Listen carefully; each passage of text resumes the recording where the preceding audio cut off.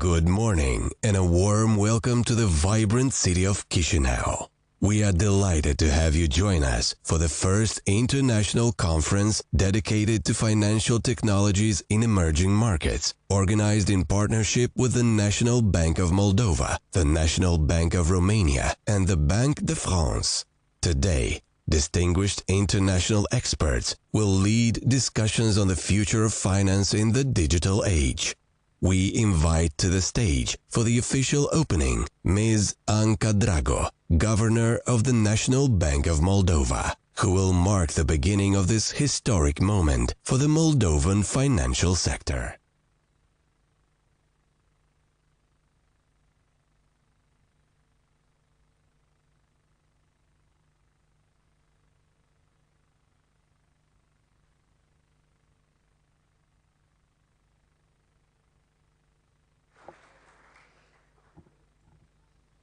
Good morning, everybody.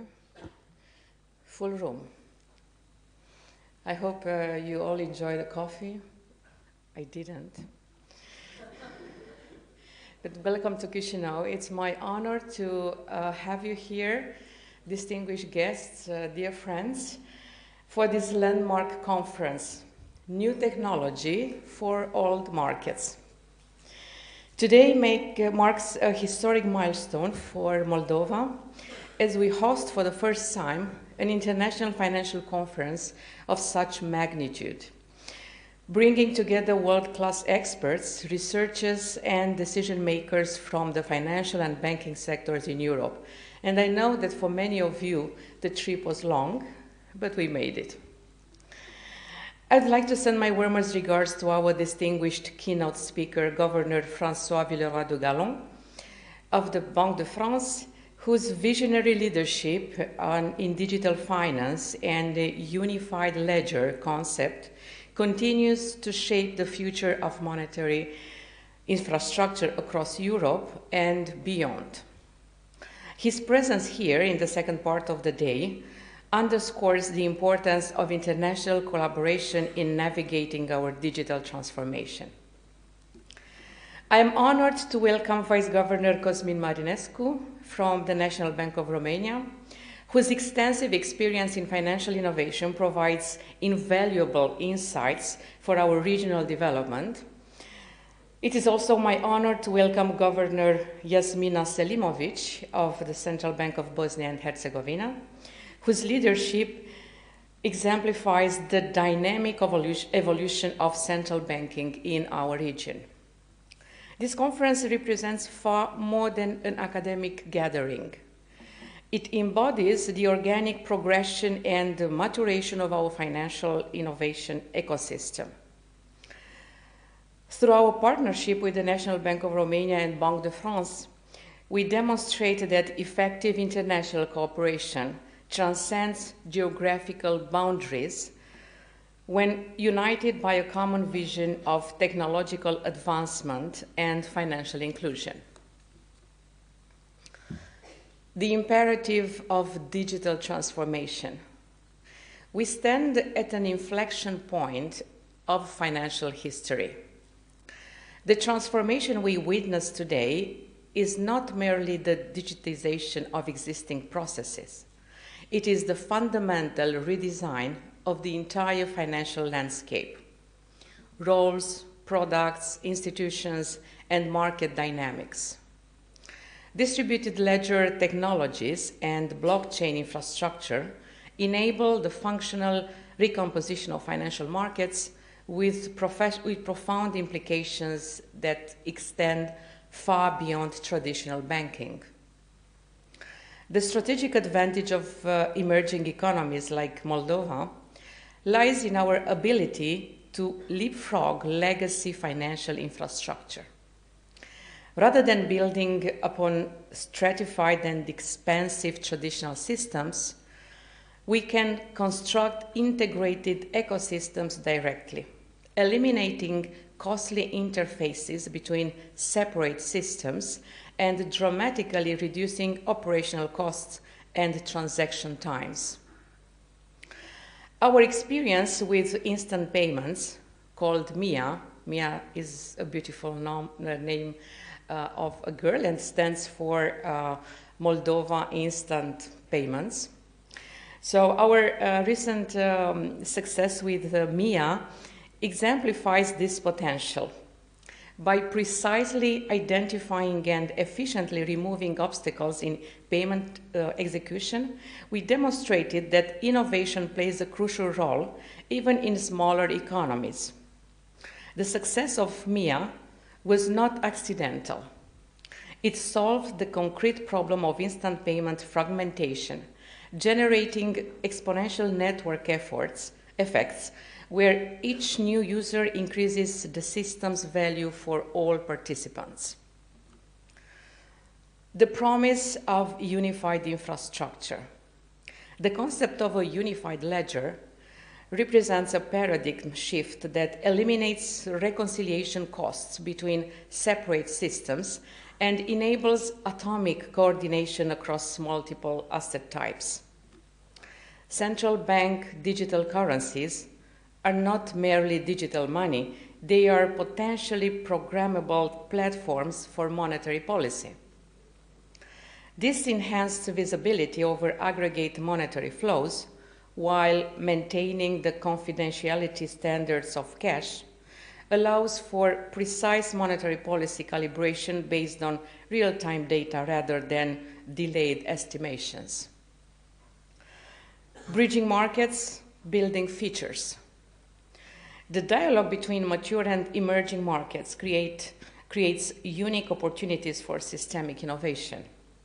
Barriers in mature markets are no longer technological, but relate to systemic integration, platform fragmentation, lack of interoperability, and integration costs with existing IT systems. This presents substantial implications for us. Instead of constructing stratified financial infrastructures, we can develop integrated ecosystems that eliminate interfacing costs between systems. For Moldova's capital market development, this represents a strategic choice. Rather than replicating the traditional model with separate exchanges, depositories, and settlement systems, we can evaluate integrating these functions on the same blockchain infrastructure, offering competitive advantages through lower capital costs and easier access to financial instruments for both domestic and international companies and investors. Women in finance, unlocking our full potential. As we discuss technological transformation, we must address one of our most underutilized technologies for growth, the full economic potential of women in finance. Recent data shows that financial institutions globally report only 16% female leadership representation. This is not merely a fairness issue, it's an economic imperative. The intersection of gender inclusion and technological advancement isn't just about the future of finance. It's about unlocking the full potential of our sector. Digital transformation creates new pathways for inclusion, offering flexible work arrangements and removing traditional barriers that have historically limited women's advancement. Today's panel on women in finance, as we call Financiarele, will explore how we can leverage technology as an equalizer, examining practical strategies for accelerating meaningful change. With distinguished leaders like Governor Selimovic and Visa Representative Cristina Doros, we have exemplary models of how women's leadership drives innovation and sustainable economic growth. Research and collaboration, the foundation of progress. The collaboration between academia, practitioners, and regulators generates feedback cycles that accelerate responsible innovation. Researchers bring methodological rigor, and thank you for this, Practitioners contribute real-world testing insights. Also, thank you for this. And regulators, like central banks, provide systemic risk perspectives. This trinity enables the development of solutions that are simultaneously innovative, practical, and secure. Interdisciplinary research becomes critical because financial technology transcends traditional disciplinary boundaries.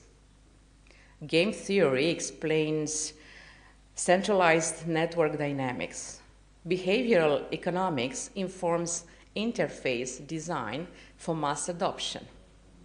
Central banks facilitate this research by providing anonymized data and environments for objective analysis, testing, and debate, accelerating knowledge development that benefits the entire financial ecosystem.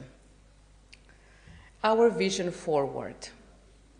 This conference aims to catalyze the development of a permanent platform for dialogue and collaboration, connecting our local environment with the global network of financial infrastructure innovators. And thank you, Vice Governor Mihnea Constantinescu, for stimulating this dialogue and platform. We aim to position the Republic of Moldova as an active participant in the European financial innovation agenda, learning from others while contributing with our local experience. We want to become a regional hub, and will be a regional hub. Thus, we have the opportunity to generate, explore, and implement original solutions that demonstrates how that digital economy can build on completely new technological foundations, not merely through simple digitalization or digitization of traditional systems. In conclusion, ladies and gentlemen, the questions we address today are not only technical, they are fundamentally about human progress, economic inclusion, and sustainable development. As we explore how new technologies can serve old markets, let us remember that our ultimate objective is to create financial systems that serves all members of society more efficiently, effectively, and equitably. The future of finance will be written by those bold enough to remove existing paradigms while maintaining the stability and trust that underpin our economic foundations. Today in Chișinău, we take a significant step towards the future. Thank you for your presence, your expertise, and your commitment to advancing our shared vision of financial innovation. I look forward to our discussions and the insights that will emerge from the historic gathering. Welcome to the future of finance. Fiți bineveniți în Moldova. Soyez les bienvenus en Moldavie. Thank you.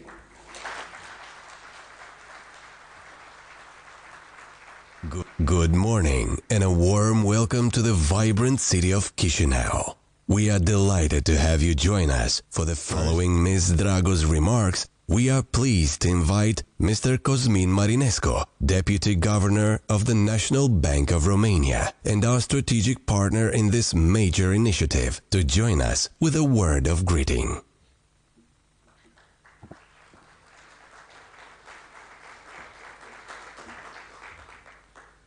Good morning, dear Governor Dragu, Draganca, distinguished colleagues, esteemed guests, ladies and gentlemen. It is an honor to address you today at the inaugural edition of the New Technology for Old Markets Conference, a truly remarkable event that brings together Banque de France, the National Bank of Moldova, and the National Bank of Romania. Today's event is more about ideas. It is about building bridges between authorities, countries, and generations. And for me, personally, It is also about celebrating the strong and enduring partnership between the National Bank of Romania and the National Bank of Moldova. A partnership rooted in trust, shared history, and a joint vision for the future. This year holds special significance for us in Romania. We are marking the 145th anniversary of the National Bank of Romania. For nearly a century and a half, we have navigated financial storms, embraced economic transitions, and adapted to shifting market realities. But never have we faced such a profound wave of transformation as the one driven by the digital era that is reshaping the entire society, as well as the working platform for the public policies, particularly for fiscal and monetary policy. The theme of our conference, New Technology for Old Markets, could hardly be timelier. We live in a world where change does not politely knock on a door. It rushes in, demands full attention, and resets the rules. Emerging economies like ours stand at a crossroads. Digital transformation brings great opportunities for growth and inclusion, but also demands unprecedented speed and resilience. We must not only follow the trend, we must set it. Digital transformation is no longer a side project. It is the main stage. It is the core of competitiveness as emerging economies stand at a turning point. From real-time payments to digital credit scoring, from open banking to risk assessment, we are witnessing how the financial ecosystem reinvents itself, how technology broadens access to finance. But transformation must have well-defined duties and objectives. The challenge is to ensure that innovation serves the real economy and that it strengthens resilience rather than creating new vulnerabilities.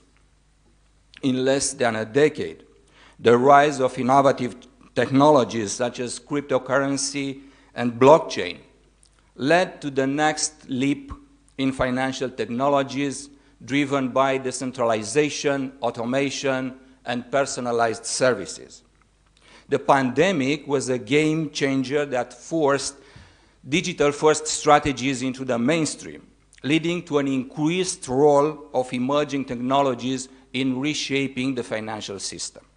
As a result, today we are talking more and more about how and when the financial and monetary landscape will be significantly transformed by solutions like central bank digital currency, distributed ledger technology, or artificial intelligence. And this is precisely why, from our perspective, the technological challenges ahead are creating new premises. They enhance the quality and efficiency of monetary policy implementation and promote stronger, convincing, and credible coordination between public policies. Nowadays, the focus is not just on speed and convenience, but also on security of payment systems. Consumers now expect fast and secure solutions, whether it's contactless payments, digital wallets, or instant payments. Recognizing the role of fintech companies and open banking to the competition, the National Bank of Romania provides startups with mentorship and expertise to develop innovative solutions and to efficiently test them. We at the National Bank of Romania recognize that the transition from pilot projects to systemic adoption requires not just technology, but international coordination and shared standards. Yet, technology alone cannot carry us forward. The human dimension is equally vital. And this is where leadership, in all its diversity, becomes the cornerstone of progress. I'm proud that this conference also gives a platform to women leaders in the financial sector, providing an opportunity for them to mentor and to inspire the next generation. A digital economy built without gender equality would be a missed opportunity to be stronger, more creative, and sustainable. Ladies and gentlemen, structural transformations must be seen from a broader national perspective. 2 decades ago, Romania embarked on the most significant country project in its recent history, accession to the European Union. Romania's economic and social development has been defined by the achievement of that visionary endeavor. Now, the Moldovan authorities are making through efforts to accelerate the accession of the Republic of Moldova to the EU. We extend the most sincere congratulations for the significant progress towards achieving this national objective.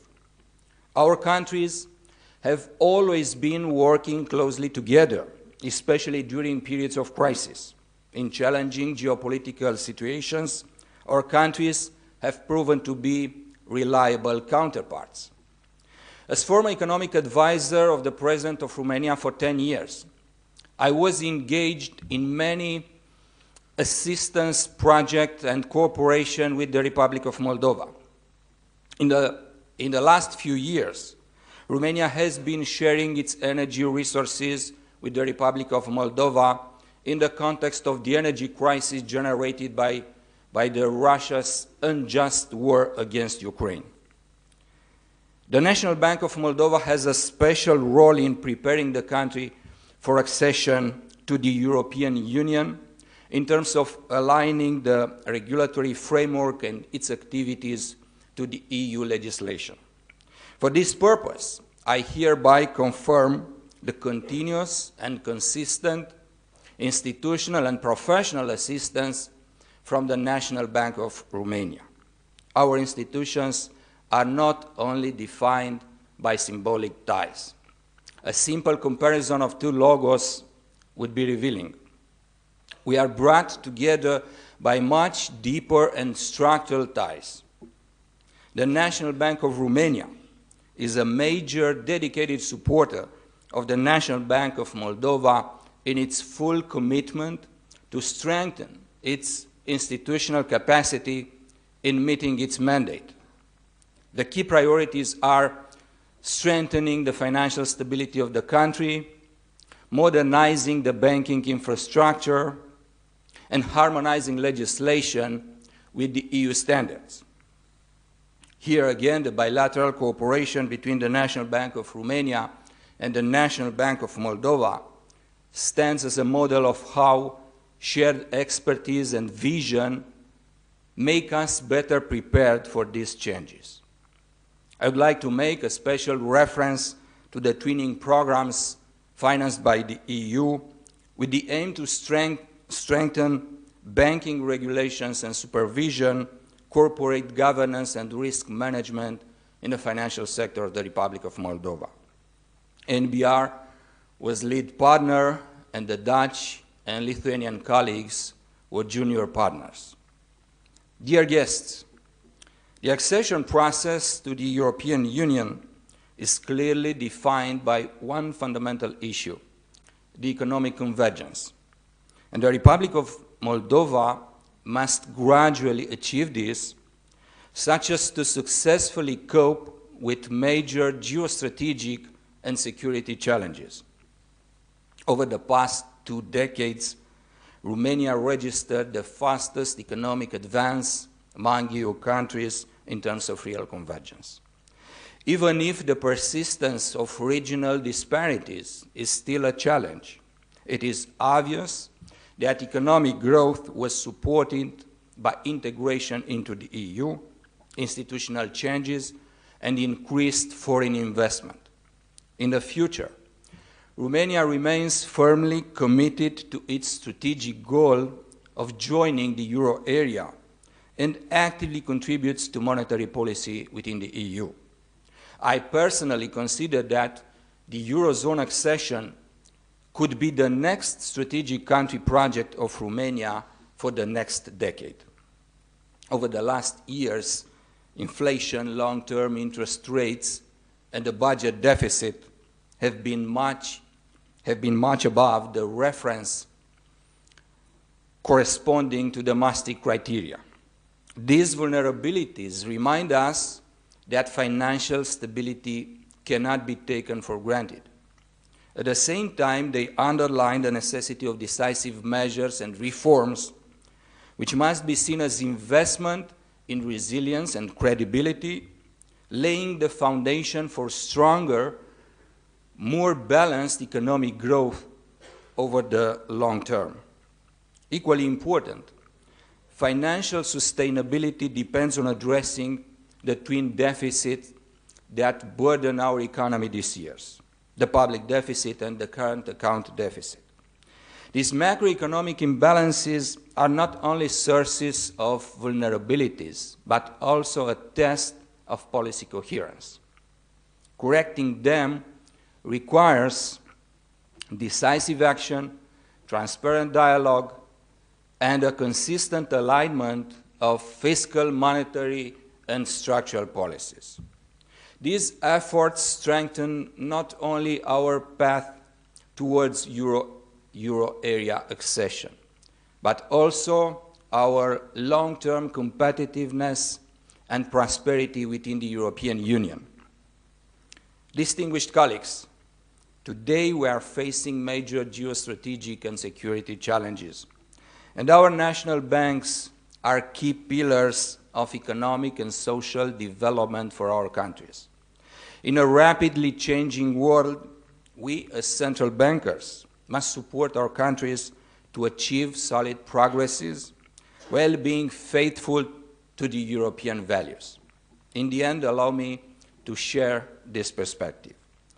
Markets may be old, some as old as the nations they serve, but their capacity to reinvent themselves is limitless. What matters is not the age of the market, but the freshness of our approach. The next chapter of our economic story will not be written by those who wait for change, but by those who lead it. Let us be among them. Let us be the architects of a financial future that is innovative, inclusive, and responsive to today's realities. Thank you, and I wish you all an inspiring and forward-looking conference. I wish you productive sessions and consequential discussions. Moreover, I'm sure that both our hosts, to their hospitality efforts, and our distinguished guests will make this event a fruitful and memorable experience. Finally, I want to express my warmest congratulations to Governor Anca Dragu for all she does at the National Bank of Moldova as leadership and good governance in supporting the European path of the Republic of Moldova. Felicitări, dragă Anca, felicitări echipei BNM și mult succes în continuare. Thank you very much. Thank you all.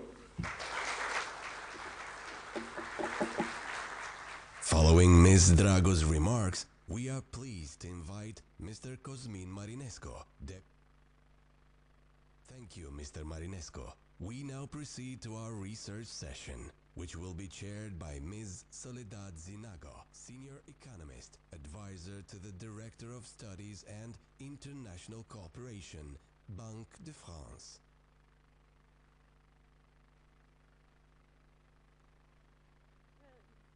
Good morning, everyone, and welcome to this research session of this extraordinary conference.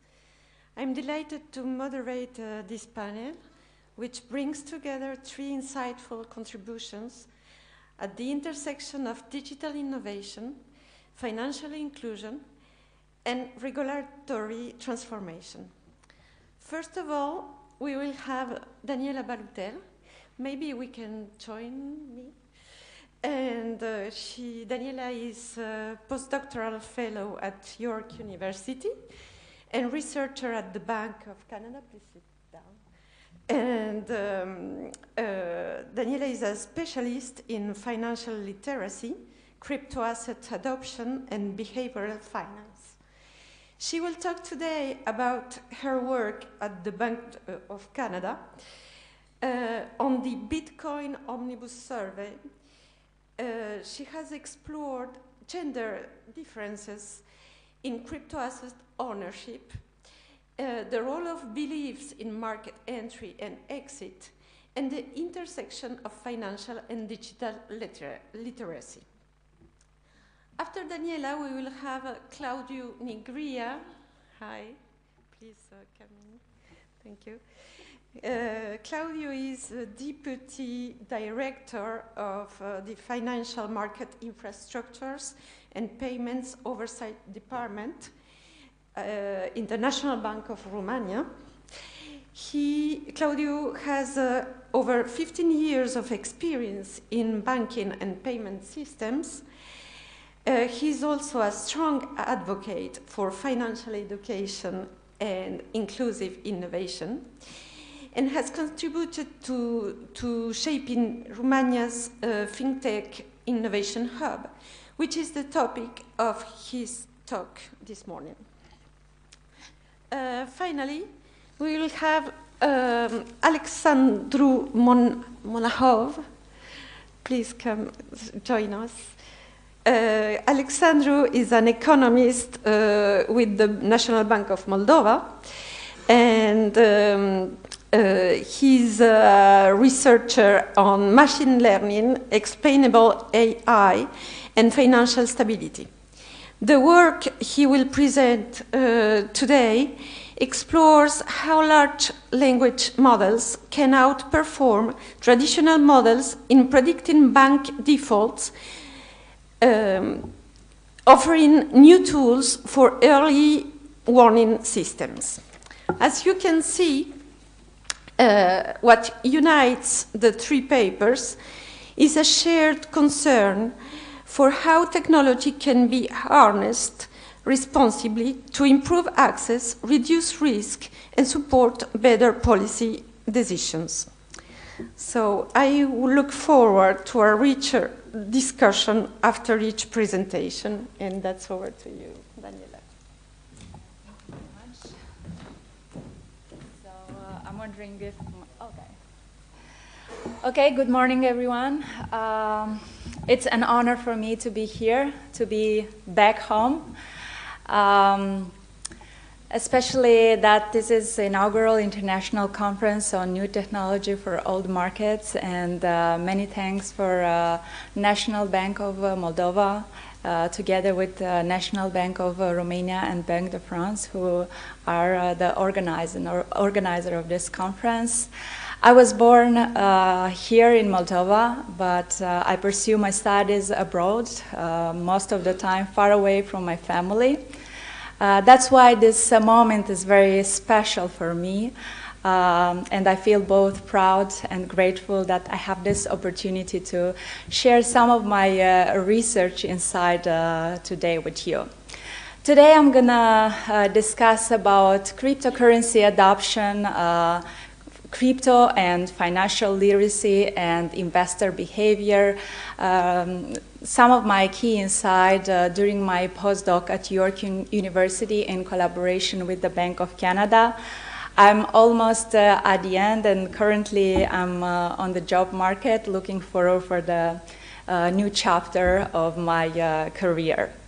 So as a general statement, these views are on my own and do not represent the views of the Bank of Canada. Okay, so, as you know, the crypto market is growing and volatile, and despite let's say multiple crises like Terra Luna collapse, FTX bankruptcy, this market show resilience over time, and despite that, nowadays it reached new heights. The total market capitalization nowadays is more than $4 trillion US, with Bitcoin being the leader among other crypto assets. Why it is important to study crypto assets, why it is important for central bank? First of all, because crypto assets interfere with payments. If more people will start using this private digital currency for payments, that may affect sovereignty of a countries, the monetary sovereignty of a countries, and in turn conducting monetary policy. But also crypto market interfere with savings, given that nowadays these crypto markets are more interconnected with traditional financial assets. And all this together may have implication for the overall financial stability. So what we are trying to understand today is who are these adopters or participants in this market, why, and with what level of understanding, what is the level of understanding regarding these crypto assets. In order to answer to this question, we rely on Bitcoin Omnibus survey data, which is a national representative survey for the Canadian population. It was initially conducted in 2016, was a monitoring tool at that time to see what are the level of awareness, adoption, and the main reason to invest in this in Bitcoin, because the BTCos is mainly on Bitcoin adoption.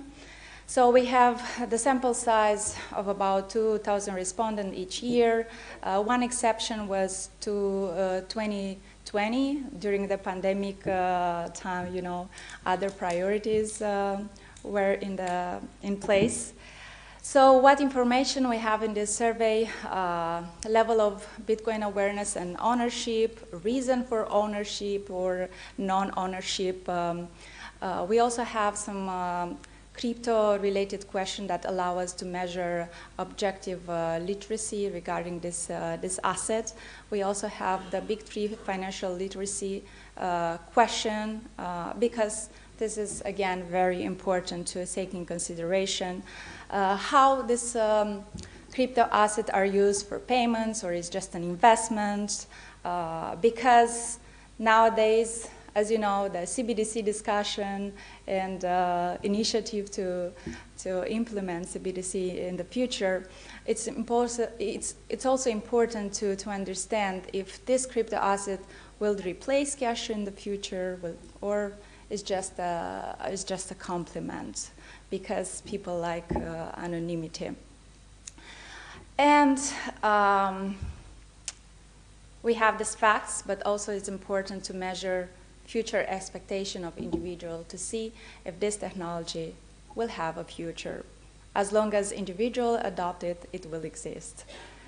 So let's move forward. And what is interesting about this data, we have a repeated cross-section which allow us to see what is the dynamic of this crypto adoption and consumer behavior over time during good times and bad times. As you can see from this graphical representation, the price reached different historical peaks at over time, but also at the end of 2022 we have big decline in price, and I will provide some insight during that time as well. Okay, who are Bitcoin owners in Canada, and what are the levels of adoption? How we measure awareness, we actually ask respondents if they heard about Bitcoin, yes or no. So we see that since 2018, the level of awareness was about 90%, and since then it remained constant. So almost everyone heard about Bitcoin, but that doesn't mean that they understand what Bitcoin is and what is the technology behind Bitcoin. When it comes to a level of ownership, it increased. Before the pandemic, it was around 5%, and we have a big increase during the pandemic. In 2021, it increased from 5% to 13%, and that increase was actually explained by the fact that, you know, we're not able to spend our money during that time. In Canada also was a lot of government support, and we see that we saw that people not only invested in crypto, but also in other traditional financial assets. And of course, not to mention these fintech companies that started to offer cryptocurrency along other conventional financial assets and a more friendly mobile apps to invest in crypto. Since that time, the ownership level remained at about 10%. Who is a Bitcoin owner in Canada? The patterns preserved over time. The ownership is concentrated among young individuals, males with high education, high income, and being employed. Of course, we have heterogeneity over time. We see more females started to invest in crypto. We also see that income nowadays, if in the past, the probability to invest in crypto was also like those with lower income or lower level of education. Nowadays, things changed a little bit. Okay, what's the main reason? In 2016, when the survey was conducted for the first time, 60% of the Bitcoin owners stated that they own Bitcoin, and the main reason was to buy goods and pay for services. And that was a big red flag, but since 2016 things changed, and the majority of the crypto owner stated that it's just a speculative investment, and because they are interested in this technology. We also see that like network, as you see, friends. I own Bitcoin because my friends own Bitcoin, also play a big role. Buying goods and services, we also have 10% of the crypto owner mentioning this, but in order to understand, we also asked to name the last business where they pay with crypto, and we realized actually after analyzing their answers that they pay for other crypto related products, NFTs or buying other cryptos. So it's not a risk for payments. We'll skip this. Also after the pandemic, we saw a shift related to way of getting Bitcoin.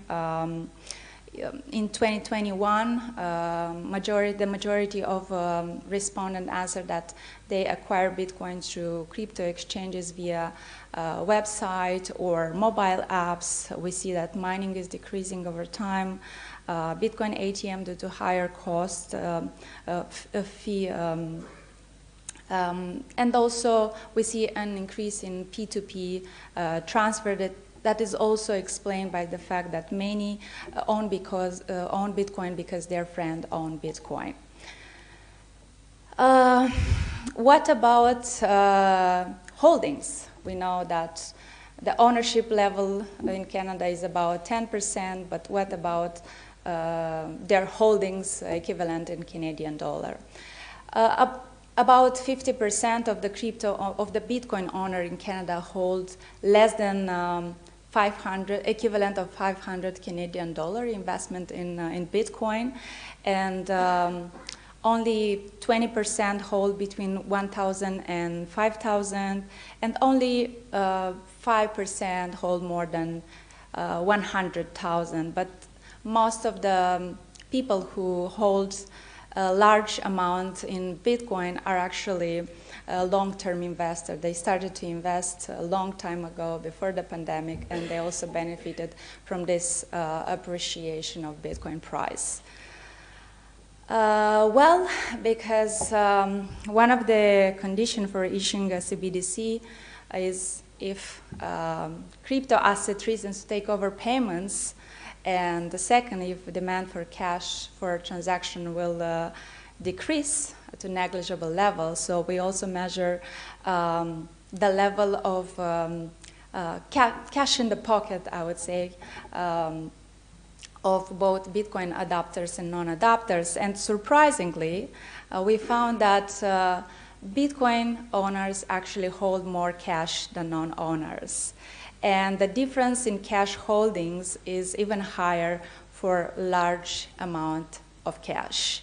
That might be explained by the fact that they like the anonymity, which is 100% for cash and not necessarily for Bitcoin, but still anonymity is one of the key characteristics.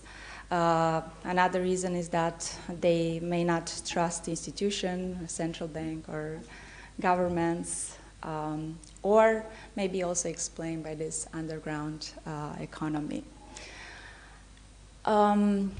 What about other crypto assets? As I mentioned, our focus was on Bitcoin because the level of awareness it's pretty high, 90%, comparing to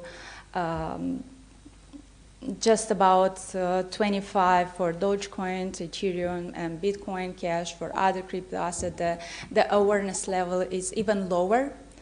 So, and in Canada, about 50% of the population heard none of this predefined list of crypto assets. Given the low level of awareness, we also have this low level of ownership, with Ethereum reaching about 5%, half of the actual Bitcoin ownership in Canada nowadays. Okay, crypto asset market is not without risk, and we also see that in our results.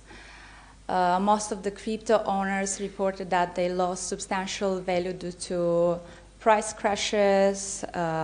They lost access to their wallet. They encounter problem with transaction, stolen funds. Their exchange, crypto exchange, was hacked, and of course the scam, initial coin offering scams. And most recently, at the beginning of this September, one of the biggest, actually the first regulated crypto exchange in Canada, Wealthsimple, was confirmed data breach for about 1% of their customer. So it's still like the risks are there, and we have to be aware of that, especially investors. And that's why next I will talk about the importance of crypto and financial literacy when it comes to this like more complex, let's say, investment tools.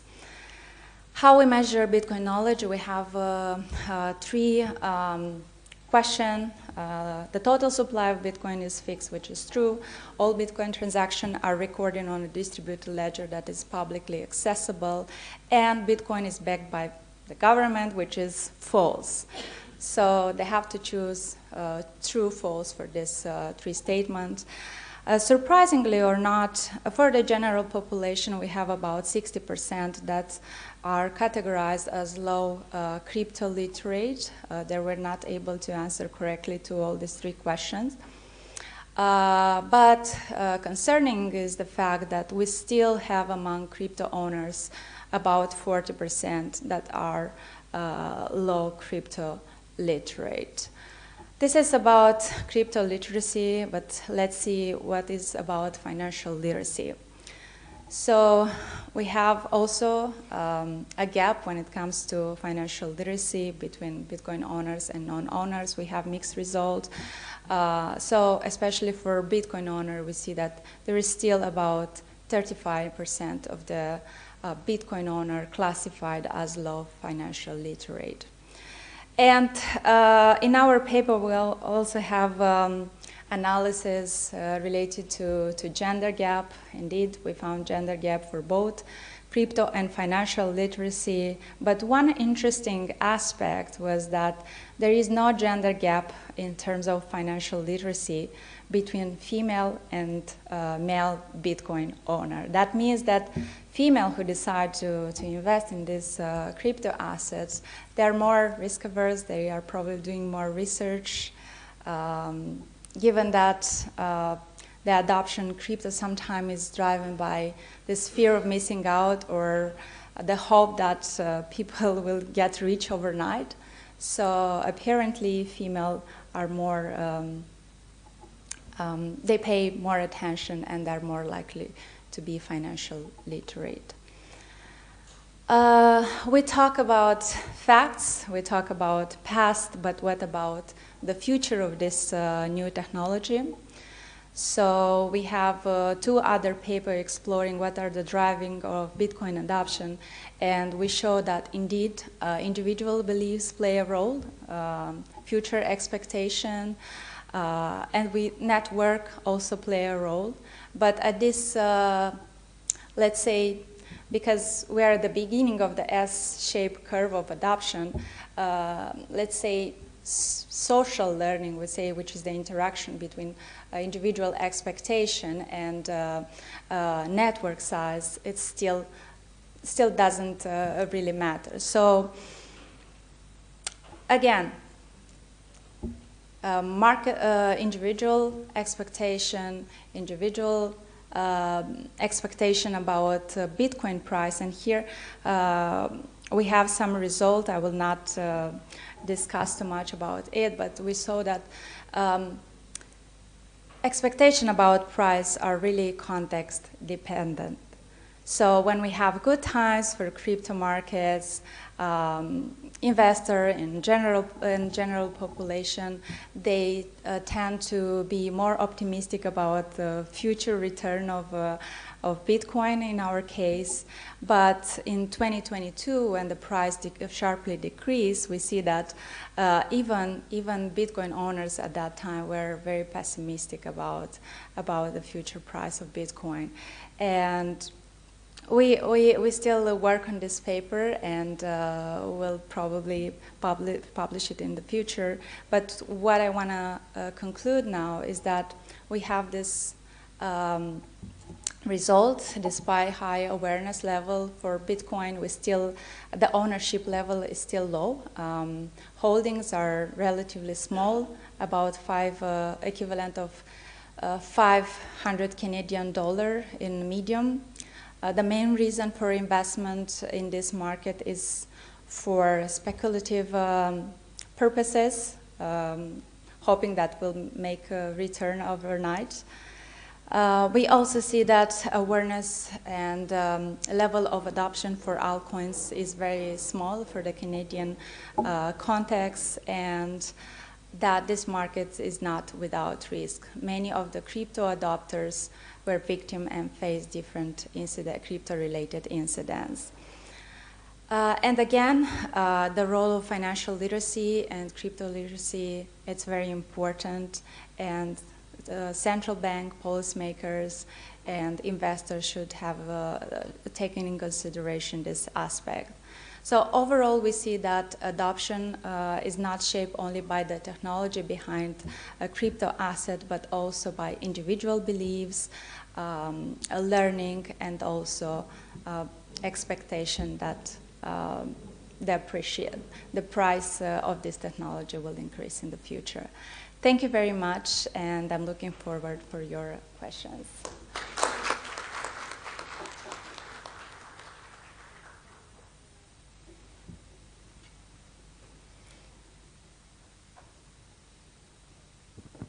Yes. Oh, sorry. Thank you very much, Daniela. We can take maybe some questions. Yes, please. Do you have a microphone, or there is a... Yeah, thank you.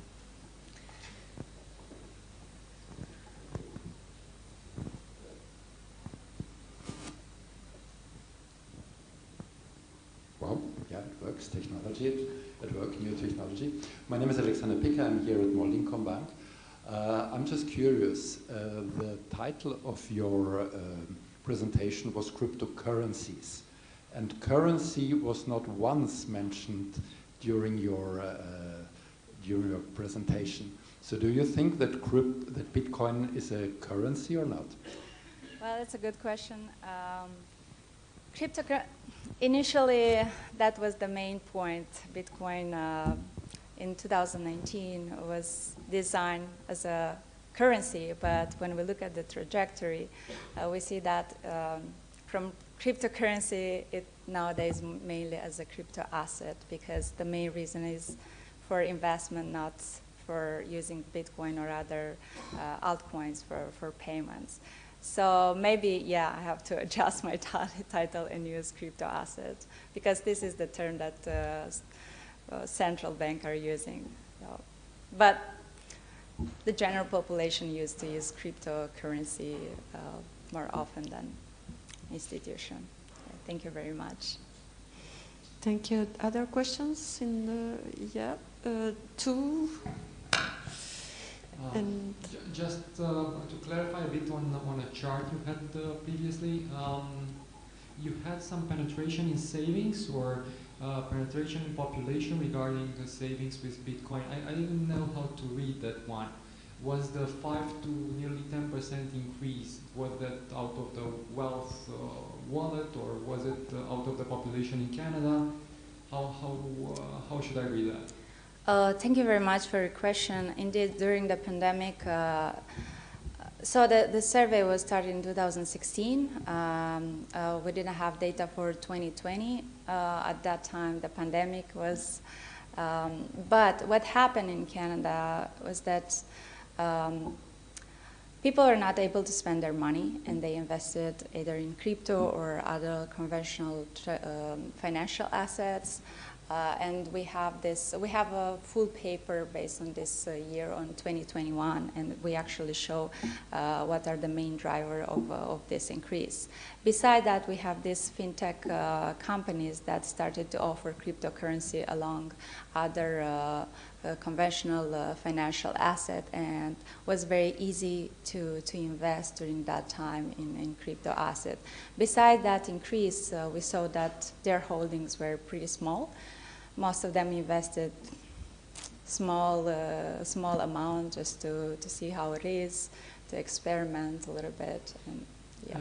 The trends were clear and, to be honest, quite insightful. What I didn't know how to read was the 9-something% at the end.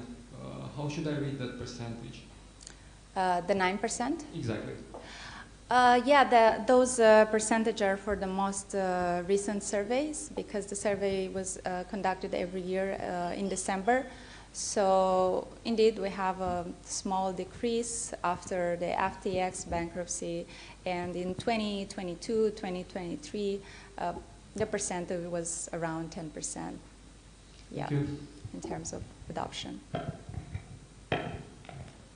yeah, please, there is another question here. Hi there, thanks very much for that. My name's Sarah Payne, I'm from the British Embassy here in Chisinau. I just wondered if you had a sense of how attitudes to crypto might look in a country like Moldova, perhaps as a context where trust in and attitudes to more traditional financial sector might look quite different from Canada. Oh yeah, that's also interesting for me.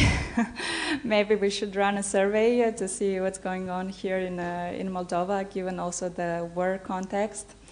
So I don't know, I don't have evidence related to cryptocurrency adoption here in Moldova. But yeah, maybe in the future I would like to collaborate and maybe run a survey to see what's the situation here as well. More questions? No? Yeah, please. So something interesting that you mentioned in your talk is that cryptocurrencies, as you coined them, are being adopted because of friends, neighbors, acquaintances. Now, I don't know, this may be a little bit beyond the scope of your paper, but do you have any insights into how this network spread occurs? How quickly, how rapidly, geographically, perhaps? This might be also an interesting, research idea to complement, of course, the paper. Yeah, that's why, because network is important, especially when we are talking about this technology. And we saw that in our results. And more recently, we also add a new question in our survey.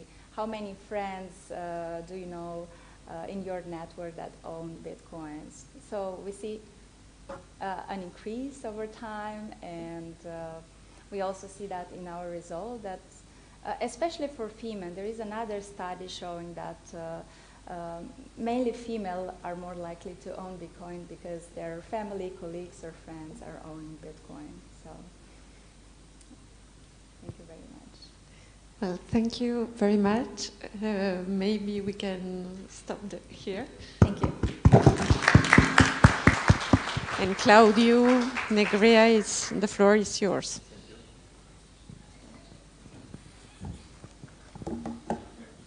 Morning to all, estimated governors, deputy governors, honorable high-level representative, distinguished colleagues, ladies and gentlemen. It's an honor for me to be here.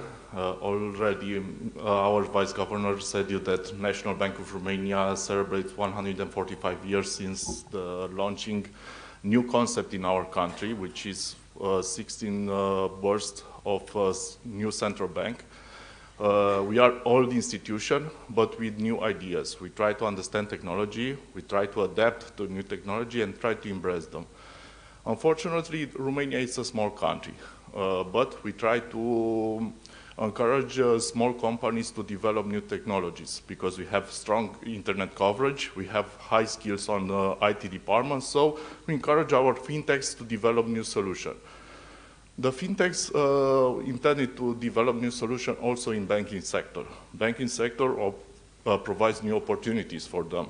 Also, the EU legislation helped them to be considered like a financial institution, provide them all the legislative aspects for them to develop new products, especially in the payment sector, which is where is my involvement right now.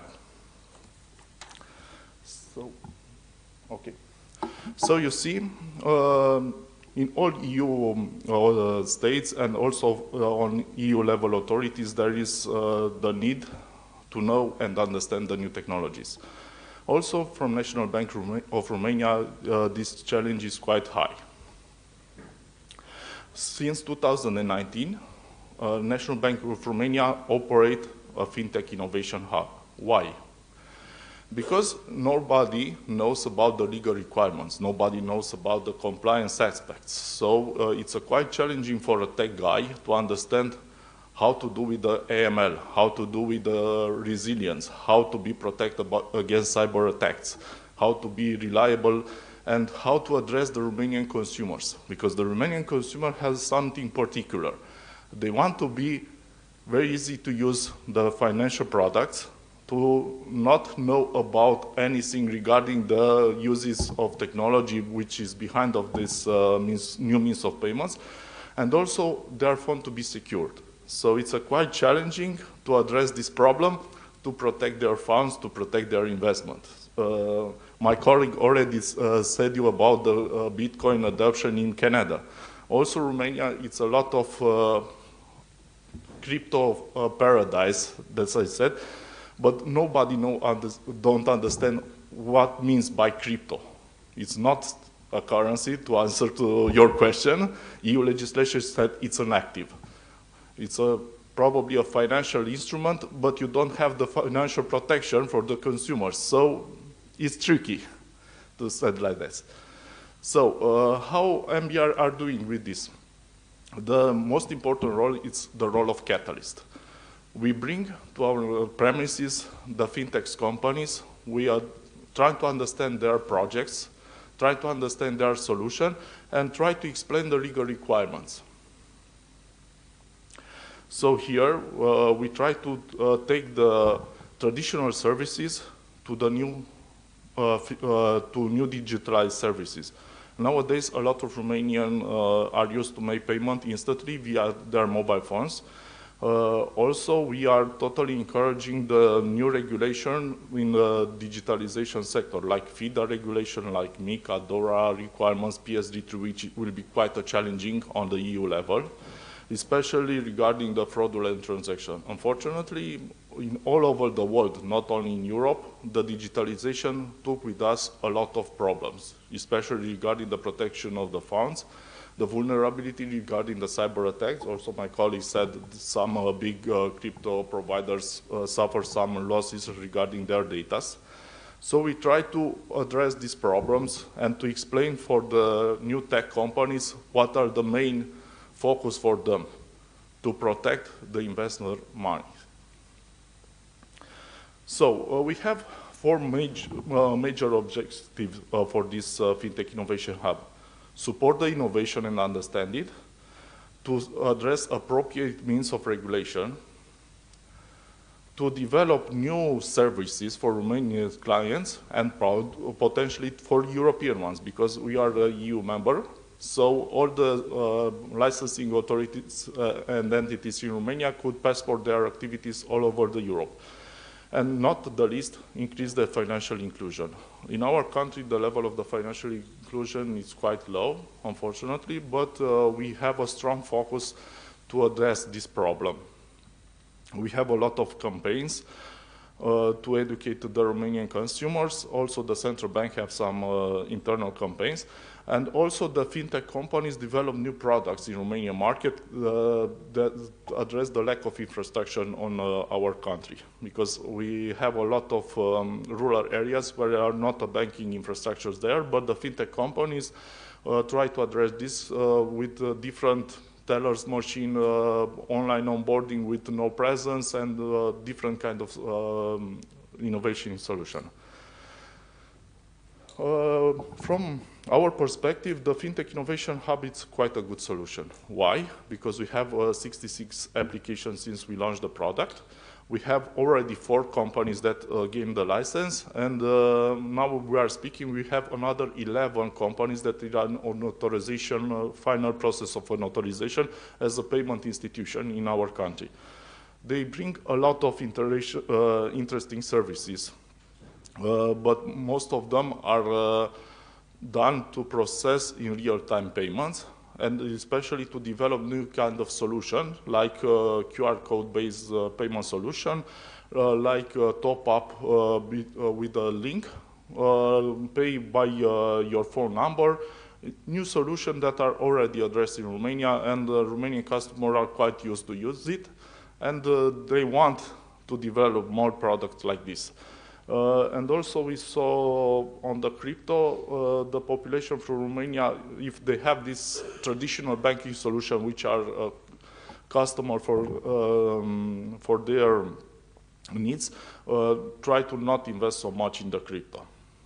Because in the beginning they thought, okay, I will buy some crypto because the fees are quite high. But nowadays, you have to think about in EU legislation said that all payment institutions from Europe have to make instant payment in euro, cheaper, addressable, and instant since 2027 for the non-euro members, and since this year for euro members. So money remittance and money movement across Europe will be easier, cheaper, and faster. On our MBR FinTech Innovation Hub, we have a lot of solutions, but most of them are concentrated in the payments field. Also, we're talking about cloud solution, biometric ID. Also, on an EU level, we have a new regulation regarding the digital ID. We're talking about blockchain. We have some companies, big companies in Romania who offer crypto asset services. We adopt the MiCA regulation and we establish the national competencies, and also the Central Bank of Romania have some competencies regarding the EMT. And we are totally important for us is to understand the risk and to understand these technologies. It's a need for a sandbox. It's a need for a FinTech Innovation Hub. From our experience, yes. But why? Because for a central banker, we are not tech guys. We are economists, we are researchers, we are person who try to address financial stability, but knowing the risk addressed by new technologies. So our objective is support the digitalization, but maintaining the financial stability and protect the Romanian consumers. The MBR sandbox is compared to similar jurisdiction. We have a strong collaboration with all the EU institutions and authorities, and we try to offer for the Romanian fintech companies the best knowledge that we have on the EU level. How to ensure that we learn in sandboxes and the market can be increased? Yes, but only if we share all the information that we can share with the companies, because they have limited resources. Usually a fintech company is a small company with a good idea, but they don't have enough resources, not only financially one, also with the specialists, especially in compliance, because compliance is quite hard in the financial sector. I already talked about the collaboration between authorities. It's a key objective for us, not only to do a research, also to have a lot of meetings with the fintech players in the financial field. We organize a lot of events in Romania. We participate to the public events that our fintech association will organize. And also in Romania, we have a strong collaboration between our Romanian Banking Association and Romanian Fintech Association. They stay together to the same table, discuss the new project, and to address new risks that are taken by new technologies right now. And also the Romanian credit institutions, which are quite big, they buy a lot of fintechs and implemented their solution to all their consumers. This is my short presentation. I want to be brief. This research was done with also my colleagues from Romania Academy. I am a PhD student from Romania Academy, and it's based on our international research, but also on our experience from the central banks. I totally open the floor for the questions if you have any. Thank you very much.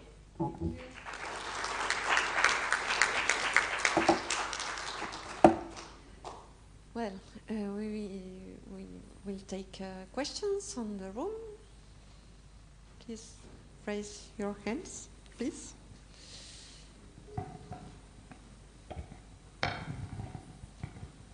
Thank you. What is your experience with the fintechs in your innovation hub? Normally, you say the US innovates, China copies, Europe regulates. Yeah. So you're a part of the regulation. Yeah. And 80% of your presentation was about regulation. Yeah. I'm not against regulation. I mean, understand me correctly. I'm in a regulated sector as a bank.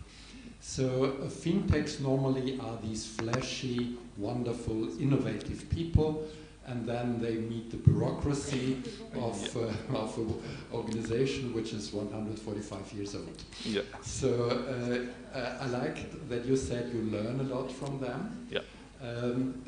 Is there anything moving there too? You said you adapted MiCA, and MiCA gives there some opportunities, but MiCA moves the fintechs more to the banks, to be more regulated, to be more controlled. You have then DORA, and then you mentioned too PSD3, which is another complication. So do you see, my question is now, do you see in your experience that you become a little bit more flexible as a regulator, or do you force the innovative fintechs into the strong corset of the regulation? National Bank of Romania tried to address. From our perspective of regulation, we saw that Europe have a lot of regulation, that all the regulation probably could stop a little bit the innovation in Europe, but this also helped them, because it's very easy for them to understand the market, to understand the risk. If you don't have this regulatory framework, it's very difficult for them to understand what is the financial sector. It's a fintech company, they don't know for the financial sector. And also we have the traditional banks, they respect a lot of rules. So when you're talking about competition, they said, okay, I'm totally open for new technologies, I'm totally open for fintechs, but they have to play the same rule, because we are fighting for the same consumers. So for me, as a bank, I have a lot of requirements. For a small companies that address the same consumer, they have no regulation. So we try to understand the requirements and try to adapt them and to explain in a easier way, not technical one, not a bureaucratic one to the fintechs, and they appreciate very much our perception, and they understand also the regulation, why it was done like this. Because the risks are quite high in the financial sector. We already face a lot of problems regarding the protection of the funds, regarding the protection of the assets, because unfortunately we have not on the war with arms, we have also a cyber war against our borders. So to protect the consumers' funds is funds and trust, because it's also a matter of trust. To protect the fund and trust is most crucial for the financial sector. Thank you. More questions in the audience? No? Thank you very much. Thank you very much. So please, Alexandru.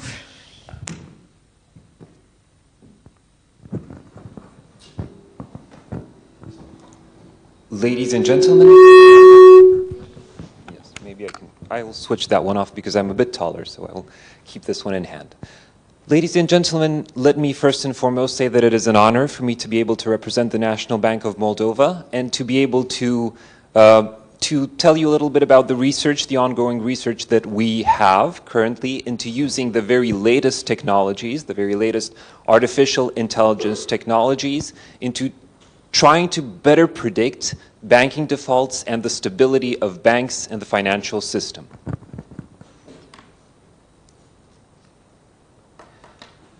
So I will start off with the objectives of the paper that I have worked on and that I'm going to present to you today. So the first objective is to develop a large language model, which is a ChatGPT style tool which is capable to analyze the financial performance of a bank and is able to give it a score which will tell the bank, or will tell us, the regulators, whether the bank is susceptible or risks defaulting on its obligations.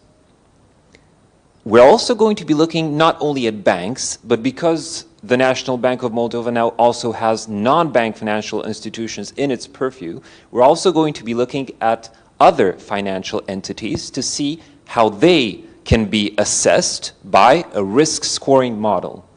We're going to compare the performance of this large language model that we are developing with the performance of the leading econometric, statistical, machine learning methods to see whether we are able to achieve an increase in performance. We're going to train the model on a diverse set of institutions, on a diverse set of financial institutions, on a diverse set of default events, so that we are able to capture crises, different types of crisis events, be these crises of solvency, crises of liquidity, or other types of financial distress. We're going to develop a metric that is simple enough for a large language model because, you know, these ChatGPT style tools, they are becoming increasingly advanced. They are starting to become more and more sophisticated, but in terms of actually calculating complicated financial ratios, they are still not there yet. So the objective is also to develop a simple enough metric that the large language model can calculate autonomously on its own without the need for intense supervision on our behalf. But the metric also has to be insightful enough to be used by the regulator for meaningful financial stability and supervision purposes. And of course, we're going to test if financial ratios alone are enough to explain the performance of a bank, because it is well known in the literature and in practice that financial ratios are considered to be very important and the telltale signs of risks in banks. So let's test if this is indeed the case. Now, the paper is founded on a fundamental paradigm that is always true in finance, and it remains true, of course, in the banking sector, and that is the risk-reward couple. And we always face risks and rewards within the financial system, and banks are just the same, but perhaps even more linked to this paradigm, because the bank faces a risk-reward challenge on two facets. First, in its relationship with depositors, but also in its relationship with debtors. In its relationship with the depositors, of course, the depositors bring in funds. That is the reward, and the reward for those funds is the interest that they expect. But the risk is that the bank might fail, and therefore the depositor might not get their funds back. In terms of the relationship between the bank and the debtors, now it's the bank which is investing money into the debtors in the form of loans, but it's the debtors that risk failing. And at this point, you have again the risk-reward paradigm that the bank is now confronted with a second time. So this will be a central pillar of the paper that we're going to be looking at through and through in creating and in developing the risk metrics that are going to be fundamental to the large language model. Now, in keeping with this risk-reward paradigm, and in also putting things into context a little bit in terms of the way central banks have evolved since 2008, and since the great financial crisis, central bankers have been very interested in and have been very engaged in advancing the regulatory, the prudential, the supervision toolkit with more and more instruments to help us make better policy choices and decisions to prevent risk from accumulating within the financial system. And of course, this toolkit, which was complemented with the macro-prudential instruments that we have, now consists of lots and lots of financial indicators. In keeping with the risk-reward paradigm that is going to be central to this paper, the indicators will be separated into two groups: profitability, reward-based indicators, and risk-based metrics. Now, in terms of the reward indicators, we have the typical that we would expect to see, the return indicators like return on assets, return on equity, the interest-based indicators like the net interest margin, net interest spread, non-interest indicators, shareholder indicators like price-to-earnings ratios, and of course efficiency indicators like the cost-to-income ratio, which are telltale signs of whether a bank is doing well or the bank is missing out on some of its potential and perhaps facing issues. In terms, of course, of the risk metrics, we have the key indicators of financial distress that we would observe as regulators, the solvency indicators. This is the capital adequacy ratio, the CET1 ratio, the leverage ratio. We have credit risk monitored through NPLs, non-performing loans.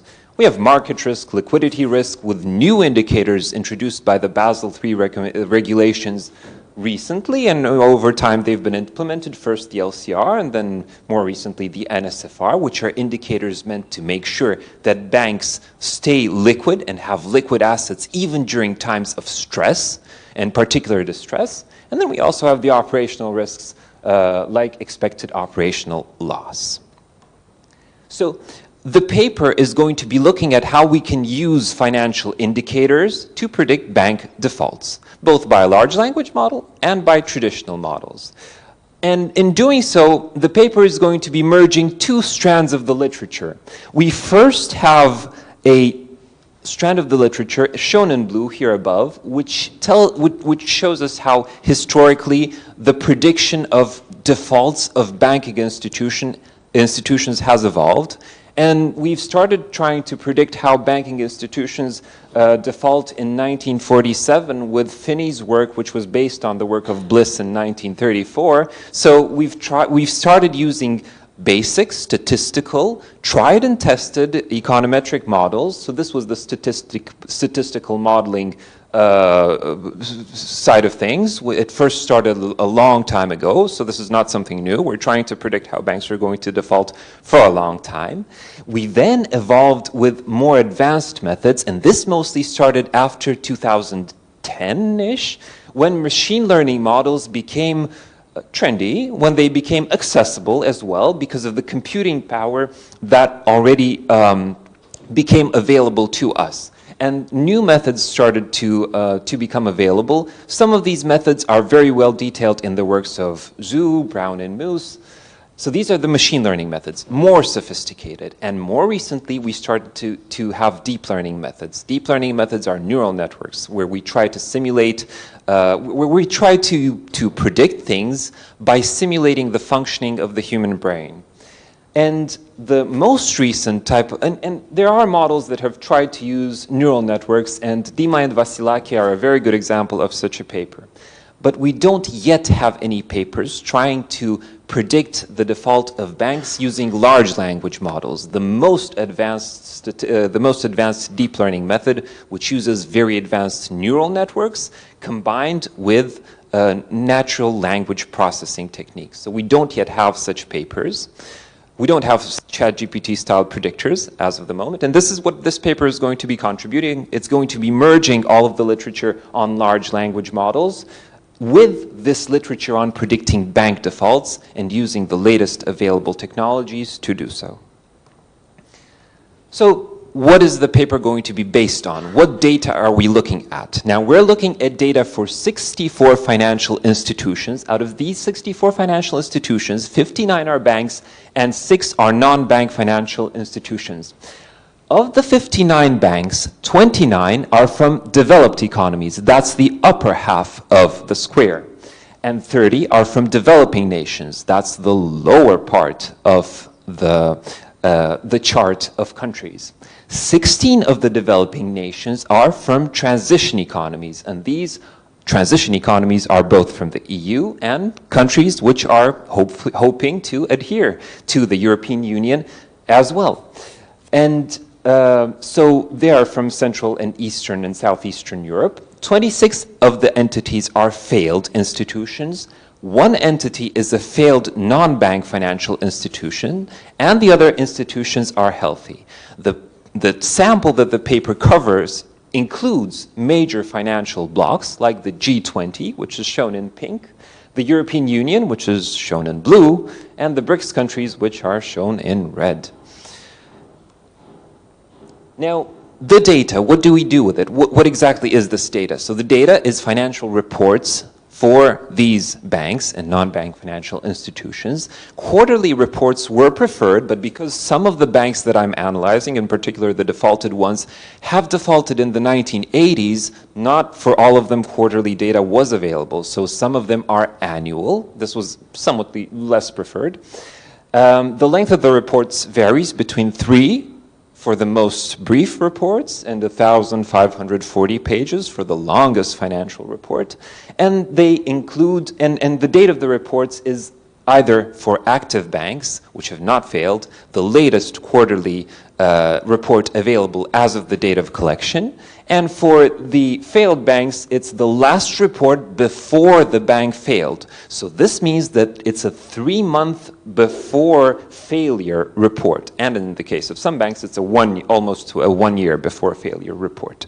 So this is what we're going to be dealing with. We're going to take this data, and for the large language model, we are going to give it access to the full amount of the paper, of the documents. So they will get everything, the entire content of the reports. And the large language models will analyze this information and provide output in the form of a score, which we will see in a couple of seconds. But for traditional methods, for all of the traditional methods that we will be using, statistical methods, machine learning methods, neural networks, and deep learning, these methods require that we perform manual extraction of variables in order to input them into the model. I looked at all of these reports. Now, of course, as you may imagine, the data contained and the amount of indicators contained in every report is quite enormous, is quite huge. But when comparing the availability of indicators across all of these banks, only 6 indicators appear for all of the banks in our sample. And these indicators are loan growth, profit variation, the loan-to-deposit ratio, cost-to-income ratio, the capital adequacy, which is the risk indicator by default, and of course non-performing loans, which is a major indicator of the health of a financial institution. So the 2 research questions are, because we have a limited set of data that's available for all of the banks in our sample, we're of course going to want to try to use all of the available data to make the best model possible. But the question, of course, is also, can we only use the financial ratios to make good predictions. So limiting the sample only to financial ratios. And these are the methods that I've tested. So we first and foremost have the most typical, traditionally used methods. These are the tried and tested workhorses of econometrics and analysis in central banks, ministries, and everywhere we go. Of course, this is the linear regression, the logistic regression. We know them well. They are, standards in the field of financial analysis. Then I also test more modern machine learning techniques, somewhat more modern machine learning techniques, random forest, XGBoost. What do they allow us to do? They allow us to not only capture linear relationships, but non-linearities as well. That is, more complex dynamics in the relationships between variables to make better predictions. Then I also use newer methods, to some extent, newer methods.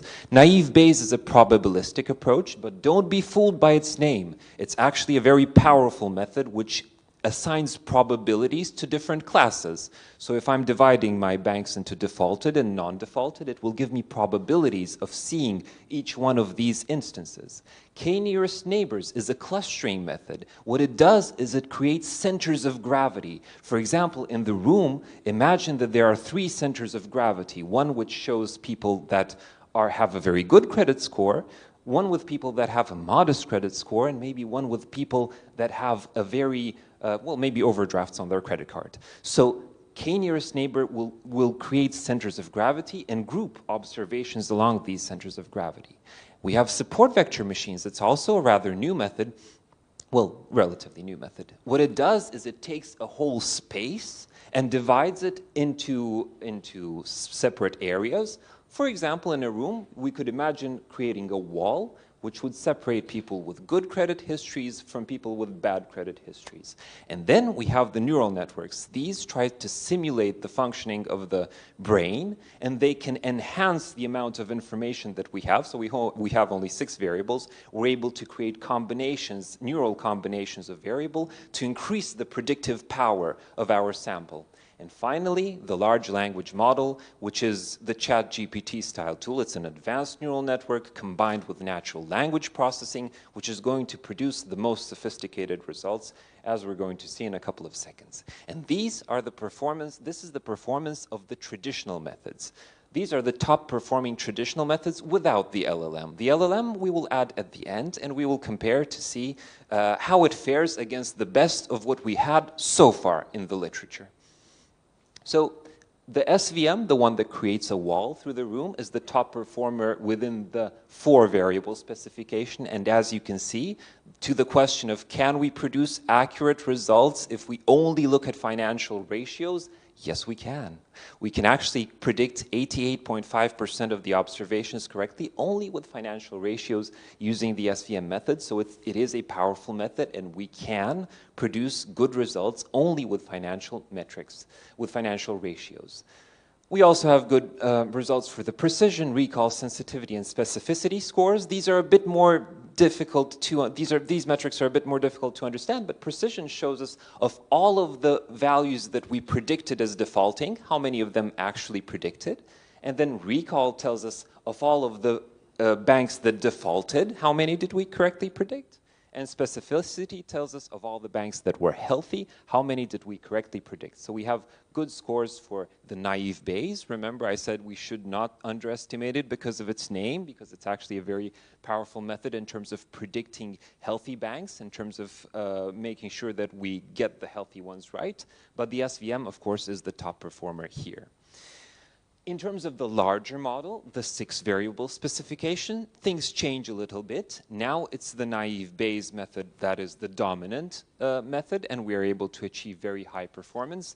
And the SVM and the neural networks are also a very close second. Why are neural networks better when we have a 6 variable model? It's because they leverage more information and they're able to complexify this information better. This is why they become a better predictor when we have more variables. So these are the accuracy metrics compared across all of the models that we evaluated. And the highest accuracy among the statistical methods, the machine learning, the deep learning, was the naive Bayes, the SVM, support vector machines, and the neural network. Naive Bayes is consistently a strong performer. SVM also has good performance under certain circumstances, especially with the smaller data sets, with the smaller variable specifications, and neural network performance increases when we increase the complexity, that is, we have more variables to work with. Otherwise, it does not have enough information to produce those coveted results. In terms of false positives and false negatives, we're a central bank. Credibility is very important to us, so we want to make sure that when we produce a result, that result is correct. So we want to, of course, minimize the false positives, but especially the false negatives when we are classifying bank defaults. We want to avoid a situation in which we say that a bank is going to be healthy, but in actuality, this bank will default. So we are very interested in reducing these red lines, which show us the false negatives. And out of all of these methods, now this is going to be for the methods that we tested, the 6-variable model on the left-hand side of your screen, and the 4-variable model on the right-hand side of the screen. So as you can see, this red line is reduced for the random forest the most in the case of the 4-variable specification, and in the case of the 6-variable specification, we see that it's the smallest for the SVM. So SVM, XGBoost, Naive Bayes, and random forest have a very consistently low false negative score. So we would want, in principle, to use, as a central bank who values its credibility, we would want to use such methods because they are able to produce better results than the traditional linear methods that are widely known and in principle used in practice across the board. So we would want to transition to these more advanced methods. And one more note that I would make in terms of which variables are important in terms of explaining the results that we get, whether a bank defaults or whether a bank does not default. So the most important variables that were found to explain the default or non-default situation of a bank are the cost-to-income ratio, which is shown in gray, and the non-performing loans ratio, which is shown in red. Now, the logistic and linear specifications models, they show a large concentration on these two variables, but some of the other methods, the more advanced methods like the random forest, XGBoost, machine learning methods, the SVMs, the neural network, they assign more equal importance to the different features. What does this mean? This means that they find the value in the features, they find the nonlinear relationships that these other models are missing. And this is why they are able to give us better performance. And of course, this is a cue that we are going to get even better performance, perhaps with a large language model. So what is a large language model? It's a model that can synthesize very large volumes of information and extract the key information, the key features. Because these large language models are a generative process, this means that they create their replies probabilistically based on probabilities of the next information being presented being correct. They are in principle prone to a phenomenon called hallucination. And of course, hallucination, what does that mean? It produces information that looks to be correct, but factually it is not. So, of course, as a central bank, we want to minimize this problem. We want to avoid it altogether. So what do we need to do? We will need to make a mechanism that will allow the LLM to create a metric or a score that can be cross-validated automatically by the LLM itself, actually, and so that we don't have to do all of, well, we will do the hard work of supervising it, but so that we are a little bit, the burden is not so large on us. So what we're going to do is we need a metric that's simple enough for the LLM to correctly calculate autonomously, be meaningful enough from this perspective of risk-reward, the risk-reward paradigm that's important in the field of finance, and it has to contain this cross-validation mechanism.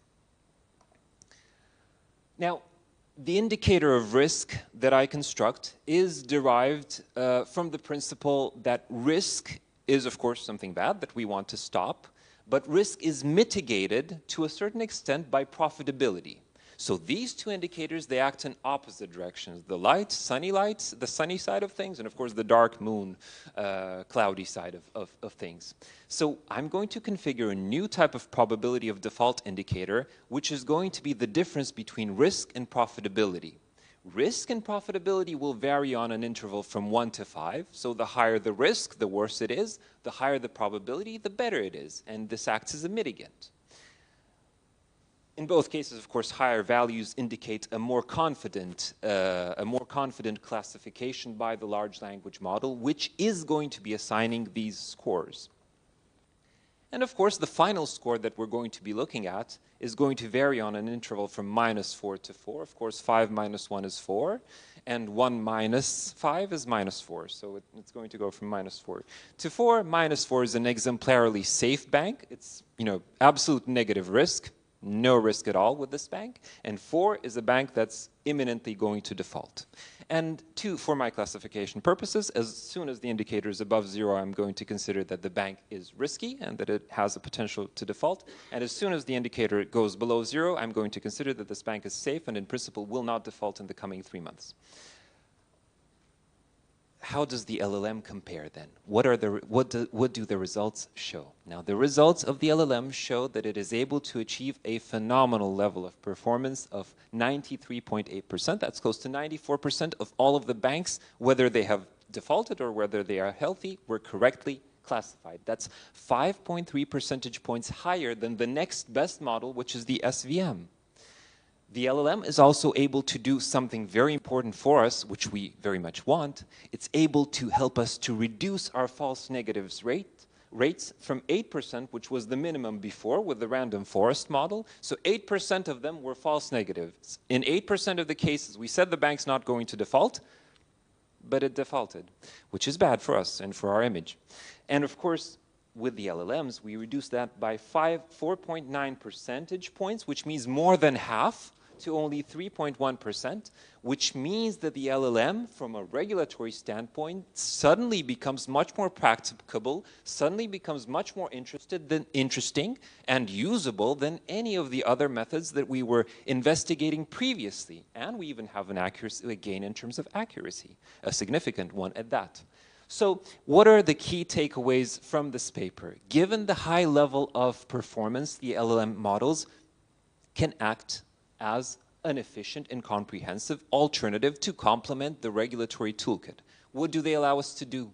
They allow us to save on time. We don't have to manually extract the indicators. The LLM can do that. And with explainable AI, they can also tell us what exactly were the important features in their decision, where exactly they took the information from, and what we should be careful about as regulators.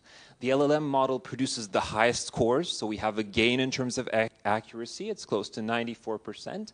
And it significantly reduces false negative cases. This means that it is safer for us to use than if we were to use a traditional model.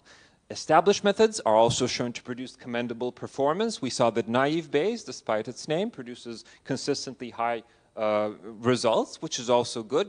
We have a fallback. We have also a validation mechanism to make sure that we're producing correct results. And under certain conditions, we can configure SVMs to do the same.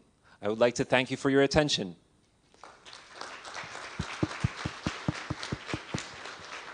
Thank you very much, Alexandru.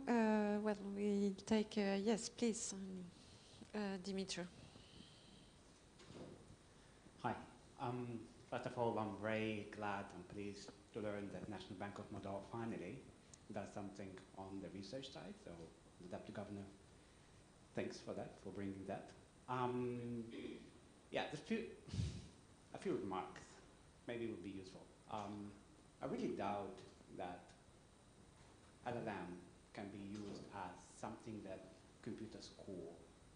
I think it should be at the beginning of the production, let's say, as an input in any non-parametric regressions, let's say as sentiment analysis.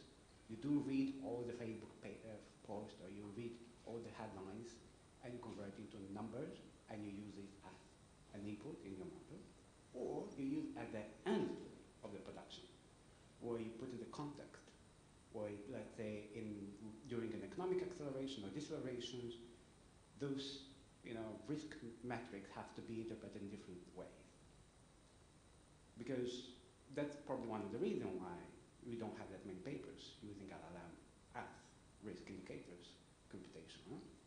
Second remark is I doubt that you really can interpret what are the most important features, because that's the beauty of the non-parametric, right? You take the data, you put it all together, you compute it, and it's something, interpretability is a big problematic for non-parametric. Yeah, you can use shape, you can everything like this, but it's not this much. So first of all, in conclusion, what I would suggest is like to use the LLM either to produce a report at the end of the production or to be at the beginning. But that is my interpretation of what I've heard. But it doesn't matter what you're going to answer. It's the fact that National Bank of Moldova is doing this kind of research. It's already such a major achievement for you guys. Well, to your remarks, I think you do mention something that is important. Using the LLM in the workflow of the National Bank of Moldova. Now, the objective for us is to increase and to expand our toolkit of instruments that we have. And making sure that we have all of the instruments available for our toolkit, especially the very high performance ones, like the more advanced neural networks, like the more advanced AI-based methods, such as the LLM. I think this is, the key objective for us. Now, whether we use it at the beginning of the workflow that we use, or at the end of the workflow, or actually in both the beginning and the end of the workflows, because the LLM can be a source of brainstorming, it can also be a source of validation. So regardless of where we use it, the fact that we have it and the fact that we are able to extract performance out of it is important. Now, you also mentioned another our area of doubt in terms of feature importance, and that's a very important thing to mention.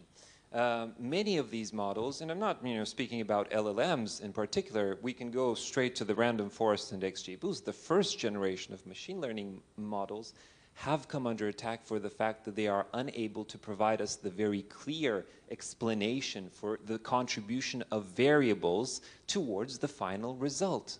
And that is a true and valid concern for us as central bankers. And this is why the logistic regression method will always have a home at the National Bank of Moldova and other central institutions worldwide. But this doesn't mean that we're going to stand still, that we're only going to use it. We're going to advance our toolkit. We're going to seek the maximum possible performance, because in empirical economics, you do make some theoretical points, but in empirical economics, performance matters. And we want to deliver in terms of performance, both for ourselves and for the important consumers of our financial services. That's the population of the Republic of Moldova and the banking sector. So we want to make sure that we deliver performance, and this is one step that helps us towards giving better performance and making more accurate predictions and results.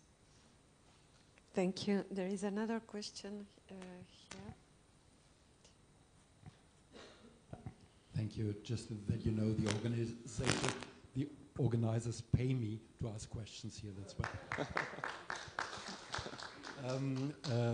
First of all, I like that very much, that the National Bank of Moldova is investing into mathematics. I love mathematics. However, you are putting probabilities on probabilities.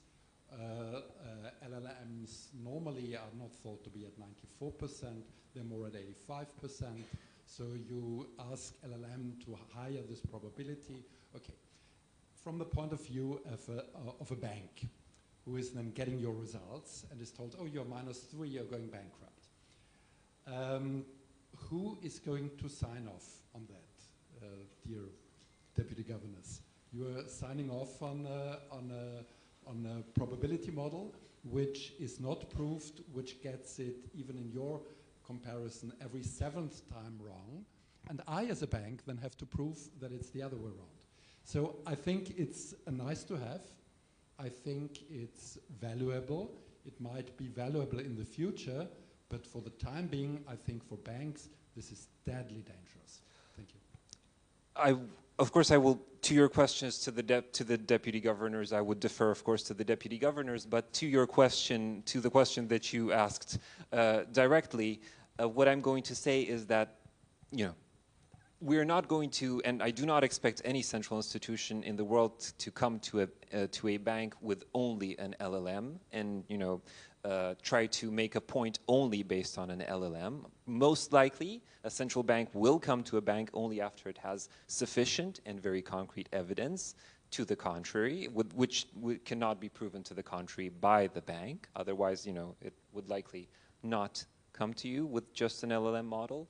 But it can help, you know, the bank, because the central bank doesn't always come to the bank, you know, to sanction it. It can also come to the bank to discuss and to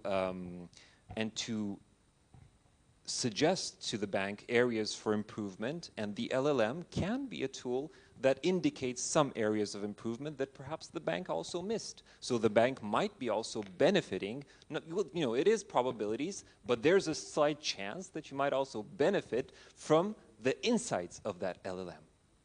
Thank you. We didn't pay you for this question. So the only thing... one bottle of wine less.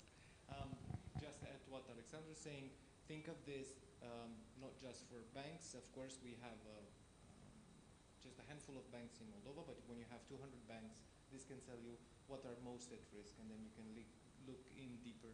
But it's also very useful to think of it, the same tool applied to a portfolio where you might have 10,000 firms having loans, and again, they give you a first touch at what you have to pay attention to more than Thank you. There are two questions. No, first, lady, the lady, Dimitri.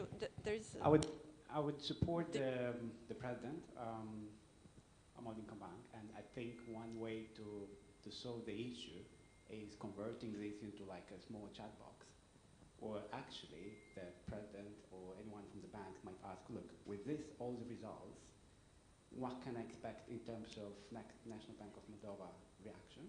Or let's say, in this scenario that I have as an economist, what do I think would be the reaction, blah, blah, blah. So that will be the proper LLM application that can solve the problem between both central bank and the banks. Yeah.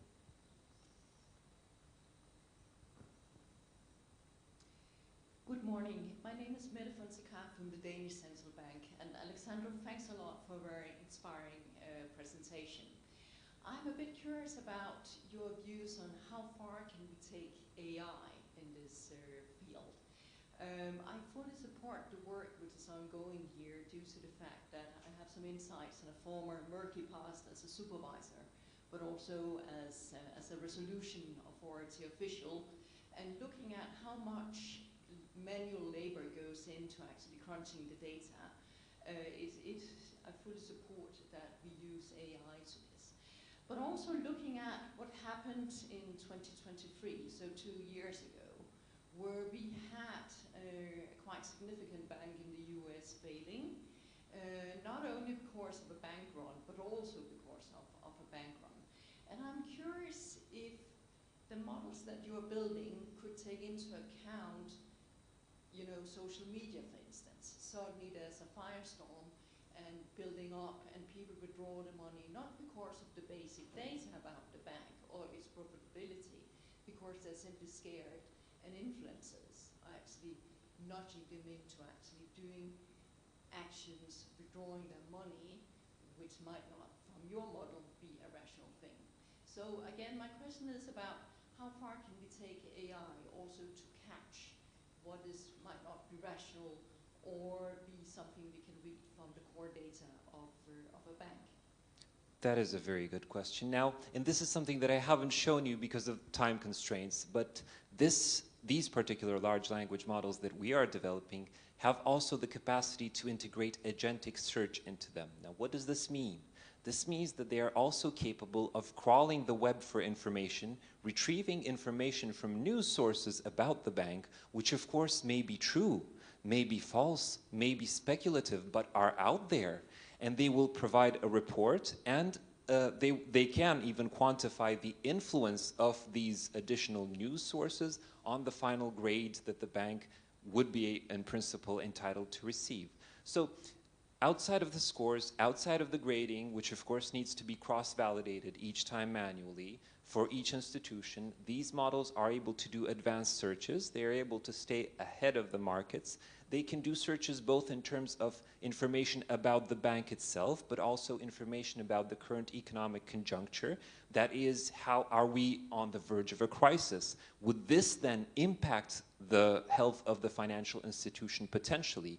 It's able to tell us which financial institutions are risky from an environmental standpoint, which are the ones that manifest some levels of weaknesses, vulnerabilities to external environments. And then for a central bank, of course, this is very important, because the work of the supervisor will never be replaced. We don't want the supervisors, of course, to be replaced by an AI, because the supervisors can make rational choices, and they can make, they can discriminate what is good and what is bad, what is true and what is not true.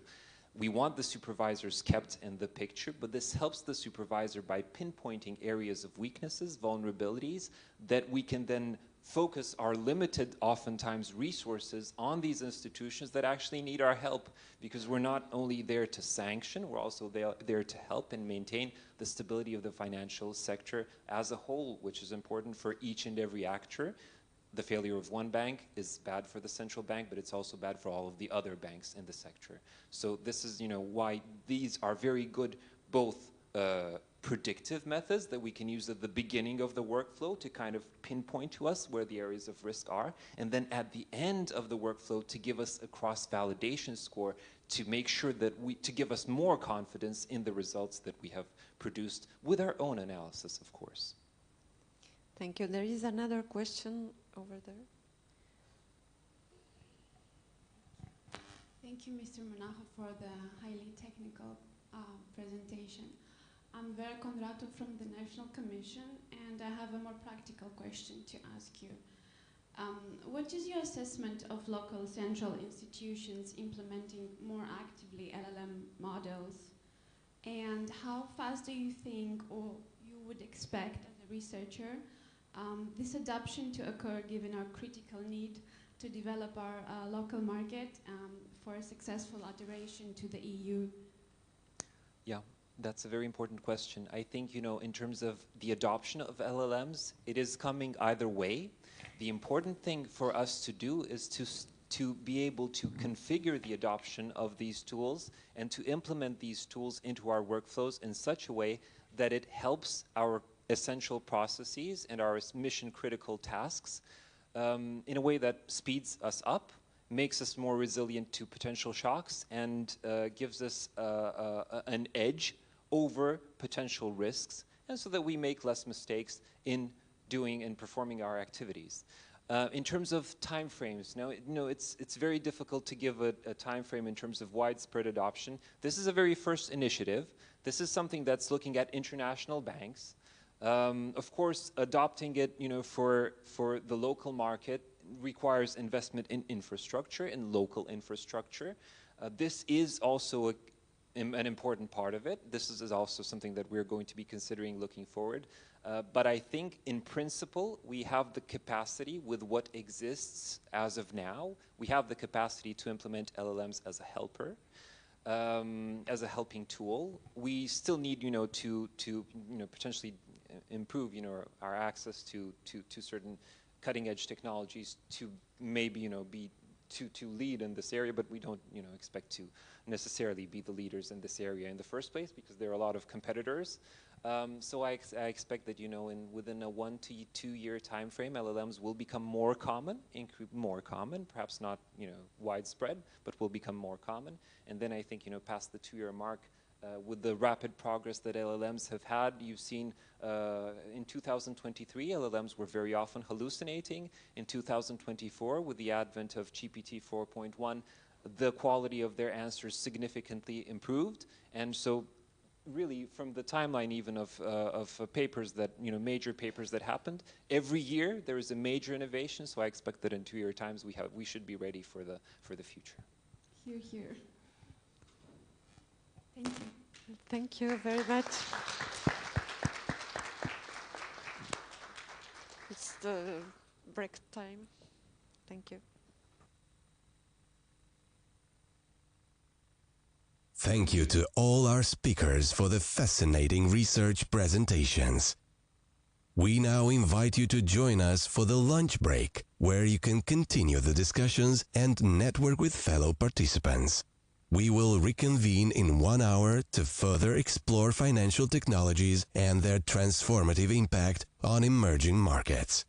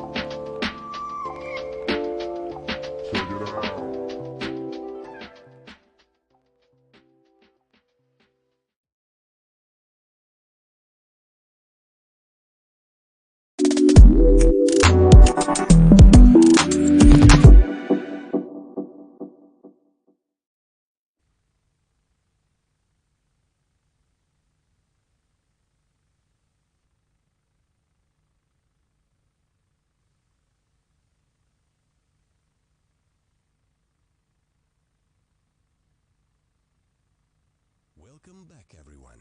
Now, we are pleased to introduce Mr. John Frost, Head of Innovation and the Digital Economy at the prestigious Bank for International Settlements, who will deliver today's first keynote address.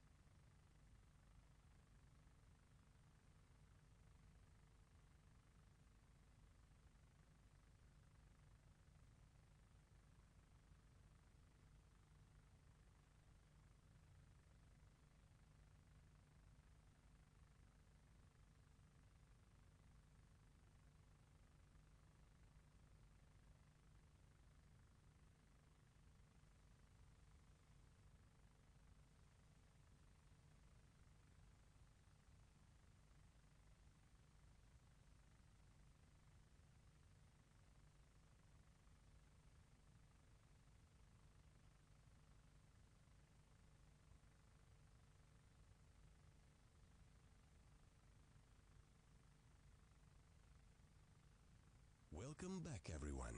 Now, we are pleased to introduce Mr. John Frost, Head of Innovation and the Digital Economy at the prestigious Bank for International Settlements, who will deliver today's first keynote address.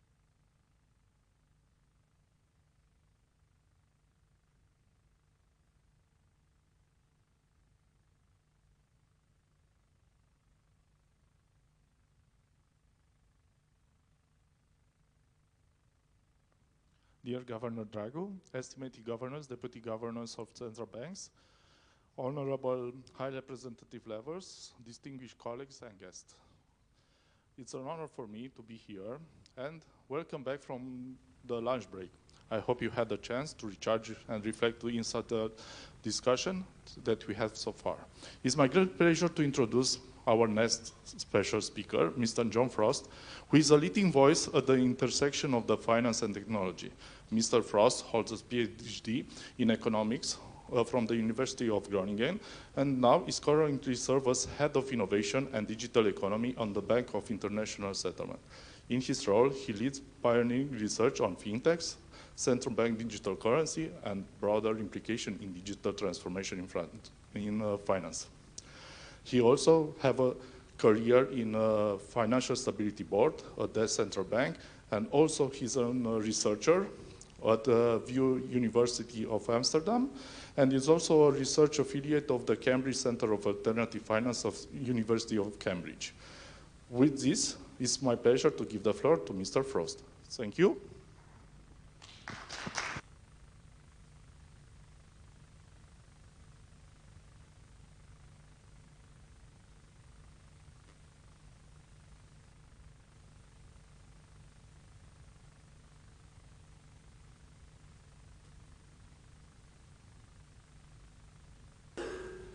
As mentioned, my name is John Frost, and I'm Head of Innovation and Digital Economy at the BIS in Basel, Switzerland.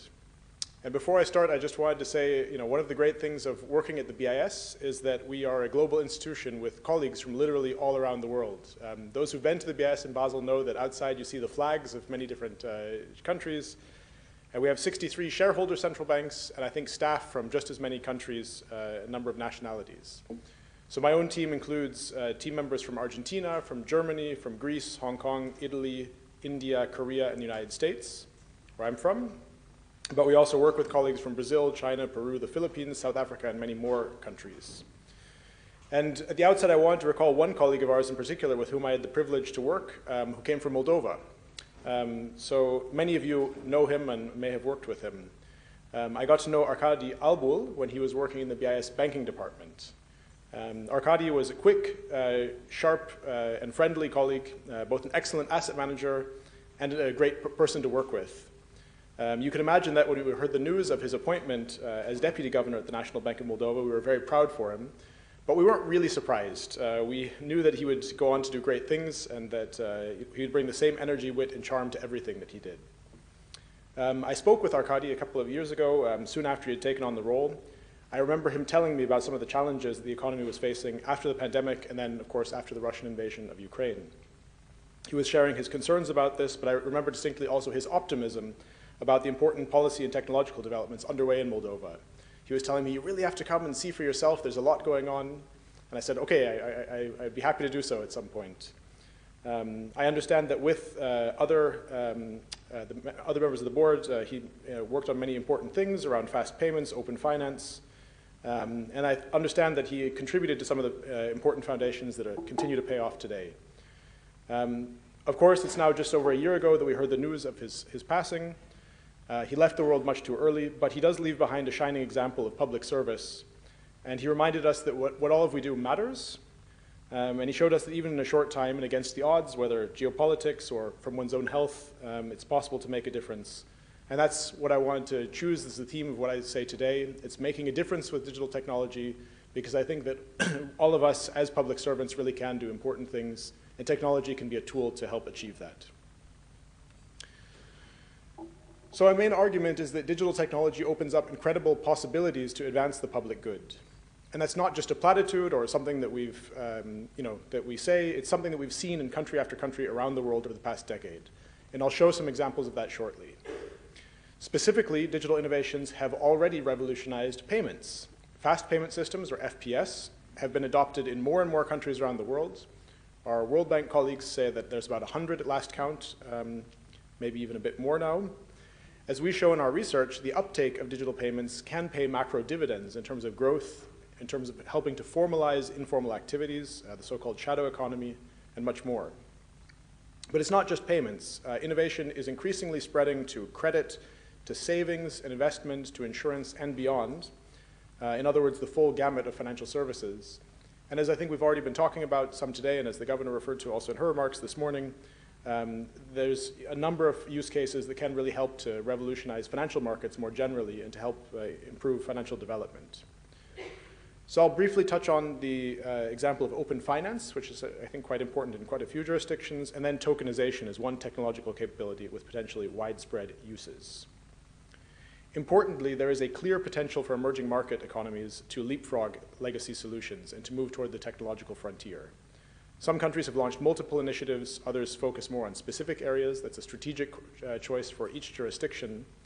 But I think the question is, what can be learned from the example of other jurisdictions around the world? And I'll try to draw on some of the research that we've done at the BIS to show what are some of the lessons. And of course, I'm happy to have a dialogue and to learn also from the Moldovan counterparts what you see as the lessons from your experience to date.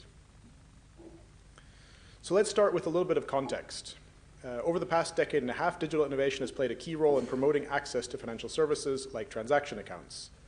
I would be remiss not to use the great statistics of the World Bank Findex report, which just came out recently, which is a treasure trove of data. So globally, 79% of adults had an account at a bank, a mobile money provider, or both in 2024, up from about 51% in 2011. That's seen on the left. As seen on the right, there's also been a notable narrowing of the gender gap in access to transaction accounts. So the difference between men and women has also narrowed. It now stands at only 4 percentage points, down from around 9 percentage points in 2011.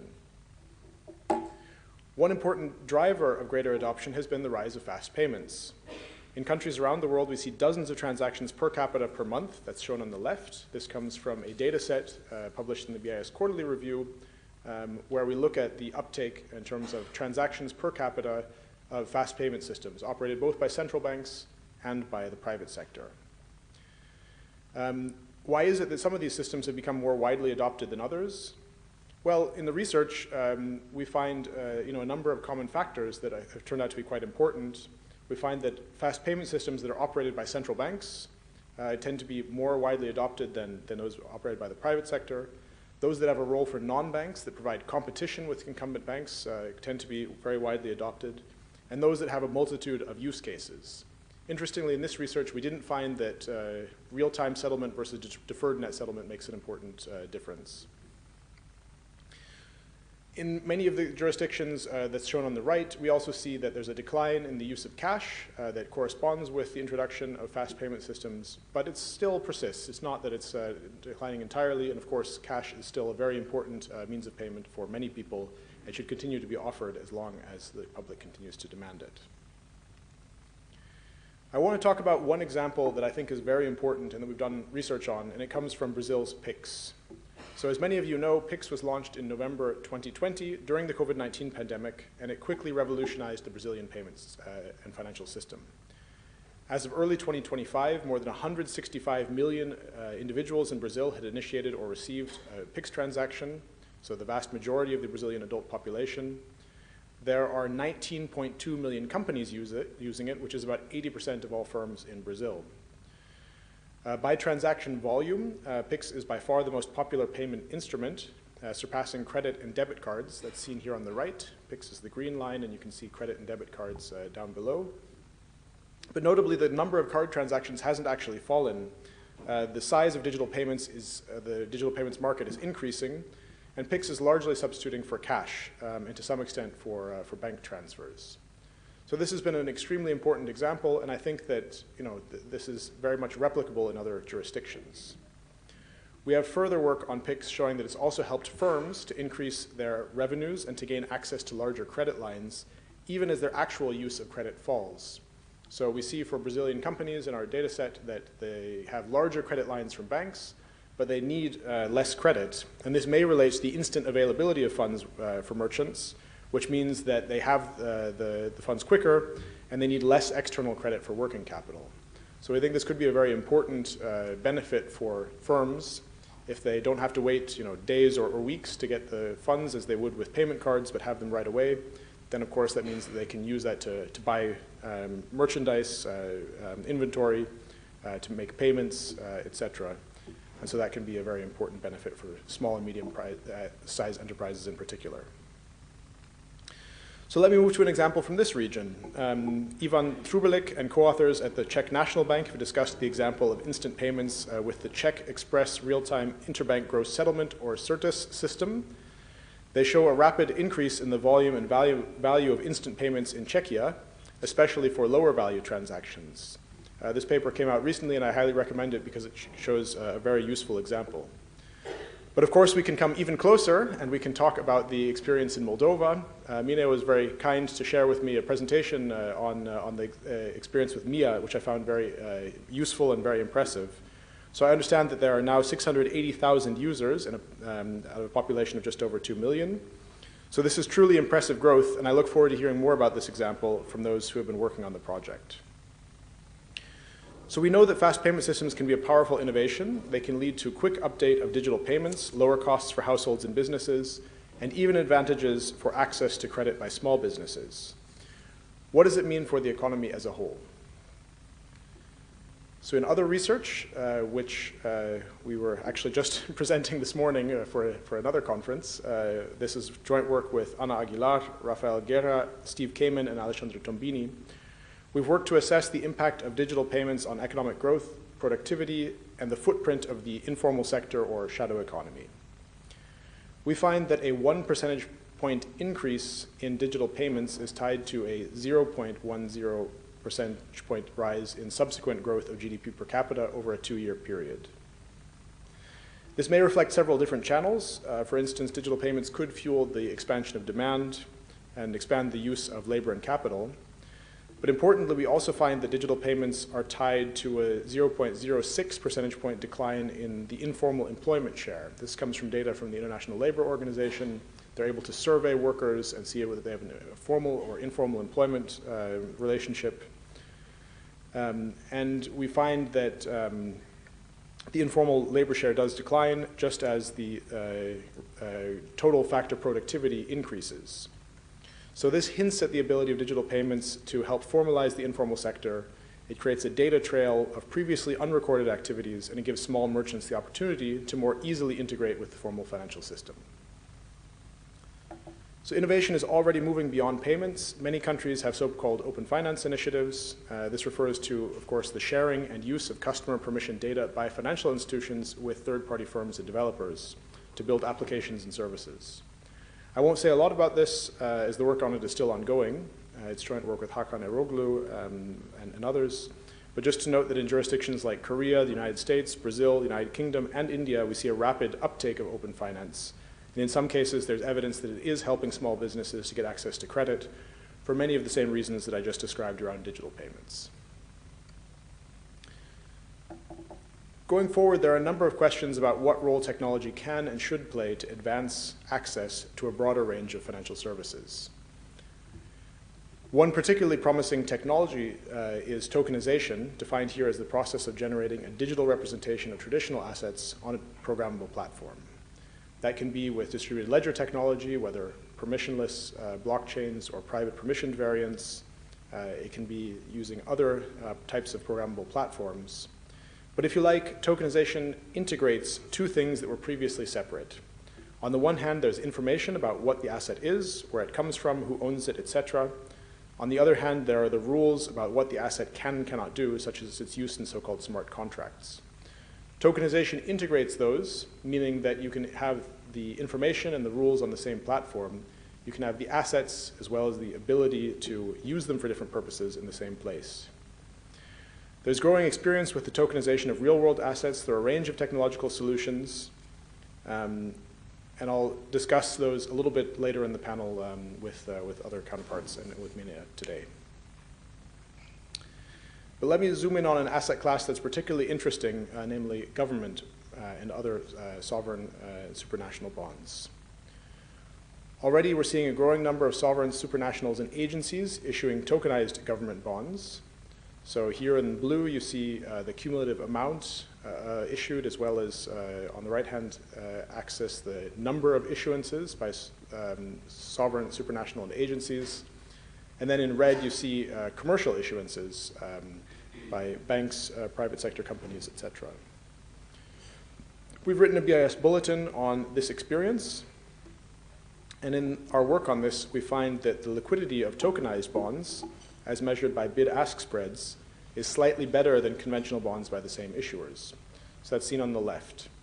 This shows the mean and the interquartile range of bid-ask spreads for tokenized and conventional bonds for a matched data set, again with the same issuer, same currency, etc.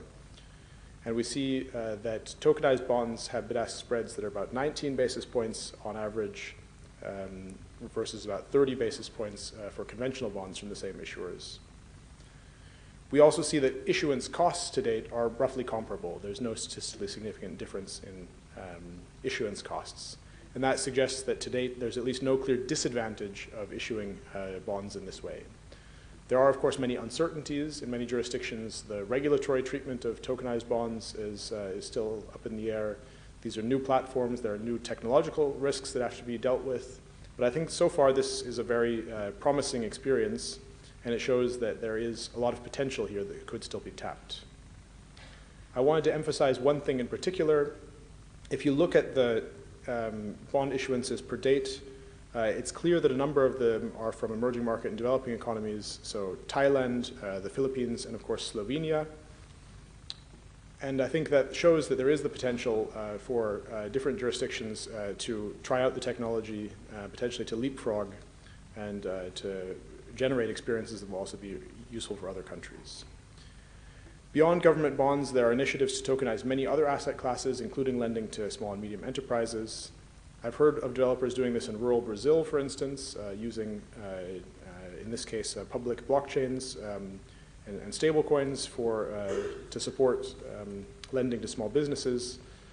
I don't have data on this to show, but I hope that we will have this at some point in the future and that we can actually assess the evidence and see if this is really helping to make a difference. So let me conclude.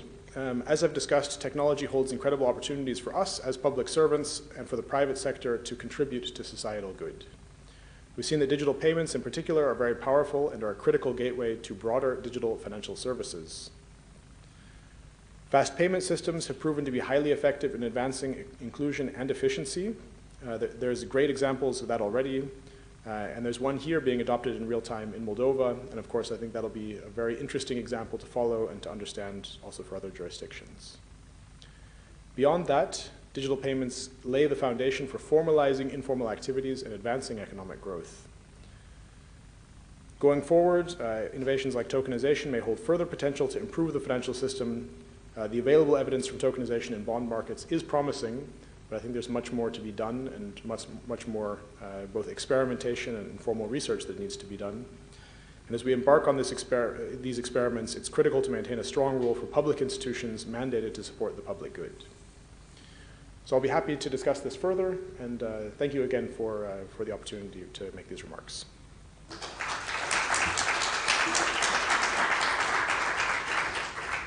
Thank you very much. Now I will open the floor to your colleagues from the room to ask you some questions. But before that, you have a lot of experience. We're talking about fast payment, financial inclusion. We are from Romania, Republic of Moldova. We have a problem regarding the financial inclusion. How do you see the new products launched also in Moldova, MIA, in Romania, it's RoPay name, faster payment, instant one, digital wallets, and mobile banking. But unfortunately, we are not able to grow as fast as we want the financial inclusion. Can you share some insight information regarding this? Thank you.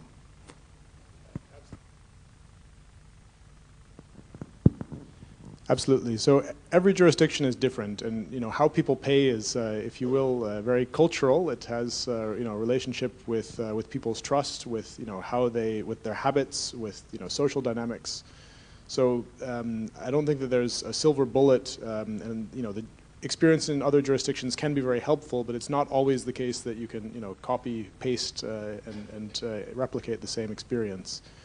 I come from the United States originally. Of course, the United States is an advanced economy, but has a financial inclusion problem. Maybe some people have heard of it. I mean, if you look at the access to transaction accounts, it's not universal, and there are large groups of adults in the United States, for instance, who don't trust banks, who don't want to use digital payment methods, who prefer cash for different reasons. And I think that the experience has been that it's important to engage with those individuals to understand what the constraints and the barriers are. And there has to be a multitude of different channels that suit the preferences of individuals. So in the United States, low-income people, people who have had negative experiences with financial institutions, they don't want to use those methods, and I don't think that anyone should be compelled to do so. Of course, there has to be then new payment methods that can help to increase trust. And ideally, you want those new payment methods to be interoperable. We'll talk about this more later, that you don't want closed-loop systems, silos that exist next to each other. You want these things to work together.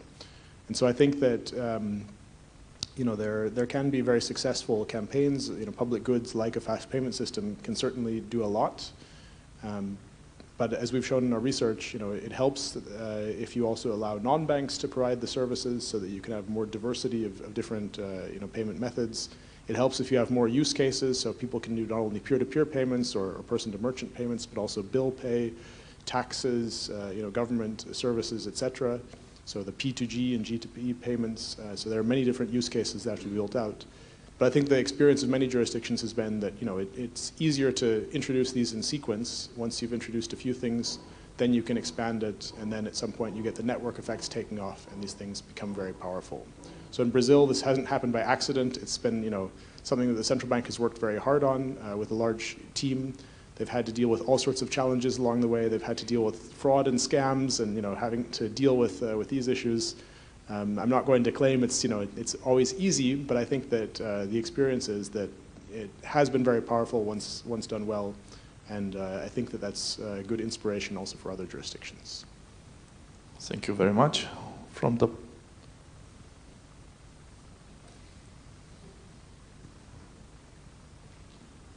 Now that my payment was already cancelled, I can ask freely. Thank you very much. I would be very much interested in knowing if these instant payment systems, what do you think? Would it be an added value to introduce the DLT technology, or to enhance that by that, or adding it with that, and in the future having their one instant payment system for even with the blockchain technology? Thank you. So I'll make sure I understand correctly. You're asking whether it would make sense for fast payment systems to introduce distributed ledger technology. So it's a good question. I think that as we talk about, the potential of new technologies, and I mentioned, tokenization. So there is a question of, whether things have to be on the same system, whether they have to be interoperable with one another, whether you need interfaces. The examples that I've shown, most fast payment systems around the world use conventional database technology. They don't use distributed ledgers. I think I know of one widely adopted fast payment system that does use DLT, and that's in Cambodia, the Bakong system. And it's a permissioned variant, as I understand. And so that's very interesting. But I think in most cases, we're talking about conventional databases. And I think that that's makes sense. These are more proven technologies. They are very effective as is. It is possible in some cases to introduce new functionalities, programmability into existing fast payment systems without needing a distributed ledger. So you can replicate some of these things. I think the question will be, if and when tokenized financial assets take off, are there means of making this interoperable with fast payment systems? But I think the experience is encouraging. It seems that the technology is not necessarily that difficult. It's more the governance. I think that a lot of central banks may still have some discomfort with making things interoperable with especially a permissionless DLT system where you don't know who may end up holding the tokens, how the AML compliance is going to work, and all of that. So I think those might be the challenges that would have to be worked on, but the technology isn't necessarily a problem. And I think that in practice, using the existing technologies for fast payment systems seems to be very powerful, introducing new functionalities. So it's possible that that'll allow naturally for some opportunities to introduce additional functions in the future. Thank you. There are no other questions? So thank you very much, Mr. Frost. Give a round of applause for him. Thank you very much.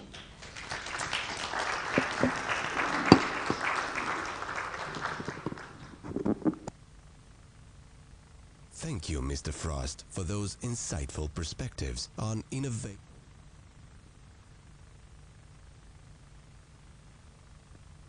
Thank you, Mr. Frost, for those insightful perspectives on innovation in the digital economy.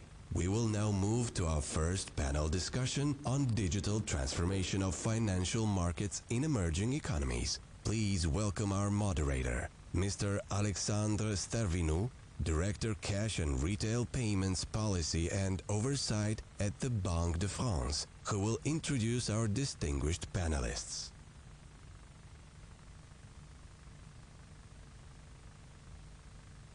Hi everyone. Yeah, it's better now. Thanks a lot. Thanks a lot for giving me the opportunity to be here. Thank you, Governor Dragou, for inviting me to this nice conference. We will have a first panel of interactions with distinguished panelists that I will introduce very soon. They will introduce themselves, actually.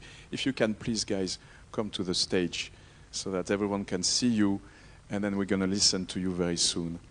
I'm going to be brief as introductory remarks. We talked a lot about digital transformations already. We all know that that is happening, and that has happened for a while in payments, in digital payments. Governor Dragou talked about the instant payment MIA solution here in Moldavia. I think the Deputy Governor Marinescu talked a lot about also mobile payments, digital money, and how this is becoming pervasive and very present and visible in our lives, in our day-to-day lives.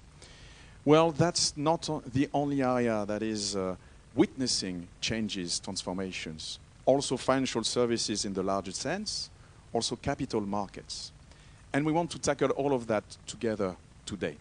What about the stakeholders, the legacy ones, the commercial banks, the new entrants? What about the types of services and technologies which are being provided? What about the opportunities but also challenges that everyone is facing? The limitations, regulations, and opportunities that can be drawn from that. How to overcome all this. We're going to try in the next hour, a little bit more, to interact a lot between us, first of all of you, not me. I'm here as a witness and moderator only, but also with the audience, and to get your questions, your feedback on all of this. Now we'll ask each of you to introduce yourself, taking a few minutes to present who you are, beyond the nice titles that you all have, but also your background, your company, and maybe a couple of words, but not more. We're going to then dive into the questions afterwards. I'm going to start with Marius, please. Hello. First of all, thank you for such a timely conference, and really happy to be here. My name is Marius Jurgilas. I'm used to be an economist, long-term central banker, supervisor turned into a startupper. And my experience really straddles many areas, but I have always been in payments, capital markets, oversaw euro changeover in Lithuania during my tenure at the Bank of Lithuania. And now I'm leading a company which is trying to finish the dream of European Union Capital Markets Union, utilizing distributed ledger technology and the legal regime that European Parliament passed in 2022, namely introducing new players in capital markets. And I'll talk about that later. Thank you, Marius. Going to Sasha? Yeah, there is a little bit of technology playing. Yes, here. Yeah. We did it. Thank you very much. My name is Alexander, or just Sasha. I'm work at Visa, a small company and first fintech, as we call ourselves. Huh? No one knows about Visa. Yeah, no one knows what it is. Actually, I'm based in Kyiv, and I'm responsible for 17 markets, including Moldova. For sure, I lead the digital solutions team, which enables our clients, fintechs, partners, payment gateways, and many, many other partners with the platform products to be able to provide their service in digital way.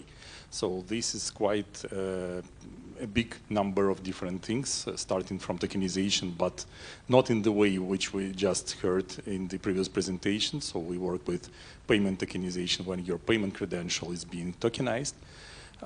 Also authentication, tap-to-phone solution, Visa Developer Platform, which is our open API platform, and so on. On my previous experience, before Visa, I'm 7 years already there. 10 years before I was in the bank, so I also have a retail banking experience, and before that, 5 years in mobile MNO in Ukraine. Happy to be here. Thank you. Thanks, Sasha. Dimitru? Hi, I'm Dimitru. I had to turn around to see how did they presented me. Apparently, I'm the supervisory council, member of the supervisory council in Central Security Depository. This is one of the functions. Officially, my life is in financial markets. I've been working in France, Paris, London, and now I'm based in Abu Dhabi. So I'm a financial market guy, investing in everything in government bonds, so I know very well the emerging markets and frontiers. So that is my official life. The unofficial life here in Moldova, I'm very involved in anything which is related to capital market, and probably I'll be a future central banker. Yes, thank you. And then last but not least, Sorin. Thanks, Alexander, and many thanks for the organizer for the event and having me with you. I'm Sorin Mira. My background is working with some of the strongest competitors in banking and actually telecom as well. I've been with Citibank for a while, Raiffeisen for about 16 years, Intesa San Paolo, Deutsche Telekom. And I'm mentioning those names because I've had the privilege over the years to be involved in large transformational programs. And actually this is what I'm trying to bring in my current role. And this is a focus on pragmatic innovation in digital banking and insurance. And unlike Visa, well, I think I need to spend a couple of minutes in presenting FinTech OS because we are not a new, but a player that's slowly but surely making its way into the European markets. We're quite big in Romania. We have a bank customer in Moldova as well. We're very proud of that. We've recently started expanding in US, and I'm leading the CE, which, by the way, includes an insurance company in Brisbane, Australia. So that's on an anecdotic note. What we are doing are basically a digital platform, a product factory, if you like, product and experience factory, if you like, that allows the banks to deploy digital engagements with the customers in terms of weeks and not quarters. And that obviously translates into a splendid time to market and obviously into a P&L impact. And we do have a very important part. Hopefully we're going to dive into this area, the data analytics. We have a data layer in there that basically provides the banks with some sort of future proofing in terms of data, triggers, and a word that's very close to me, that's contextual banking. And that would be the intro. And we will talk about indeed those layers a little bit later. So we have definitely 4 excellent super experts with a broad range of expertise here, and we have plenty of time because actually we have like 15 minutes more to talk about all this before the coffee break. So let's make the use of all this and let's throw questions at you. And starting maybe with yourself, Dimitru, because you do many things and you have done many things, you told us, but you have a responsibility with the CSD, the Moldovan CSD. So what's your perspective right now on the capital markets in Moldova, the opportunities, the challenges it faces? You have a few minutes, even more, to actually tell us everything about that.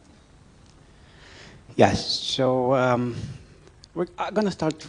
So the beginning of my whatever I want to say is very clear. So I would say the capital market in Moldova doesn't exist. So despite the fact that it's on paper, it's actually not working. But I think in the past few years, there have been some of new development that start moving somehow. We got some, so we got these retail bonds where the Minister of Finance is selling the bond to the population. We had some municipal bonds that were being issued. Now there is more discussion about having some corporate bonds. So the reason I'm saying this is that like only just recently, and maybe thanks to the change to the new management of the central bank, they're being had it a bit more push into the direction of the development of the capital market. We do realize that this is probably one of the main drawbacks of the whole economy, because even the lending is not working very properly. We don't have long money, and we don't have long money because you don't have deposit for more than 12 months, but you don't have deposits 12 months because there is kind of uncertainty and you have no investment in the bond, things like that. But thanks for asking, and this on Friday, because and good I didn't ask this last Friday, because just on Monday, the Bucharest Stock Exchange has made a partnership with many local banks, and they had announced the new stock exchange they're going to be open here in Chisinau. So finally, we might say something will be born in the upcoming month, and finally we might have some capital markets. Once we have this, we can expect for more corporate bonds to be issued. Let's start with the state-owned enterprises. This is meaning more people can invest like something in more than 12 months deposit, but can shift their money and channel their money into the proper financial instruments. And once we have this, probably, let's say in 12, 24 months, we might expect some future listing of the Moldovan companies, both here and Bucharest. And once we have all those, probably the activity at the depository will be much more interesting. Finally, there will be some movement. And probably for the supervisors also will be more interesting. And we might be more optimistic. I can send a more optimistic message next year when the Deputy Governor will organize this conference again. Thanks. But let's carry on a little bit on this. I mean, and since we are talking about digital transformation here, how do you see this helping the Moldovan capital market? On digital side, what we have been doing much better, because we are a small country and we're a digitalized country. So I think we have beaten the Romanians on the retail bonds. Now we can buy the bonds just at one click from the phone, because we are an extremely digitalized country, which normally the retail bonds in Romania cannot be bought like this. It's much more cumbersome process.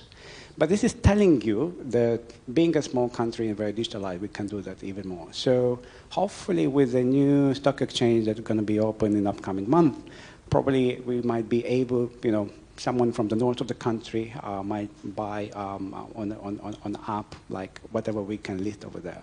So I don't think that digital is something new for us Moldovan.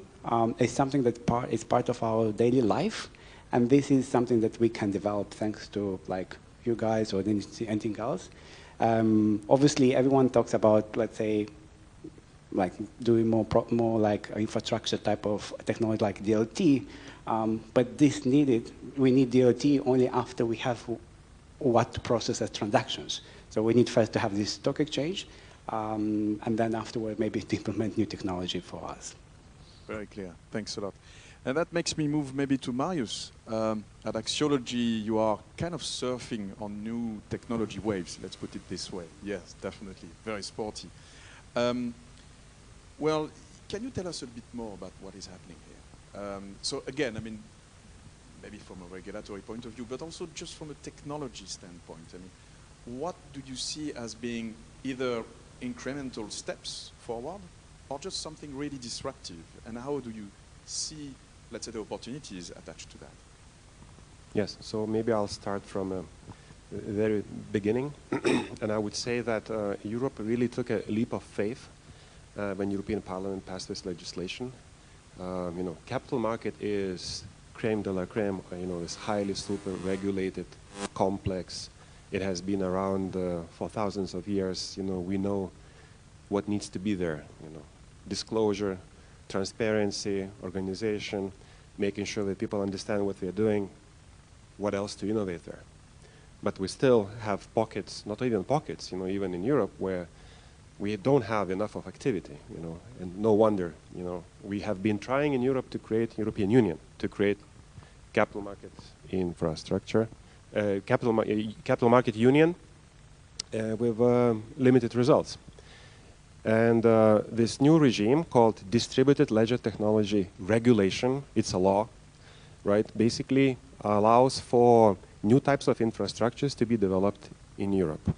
And my company is the second that received the license from European Securities and Markets Authority and an exemption from European Central Bank to provide that infrastructure. In human language, what does that mean?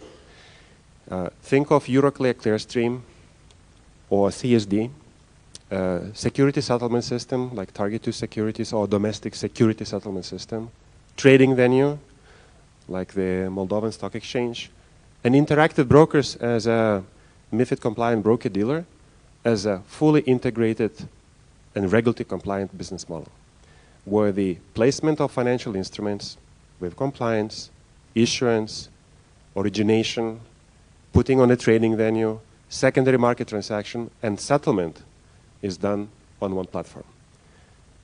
Is that a closed loop system? Depends on the technology, right? But the proposition is to look for more efficiencies and to resolve the difficulty that we have in Europe, where even sovereigns, I'm coming from Lithuania, whenever Lithuanian government is putting, so-called Eurobonds on a CSD in Luxembourg versus the domestically registered bonds, same tenure, same government, same counterparty risk, they trade differently. Why? Because of the infrastructure underneath, you have a segmentation of the investors that can tap into these instruments. So this proposition is saying, why don't we try differently? We have heard that there is such a technology called blockchain, maybe not blockchain, but distributed ledger technology. Can we somehow make it more efficient? And what is the proposition?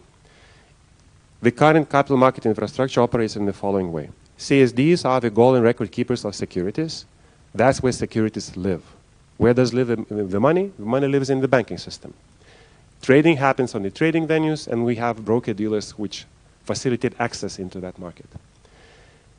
You have multiple systems, multiple regulated bodies, multiple regulated regimes, and DLT pilot regime says, why don't we put everything in a single layer, where we have security in a tokenized form, registered as a golden record on a distributed ledger. We have a settlement asset on the same ledger. Instead of accounts for securities and settlement asset, we have a wallet.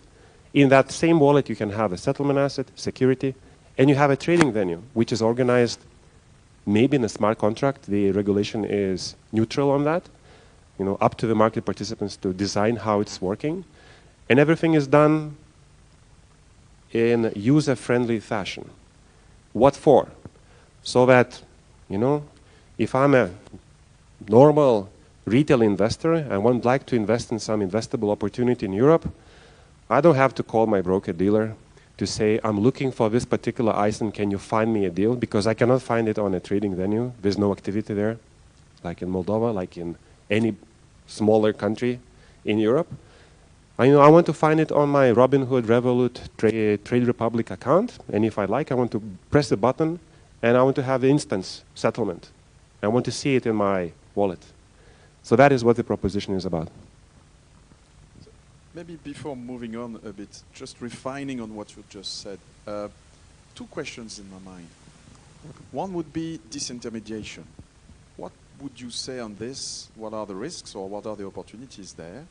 And the second one, which kind of encompasses everything, is regulation. How it can help, or on the opposite, how it cannot help. I know that you have some thoughts on that too. Yeah. So yes, so maybe from the end. I used to be a supervisor in charge of supervision at the Bank of Lithuania, and I facilitated the banking license to Revolut, which is now the biggest neobank in Lithuania. Super proud about that.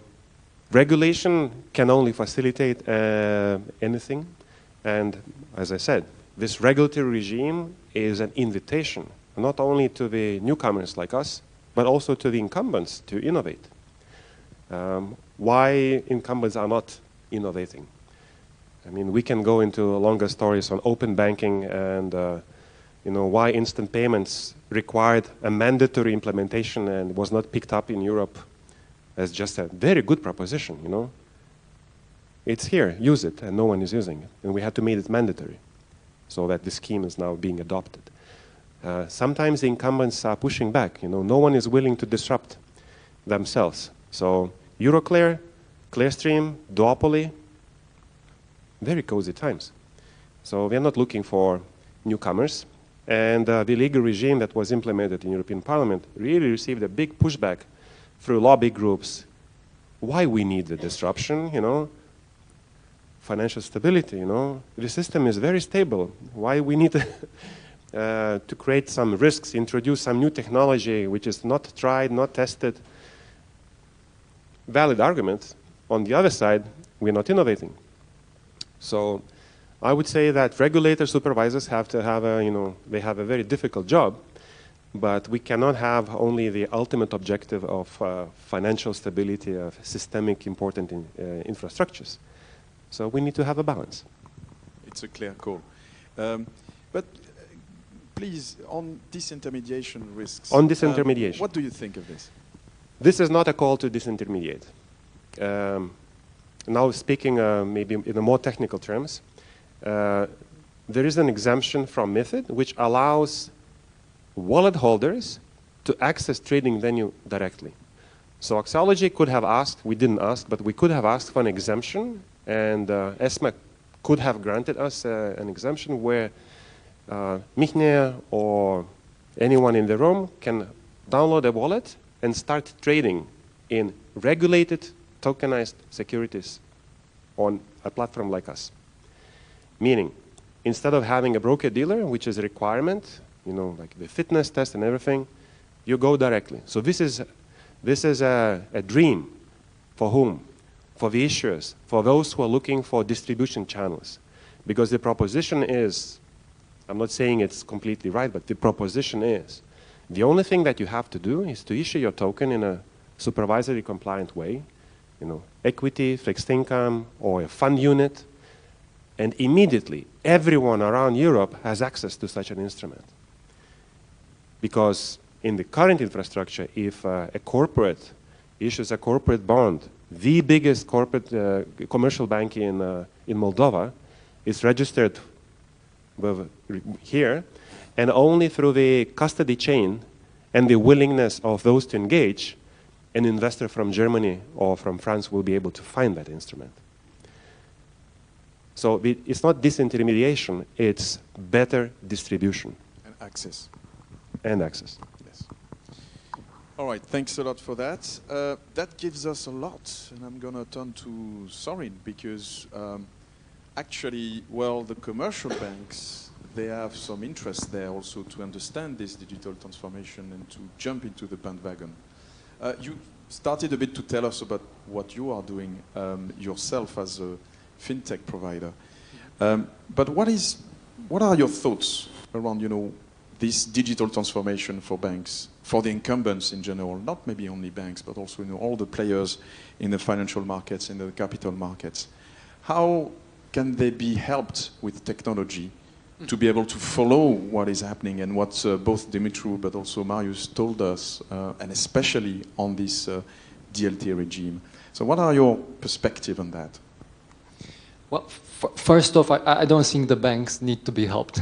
So I think they know pretty well what they're doing. I think they can benefit from the specific expertise on specific roadmaps, on specific developments from investments that the likes of the fintechs are doing.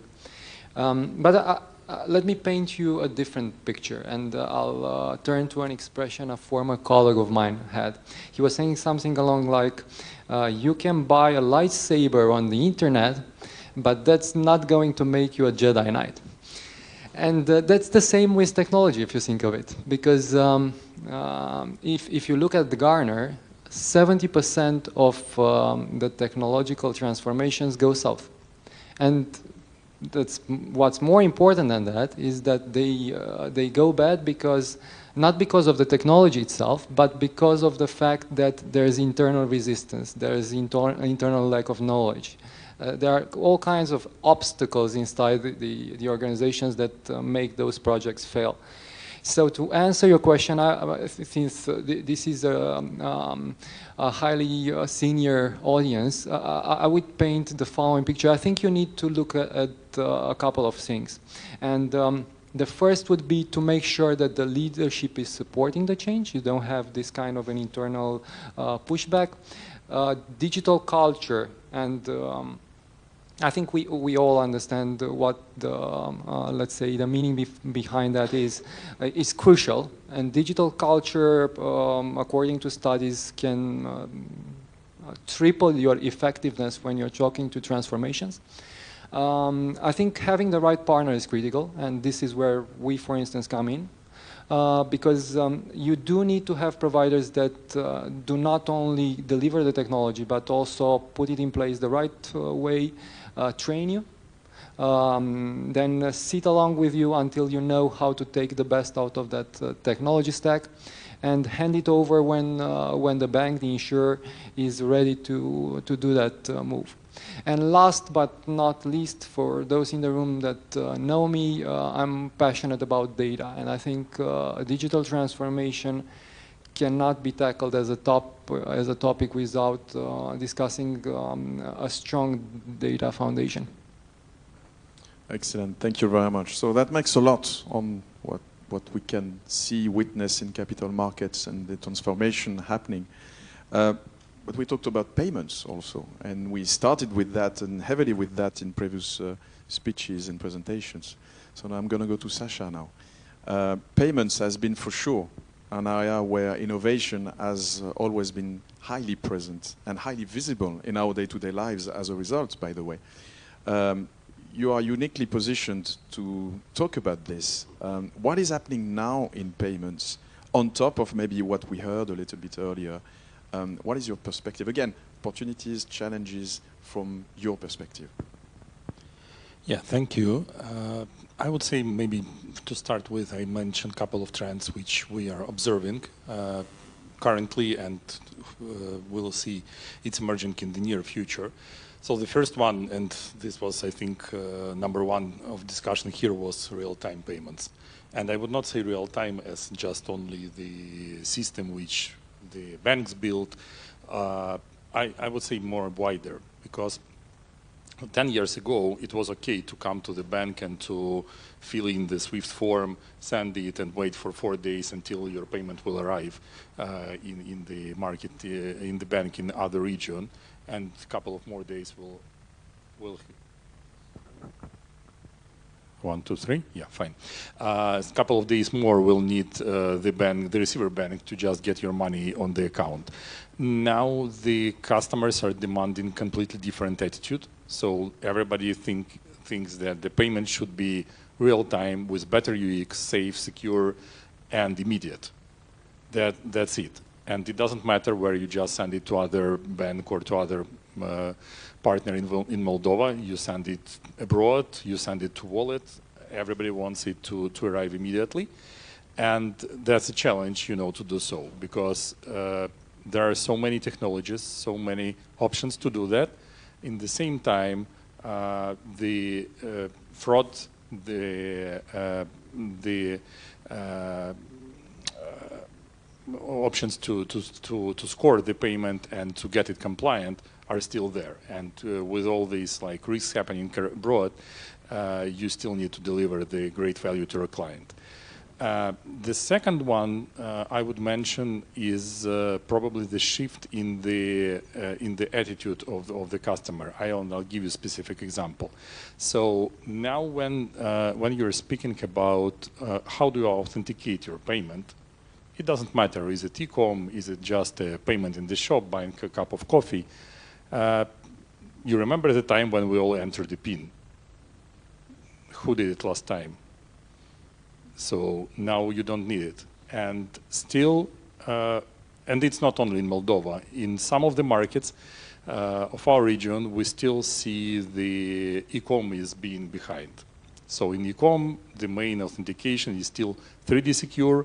In your bank application, it's still OTP password, and you are still entering some fancy 6-digit number to make this payment happen. However, the trend which we're observing is that everything moves to biometrics. So as you do with Apple Pay, or as you do with Visa Passkey, or with any other biometric solution, you have your device, you are a trusted user on this device, and you don't need to enter any passwords anymore. So you just put your finger, or you scan your Face ID, and you are done. That's second option.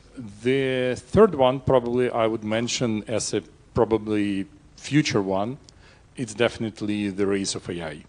And I liked very much the point which Serene made on usage the data. So everybody is speaking about data, but tell me, are you sure that your company is using all the data which you have about the customer? And looking at what we do and trying to assess the logic what we do, I can say no, we are not. Because, you know, sometimes, I'll give you an example. So I have the 3 cards linked, 3 MNO card linked to my account. So they all used in the same number. I have my phone, I have my iPad, and I have another like GSM modem for my laptop. And these are all the same numbers. I have my mobile operator, I would not say its name, but it's like the biggest one in Ukraine. And when I arrive from abroad, immediately on the border, I get the message, okay, Alexander, welcome to Ukraine, back, hope your travel was good, welcome home. And that's fine. But when I turn on my iPad in a couple of days, I get another message. Okay, Alexander, welcome from abroad, and so on. And when I turn on laptop, I get a third message. So the question is, did they know I'm in Ukraine already? Yes, they did. Why they send me 3 messages? Nobody knows. And this is just a very simple example. We have lots of them. We are doing the same things for for third time in a row, and we are still, spending money on these SMS messages, disrupting the client with all these things, and so on. And this is very, very visible in the banking side. So I think all this stuff, and there are shifts, so I would not say we're not doing anything. There are significant shifts, and look, like 10 years ago, just having application was already a benefit. So if you can log in and see your balance, it's a benefit. Now, the application is just an interaction point, and you don't need to go to the branch. You can do everything online, you can onboard, you can make a payment, you can pass all the checks just with having a mobile phone. And I think this will significantly evolve in the future, so we will see more and more data-driven decisions here.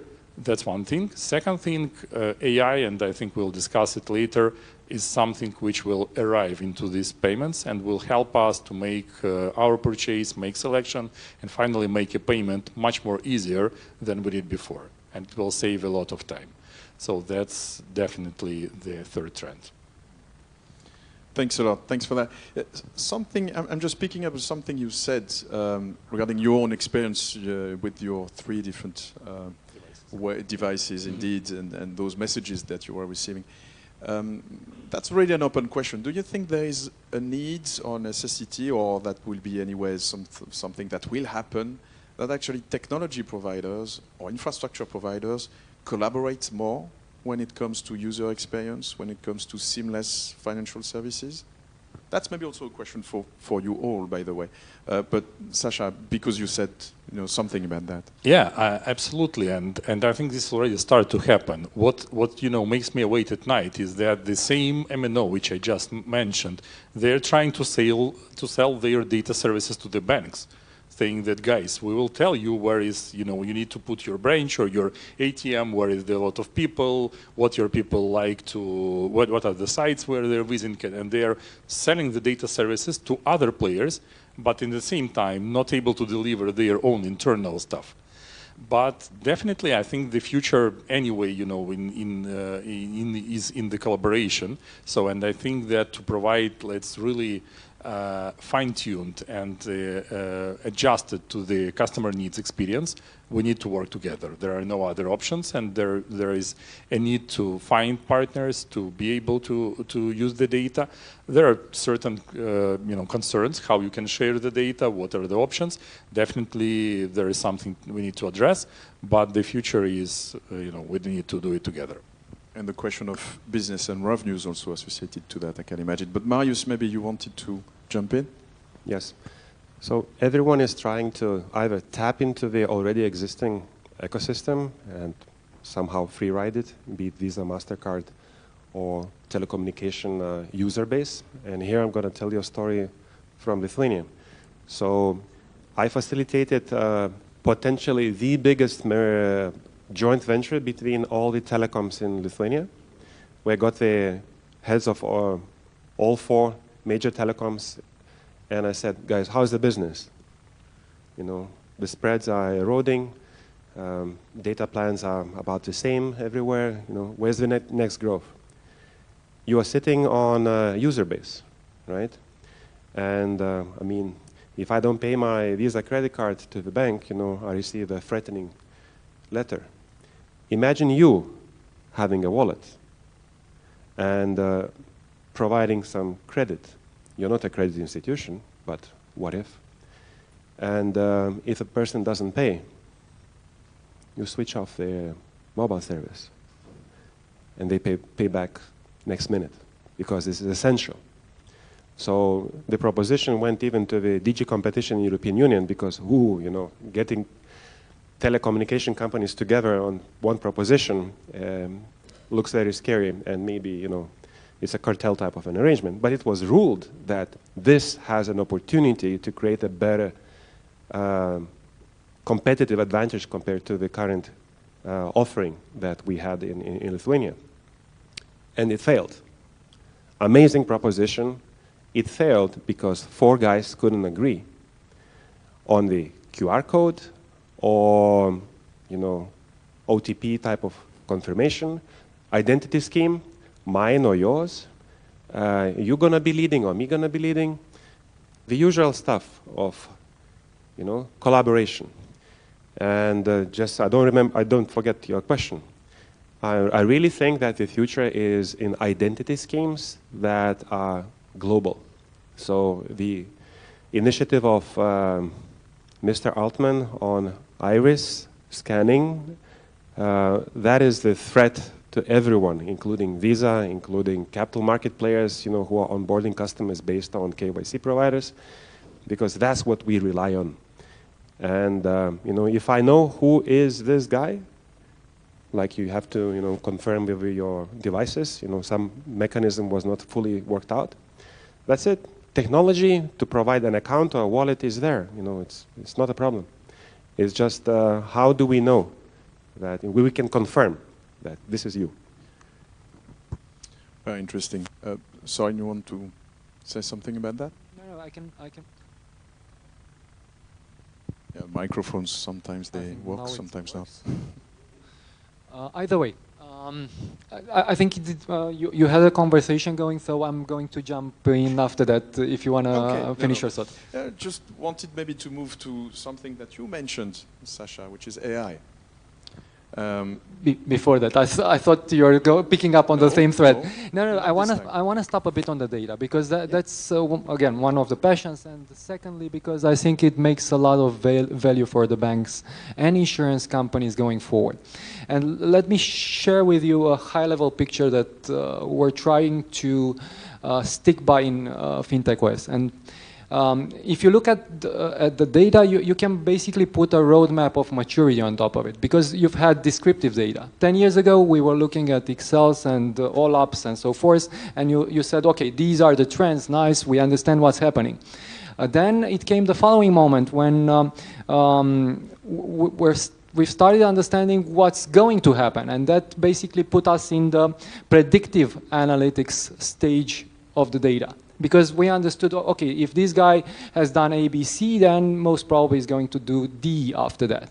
And what I'm trying to pinpoint here is that the battleground now, it's in the prescriptive phase. Because based on the data that seems we are also pushing together here as a common theme, once you have that sort of a data maturity in terms of classifying, enriching, getting it on the relevant systems in a real time so that they can trigger real-time responses, then the real value comes in. And I'll give you some examples. In insurance, imagine that your insurance company connects his systems with the meteor, with the weather systems.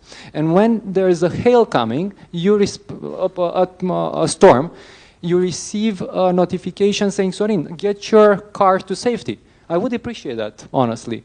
If I'm buying a house, and I think most of us have gone through that kind of an experience, then you definitely need some money for the relocation, for getting your furniture from one place to another, to make all the necessary works in the house. So this kind of a natural transition that is driven by the customer needs and let's say relevant customer experiences going forward, to me that's the future in banking and insurance.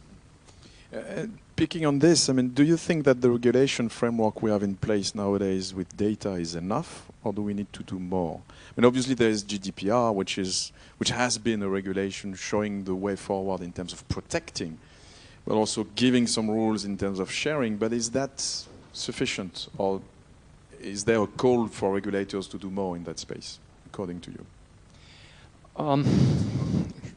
For me, we definitely need a solid ground for data. I mean, I think Claudiu from the Romanian National Bank was saying something along the lines that banks need to have their trust intact. And you cannot play with that. I mean, you play once, but second, after you burn yourself once, it's not going to work again. So we do have a need for a solid foundation, and ourselves included in the fintech world, we are strong supporters of that. because we understand the risks that come with it. But even that can be embedded in how you build your product from the beginning, so that the compliance and the risks are the themes you never, let's say, make any discounts on. Very clear, and a challenge probably, Marius. I mean, losing your customers' data is not a good conduct, right? It doesn't have to be regulatory requirement, or releasing the access codes or login passwords for your customers. So I would argue that regulatory push is needed as a hygiene, like to set the standard. But otherwise, there is a good incentive for businesses to make sure that they do a good job there.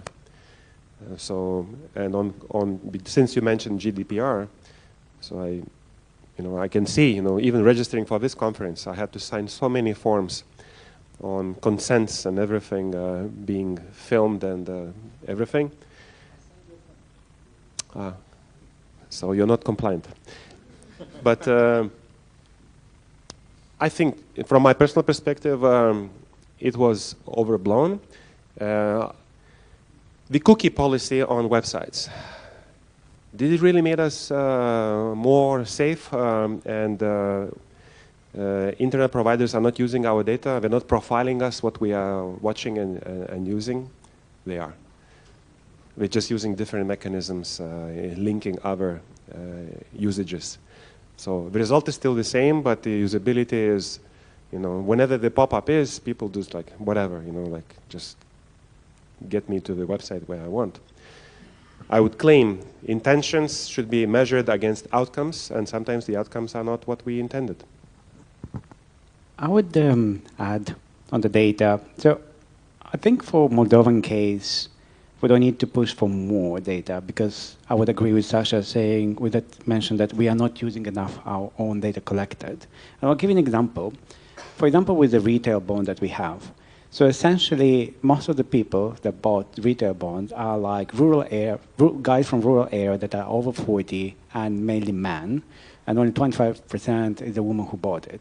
And I have already so much information, right? I just told. So why the young people, they don't buy it? So essentially, maybe the retail bond has to be a bit restructured, or being a different product just for the young people to finance something that they care, I know, a nursery. But in order to that, to be in the capital market, I needed a proper technology. I have suddenly become a big fan of DLT now. Because I do confirm we have been struggling like a small country to invite Clearstream or Euroclear.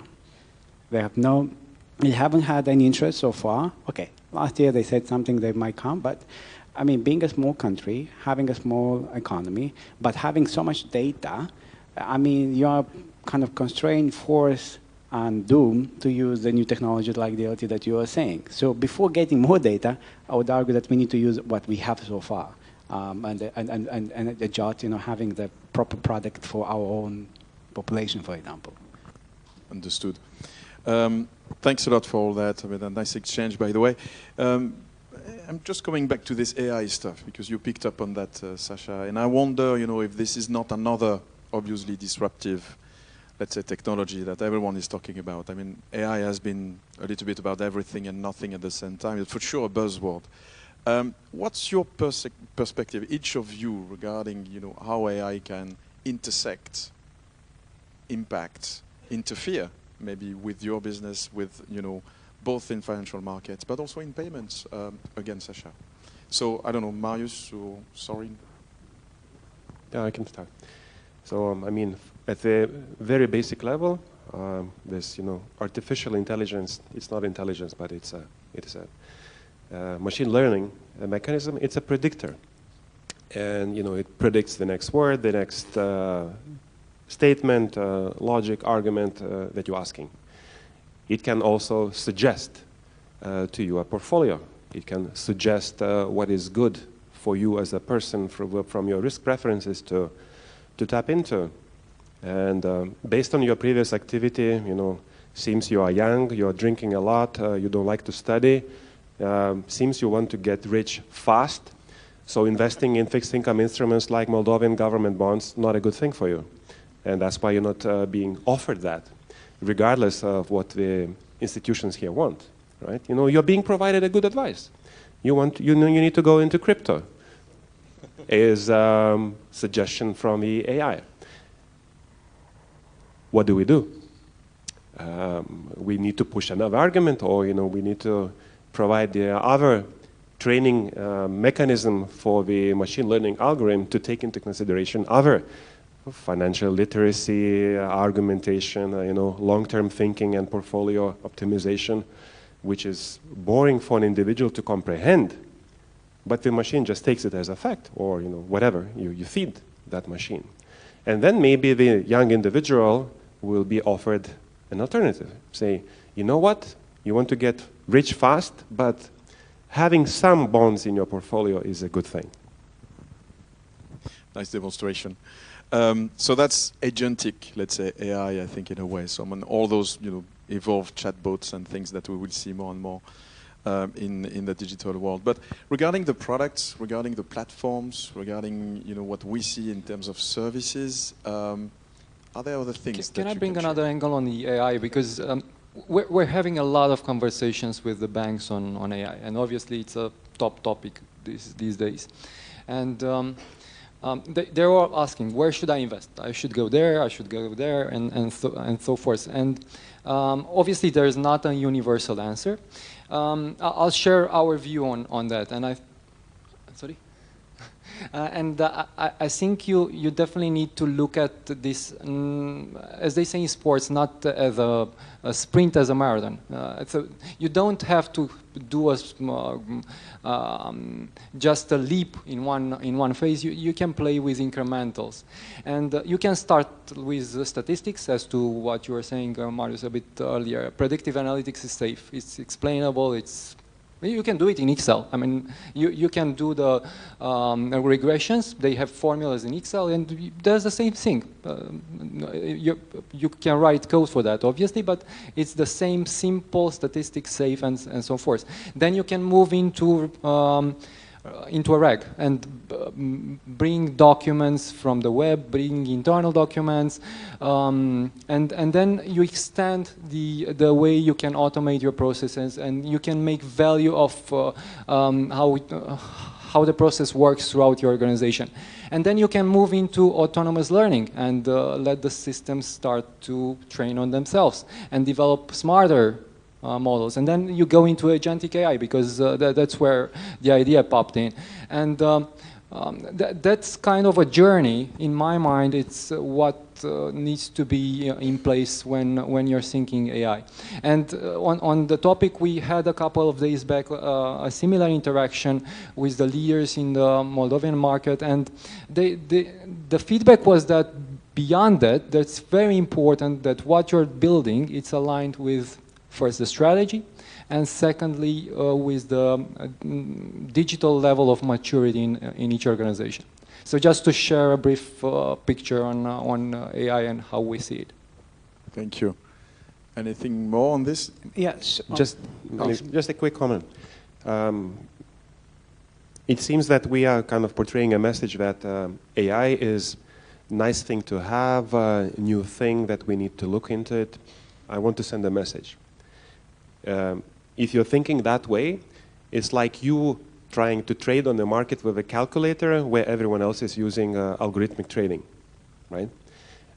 If you are trying to prevent fraud with hiring more, employees who would be, doing more monitoring, you lost the race. So it's everywhere in education. If you are a professor and you think that you will tell your students that don't do it, they will do it, and you have to start using also different methods. So that applies everywhere, from risk management, optimization perspective, competing with others. So this is, you have to use it. It's not a nice thing to have. I don't want to cut in front, sorry. Dimitru maybe first, but Sorin, you can jump in also. On financial markets. So a lot of excitement with AI, always. I mean, nowadays, in conferences, AI, whoa, straight away it's the hot topic. It's not our case yet in Moldova, because we don't have financial market, but essentially in financial markets, it's a zero-sum game. So essentially, if I win, someone has to lose, and vice versa. There is no winners. You cannot make money with everyone winning. No, someone has to lose. And this competitive game is based on knowledge. So essentially, someone who is winning has to read more, to understand more, or have a deeper analysis. Now, the new trend that's happening on AI is like having to comprehend or like to create like a more comprehensive information, whatever happened during New York time, and to deliver during the Asian time, so that you'll be more prepared in the morning to make a decision to buy or sell. Okay, this is something for the big financial market, but this also can be applied for us, for like simple Moldovans that want to buy something, that they can, AI, you can actually make, collect all the data that has happened in the past 2 weeks, or information on Financial Times or Diario Financiar or whatever, and suggest, according to your own profile, what do you need to do with your own savings. So essentially, it's saying if somehow you get more positive news out of France, that meaning that, and you have more savings in the dollars, maybe you can be suggested to convert your dollars into euros because you believe the euros are going to be appreciating versus dollar, and this is how you can make a little bit of money. So for me, it's like whatever happened with AI is a good thing, but we have to be sure that no one can get super rich very fast. But it's a complementary thing that can happen and help the people that are not very educated in financial markets or like in saving. And this is our case. So we do have so much cash in the banking system. I'm not using it, but that can help us in order to get better decision what to do with our savings. Fair point. Sasha? Yeah, a couple of comments. First of all, coming back to the initial question which you asked, so is an AI a hype now? Definitely it is. So you see even how many comments we have on AI, and that's the most inspiring discussion which probably all the conference can have. But from other side, I very much agree with Marius. So some companies tell that, okay, fine, we subscribe to Copilot, that's how we are using AI. Great. I mean, everybody is using Copilot, but what next? So, and what are the use cases you can really propose? And that's the question which almost nobody can answer. Now Copilot has a built-in OpenAI. I know. And by the way, I just will open up some internal stuff now. So we have our Visa AI platform where you can type in the prompt and select what are the answer from which model you want to get it, and you just select it. It's ChatGPT, Copilot, Gemini, Perplexity, and so on. And it's very funny sometimes to compare all of them asking the same question because they are completely different. Absolutely.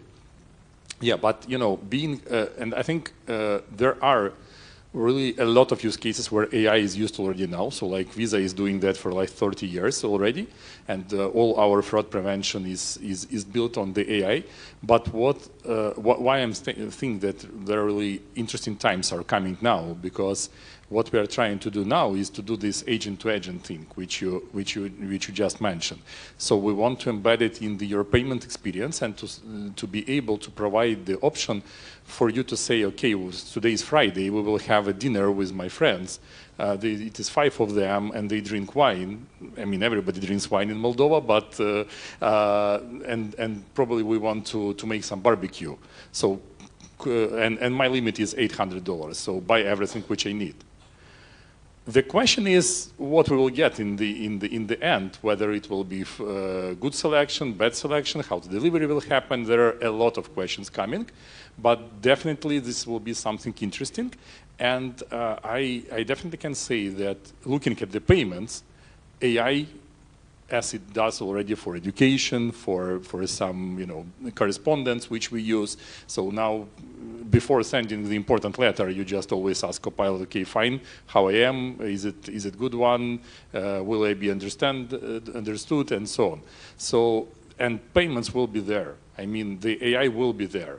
We'll see how in each shape and form it will happen, but definitely it will significantly change how we are shopping today. Thank you, very clear. Let's move on, maybe, because AI, I think we are able to last until tonight, so let's not jeopardize the other panels. I have a couple of questions more since we have a little bit of time altogether. The first one is on new technology and new risks that are going with the new technology.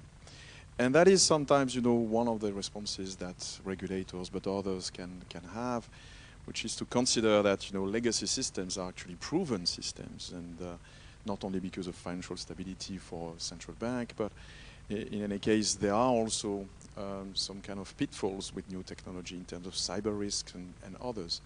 But let's talk general risks with new technology. What would be your perspective on that? Because with digital transformation, and as we've seen, there are new technologies being introduced. Who wants to start with that question? So, in financial markets, there have been a lot of investment in automated trading, and robo-advisors, and kind of with the hope that you invest $1,000 and automatically you get rich.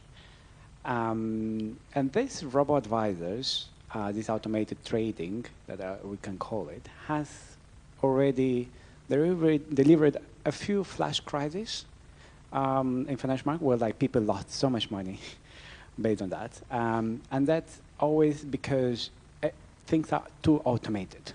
So you need a little bit, to balance, how much you do automation and how much is a human intervention. Because when you say machine learning, or the way everything works is it's based on systems. So for example, if everything is automated, three of us, we decide to sell $1, and because your model is based on three of us, you're going to sell $1 as well. While it's not a good idea, because if we're all going to sell, we're going to lose money, everyone, because you're going to go too deep into the negative territory, and we're going to lose all of us.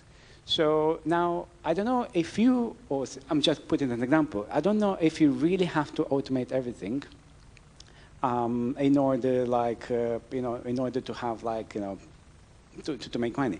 So there is someone to stop it. So there is someone who has to supervise. And that is the beauty of probably of AI, that actually you don't need that many people to supervise. Before that you need, I don't know, 10 people to do investment management. Now you can do this model that I just suggested you, but just need one guy to supervise, and at some point just to stop the model, you take it down. Maybe it sounds a little complicated, but exactly the same happened in energy, renewables. We had last year or this year when the price of electricity went down in negative territory, and the renewables guys, they had just to switch off. So the same happens in markets. So sometimes you have to switch it off, and we need a human intervention. So AI is good, but there is some limitation for that as well. So on risks, Marius? So the main premise for any regulatory intervention is some kind of a prevention of market failure or some distortion. Why would a technology or new innovation be a threat? Because it could introduce some kind of informational asymmetry. My model is better than yours, and all of a sudden it's not fair. If it's not fair, I'm not trading. I'm not willing to go into this trading venue because I'm going to be losing and you're going to be winning. So there will be no market. It could be even into the other direction, where some bogus activity starts appearing, because there are also illicit agents looking for competitive advantage, to play into emotions of people. So, how many people in the room have heard of a website called pump.fun? 1, 2, 3. The biggest capital market in the world is the government bonds market. Trillions trading there. The biggest bond trading platform, TradeWeb, for institutional play only. Every day they make in revenue in the fees 4 million euros. Pump.fun makes 3 million in trading fees, trading coins. Meme coins, meaningless activity. And they're playing into the emotion of people with one motto. They are saying, anyone can issue their token. Would you like to issue one? Would you like to be the next Trump coin? And there are millions of people who believe that they can be. And they just take a small fee, like Visa and MasterCard for transactions. And it's a small fee. Accumulates into a lot of, and now it's the best funded company, all, you know, Silicon Valley venture capital funds are funding this activity. Maybe some intervention is needed here. So that's an example. A good one. Thank you. On risks, I don't know, Sorin, Sasha, any? Yeah, I can say a couple of points. So first of all, you know, risks are evolving even without new technologies, because, you know, depending on the development on the good side, the developments on the bad side are also there. And I would not say that we are starting now to discuss how AI and bad side will collaborate together, because it's another couple of hours we need to spend. But definitely building a new technology and even just scaling the old one should be accompanied by the proper risk policy. And I just want to come back to the data, because the data is actually the answer on how we can understand what's happening and how we can use the data to prevent the risks which are there. Unfortunately, you always happens there that technology is launched first, then we get first fraud, and then we think how we will fight it. That's why definitely when we launch something new, we need to think well in advance how we will protect it, what are the technologies which we can use, how we can learn from mistakes of, you know, other players around who launched the same. But my answer to that is data. So definitely any new service brings some risk, but even, you know, I can give you another example from our industry, you know, social engineering. It's been a big challenge for all our markets here in Eastern Europe maybe 10 years ago, and when you're just calling someone and so on. But it was never happening in the Saudi or in UAE. And they had another wave which started 3 or 4 years ago, and they were extremely heated by the same. So we knew that a long time ago. We had the measures, we know how to monitor that, and we know how to educate people, and we used to do that a long time ago. But then they just shifted to other region. And in Dubai or in Riyadh, when you are being called by somebody saying that I'm from your bank, and please, you know, just go there and click yes, usually you trust them.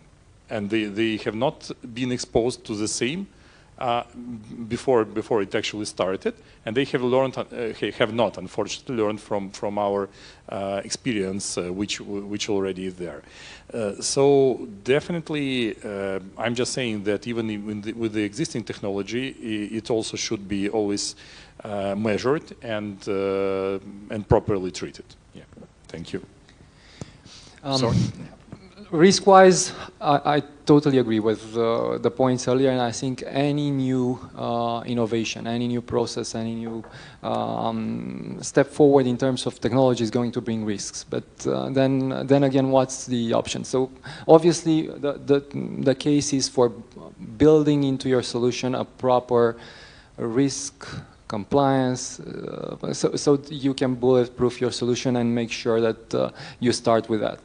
But I like the transition between old technologies and new technologies, and actually this was the point I was trying to pinpoint a bit, because I think we also need to look in front of us and to understand where these technological trends are going. On one hand, we have the previous waterfalls frameworks, we had the legacy systems, because this is about banking and insurance. These were the, let's say, and these are the most important battles technologically that the financial institution is struggling with.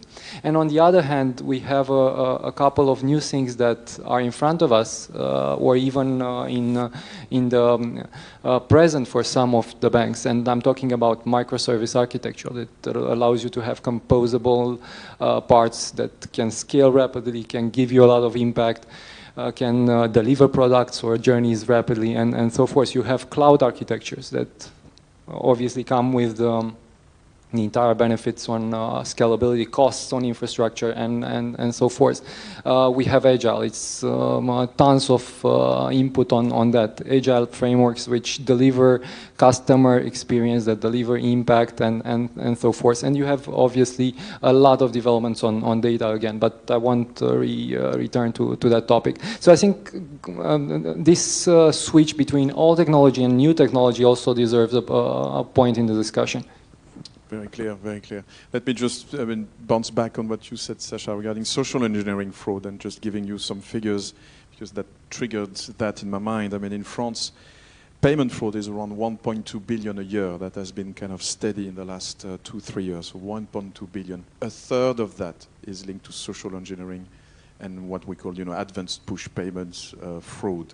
So despite the technology, despite the cooperation we have in place with the telcos, very soon with the platforms, with the international card schemes and the likes, and with the fintechs and so on. I mean, there is something there that technology cannot in itself prevent. Because it's done actually by the customer, so it's much harder to get it. I mean, there is a lot of payment habits and how to react to technology also, and that brings me to something else, maybe slightly different, but human resources. We've talked a lot about technology, but there is also, something about who can, install, develop, provide, the customer service, be trained for it. So HR, in that context of digital transformation, what would be your take on that? What is for you, the key messages there that you would have in mind? Sorry. Let me share my view on that. So that's always a question, technology or people. And I think it doesn't have to be. I mean, it should be both in my view, and I'll try to explain. There's obviously a lot of things that are going on in technology, but at the end, technology is just a tool. And every organization that manages to push itself forward manages to do it because their teams have their capabilities and manage to connect well with the technologies available in the market and make a good use of that in order to propel the companies they work for forward. And I think there's an important topic that's becoming more and more active in that technology people field, and that's low-code, no-code. Something we do have in our platform, but this is not a marketing moment. There are a lot of fintechs that are providing that. And basically that means that the business guys are becoming independent from the IT guys, and instead of raising tickets to IT to, I don't know, change the interest rate in the system for a product or extend the tenor, or whatever they have in front of them, they do them themselves. They just click and select 3 months instead of 6 months for the new product. And they bundle it with an insurance and so forth. And I think in the people technology space, it's important to be aware of these kinds of developments in the market and put them to good use inside the banks and insurance companies, because to me that's the only way forward. And I think the practice also shows that the banks that have done the best in terms of technological and actually not technology, returns-wise, success-wise, customer satisfaction-wise, were the ones that invested on an equal foot in between the people skills and choosing the right technology partners. Very clear.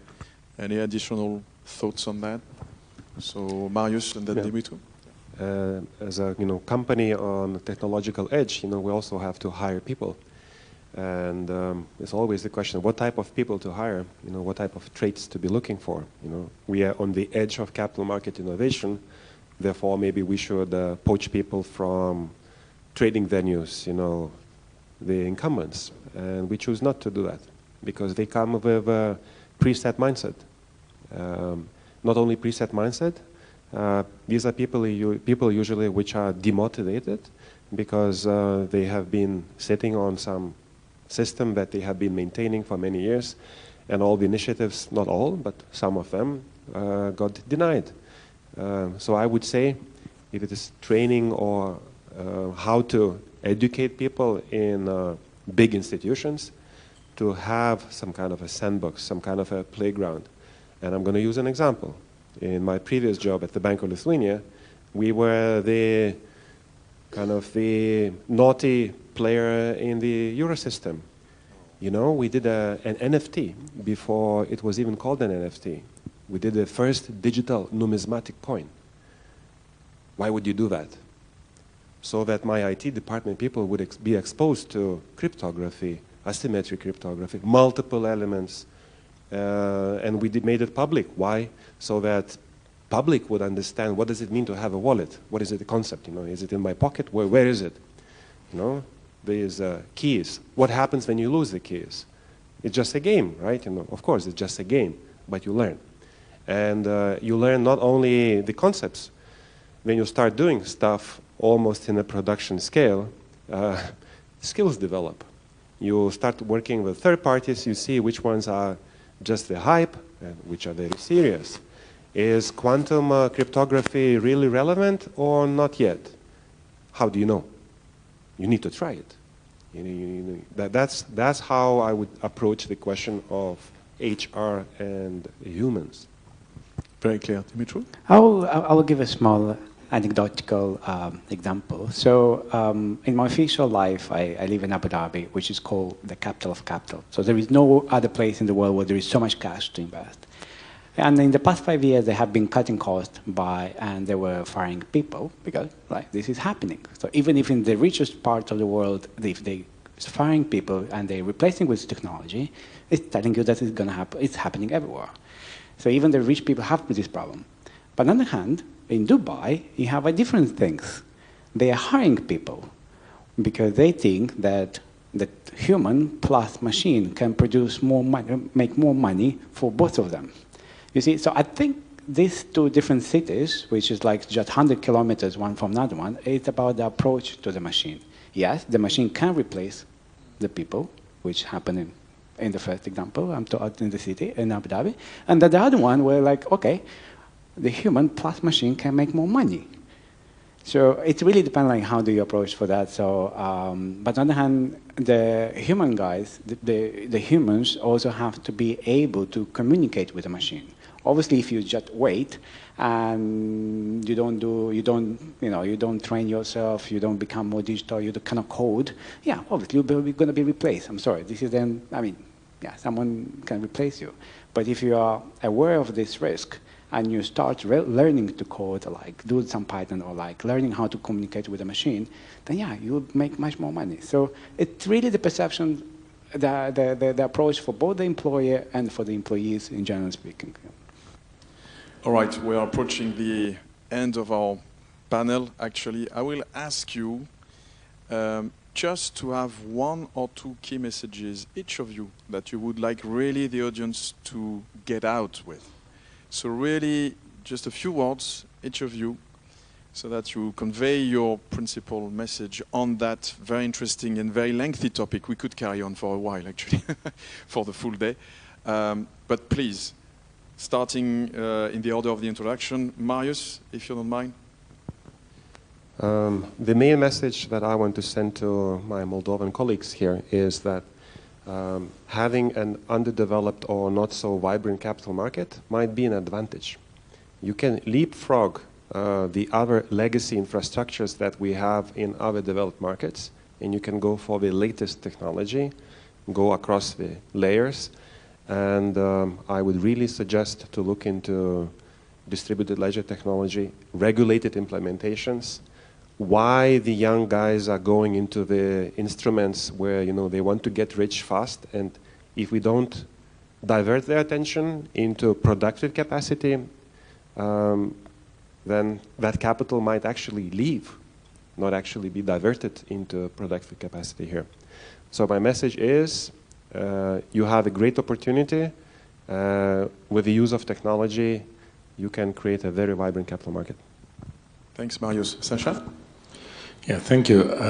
My message is, when you're doing something for your clients and when you're developing new products, new applications, new solutions, just first thing you need to think of, it doesn't matter what are the technology you are using. Is it like RTP or you use Visa? Is it the card or it's like QR payment or what else? The question is that you need to think about your client first, and the solution should serve the client needs.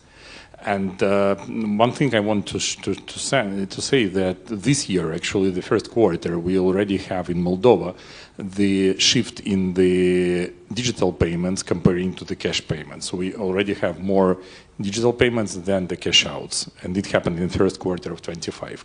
So there is definitely visible way that Moldovan economy is going digital, and you guys are leading that. So thank you very much. Very clear. Dimitru? I think Moldova has a paradox where we are very open-minded on anything related to IT and digital, while we are very conservative on anything related to money, banking system, and anything like this. So, but I think this conservatism has to be just thrown away, and that is already happening thanks to the governor and deputy governors, the new management of the central bank. And this shift is like has to be embraced by the rest of the banking system. So my message, more patriotic one, is that we don't need to be afraid of making money. The main point of the banking system is to make money. It's not to protect people, not to do it. If everyone makes money, everyone will live better. But this is meaning we have to change our mindset as a national bank, as a CNPF, as a banking system, and the whole point of whole banking system, financial market, is to make money. This is the only thing that matters for us. It's a very nice message, I can say. Sorry, maybe to conclude on your side.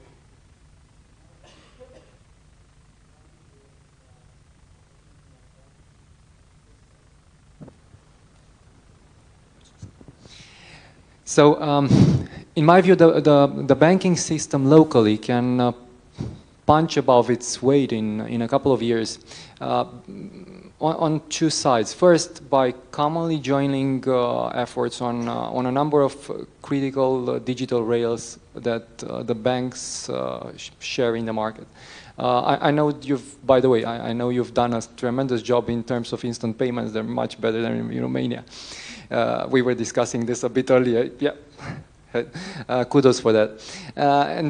This can go to a number of different topics where the bank share interest. And I'm talking, I don't know, cybersecurity, know your customer, digital identification. You can commonly invest in those threads and commonly decrease costs by, I don't know, benchmarks are about around 20% or so. So that's one level. The other would be on the revenue generating side, and that would mean investing in those technologies. By the way, I agree with Marius. I think you can leapfrog because you don't have to go through the trial and error that the Westerner countries have been gone through. So you can handpick the technologies that already work, put them to work. Simple example, digital product factory. It goes, drops the go-to-market on a 1 billion balance sheet, 30 to 40 million revenues additionally per year. So just a quick example. And you have that data and information available if you want to look for it and if you want to select the best technologies to go forward. And last point, I think this kind of investment will naturally grow the number of digital customers. And the stats for that are that once you start going above 60% or so, the value in digital customers, in terms of digital customers, you're starting to capitalize well on the value of the customer, which is, depending on country, 2 to 5 times the value of a regular customer. So then the system, the banking system itself becomes not only inclusive, but highly profitable as well. Thank you very much. I think now we used a lot of the extra time that we had, but we're going to give you a little bit back for the break. Thank you very much, the four of you, for this very interesting panel, to be honest. Thank you. Thank you. And then there is a break now until 3:30, if I'm correct.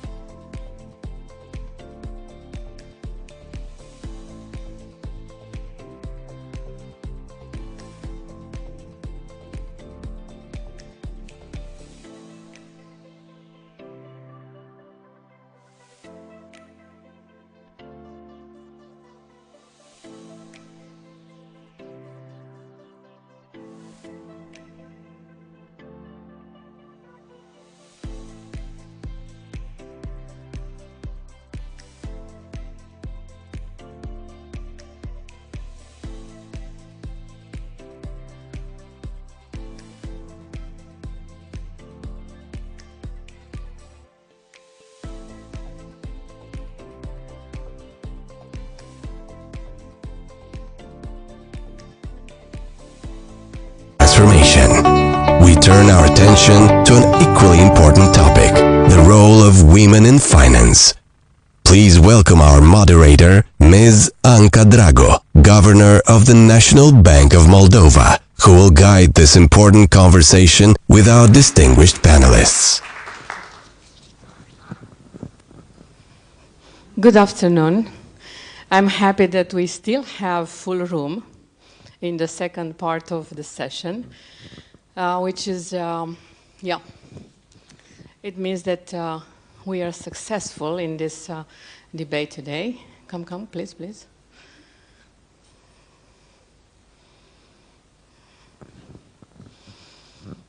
I apologize for the short delay, but we'll be on time.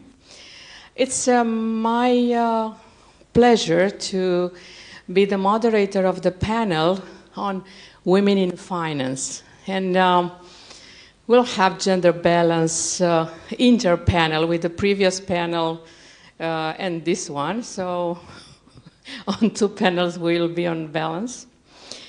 So it is the panel Women in Finance, Financiarele, where we explore how women's leadership intersects with financial innovation, new technologies, and institutional transformation.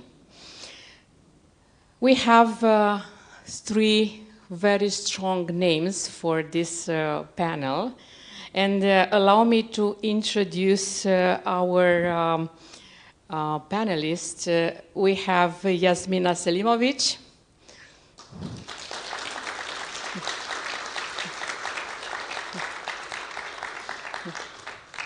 Ms. Selimovic is governor of Central Bank of Bosnia and Herzegovina. She's professor of economics. She has an impressive career in economics and finance. And we are delighted to have her in Chisinau for the second time. She was here last year for the constituency meeting because Moldova and Bosnia, we are in the same constituency. So we'll see Jasmina around for the next years. Welcome, Jasmina.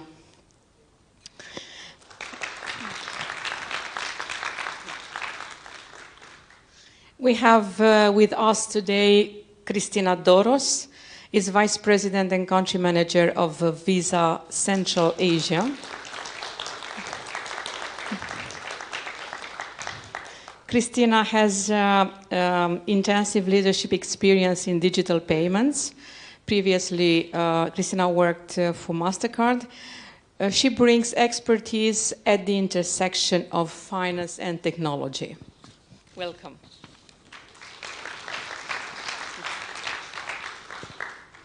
And also we have Soledad Ziniago with us.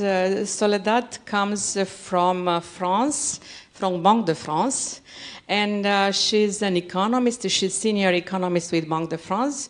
And she's author of different papers, articles. And I will just quote here, economics, it's a man's world. Is it?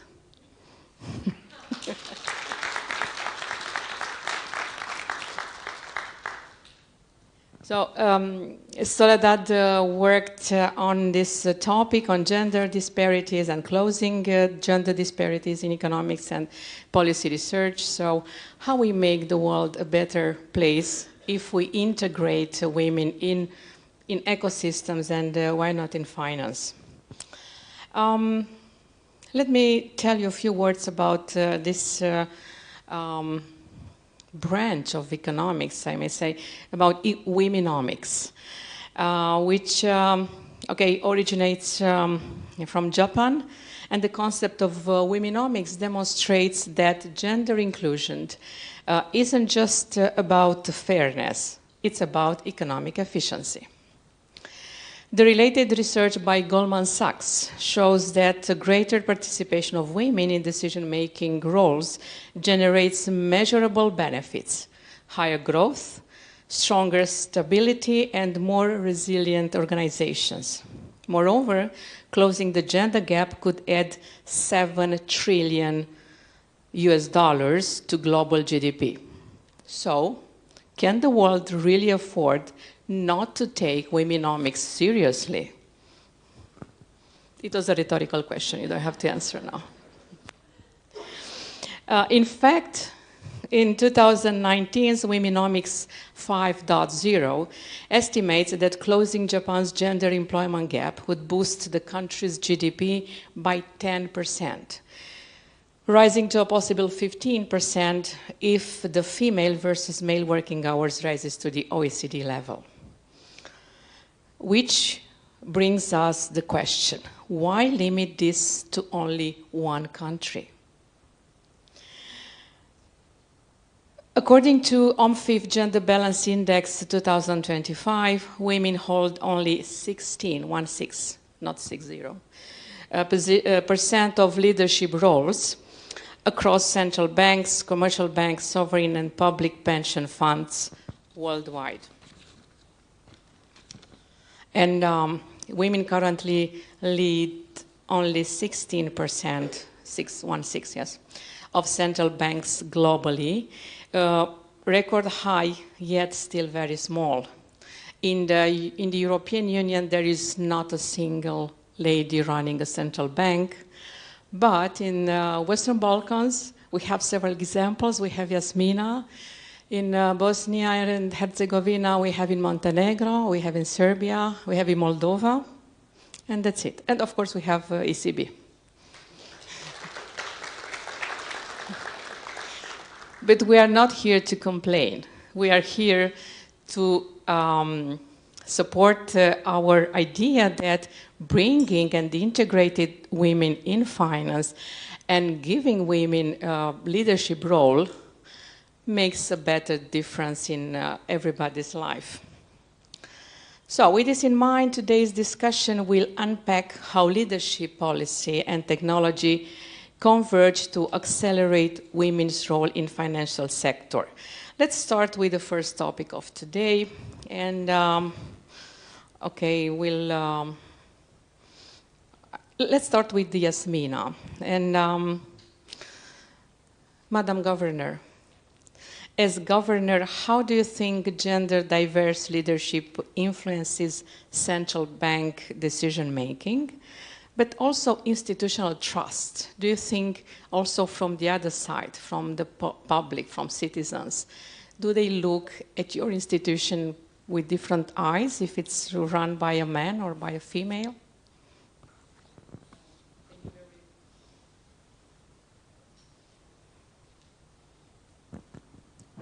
Okay, it does now. Thank you very much for the question. Thank you very much for the opportunity to be here. Greetings to the audience and to all brave men who are sitting here. Thank you. You know, it wouldn't be so good to have only ladies in the audience, so thank you very much for that. Anka, just as you mentioned, we don't have women as governors in European Union, so another reason for us to join the EU. I hope they will be conscious enough to acknowledge that. So when it comes to your question, gender diverse leadership, so definitely the short answer is yes. If I just focus the discussion around my country, within the financial sector of the country, we have more than 50% of women as employees of the sector. So more than half are women. However, when we go up to the management positions, on a senior management, not even the top management, but the senior management, 85% are men, while 15% are women. So as we move up through the hierarchy, the percentage is getting lower and lower. So when it comes to decision making, we definitely need to look back slightly to organizational behavior science. And what does it say? And according to the latest research, it says that the gender diverse teams are able to include more diverse and broader perspective. And based on that, they are able to come up with more robust decisions. If we focus that on a central banking and our boards, it definitely means that we have more deliberate discussions, we have better communication, and and we are able to come up with the more balanced decisions. In the board that I'm chairing within the Central Bank of Bosnia and Herzegovina, we have 5 people in the board, 3 men and 2 women. But I'm the leading one, so it's not completely balanced, but it is almost. The second thing is, which is very important, is the risk aversion. So usually, and actually the research suggests that when it comes to women, they are more risk averse and they are more cautious when it comes up to specific decisions. And actually there is a whole list of different studies which is suggesting something like this. It actually means that in a perspective that can shape even the monetary policy. We don't have the particular evidence that gender diversity is linked to inflation or to interest rates. But indirectly, it can shape based on the expectations and based on the confidence. Because I also read the article which says that the public, actually the institutions where gender diversity is equal, they are more trusted throughout the society. So when we have the trust, we can project the expectations throughout. Regarding the institutional context, as the second part of your question, I believe within the institutional context, the representation and the legitimacy is something what is very important. Throughout the gender equality, we are actually able to send more clear and stronger messages. And just as I mentioned, the institutions with a clear balance are more trusted. So direct effects to interest rate, to monetary policy shaping are not that strong, but we can recognize them slightly. Throughout actually up to 2023, those evidences were not that strong. But when the inflation went up, the boards with the higher representation of women were tending to come up with the stronger decisions in the time that was critical and crucial. So when the time gets tough, the women were there to come up with some decisions. I'm not saying that men would not be able to do something like that. Please don't take me wrong. But I was just giving the idea. So based on that, we are all familiar with the concept of glass ceiling. And the example of glass ceiling was the percentages that I gave for Bosnia and Herzegovina. So we have 15% of women on the middle management. If we go to the top management, the situation would be even worse. But there is a new concept which is a glass cliff. And the glass cliff is saying when the time gets tough, somehow the females are appointed to some positions. And then my friend who is a professor of human resources management within the school that I was dean for a long time, she was telling me, when the time gets tough, the females are appointed. If they succeed to resolve the situation, then the men say, okay, it was easy to do. But if the female fails, then the man says, if I was there, I would be able to resolve that.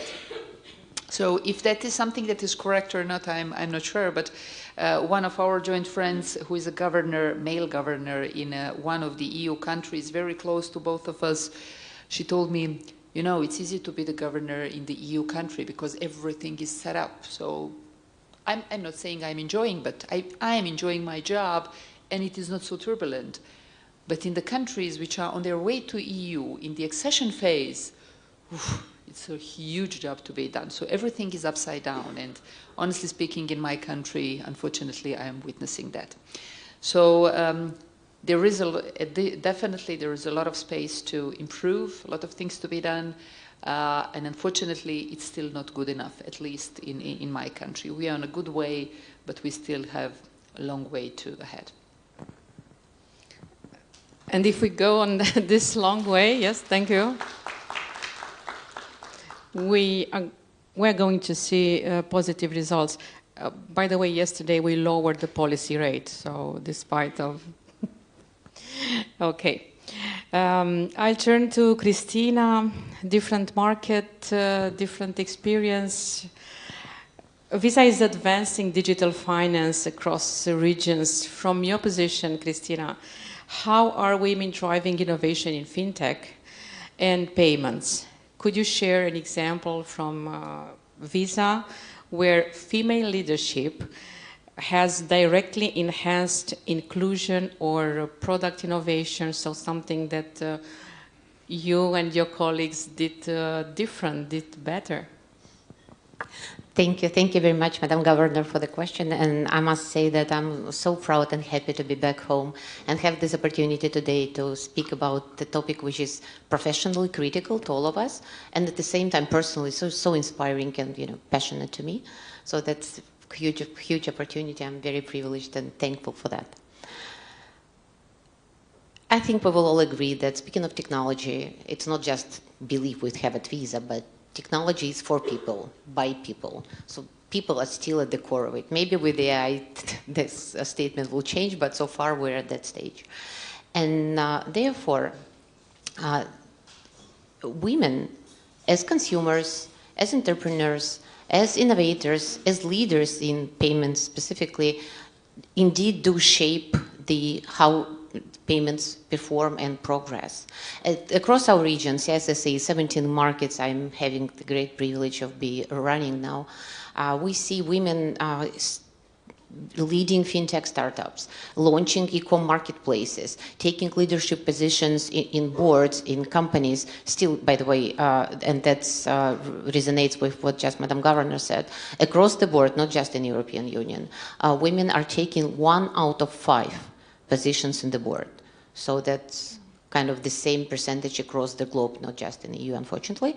But with that to say that we see that women brought into the development, innovations, technology, they often address underserved segments. They often come up with the solutions which are purpose-driven, empathetical, if you will, more intuitive. So that's very important. That's a catalyst in driving digital transformation. Another angle to it is that the research shows, and Madam Governor just mentioned that companies which are gender balanced, let's put it this way, consistently show better bottom line results. It's not about just, being fair. It's about bringing real results into the economy. And in the digital space, how do we see that kind of showing up? Is that when we leverage women's deep knowledge in the household financial needs, in the underserved segments by financial and digital payment needs, we are able to come up with the better solutions, better technologies specifically for that segment.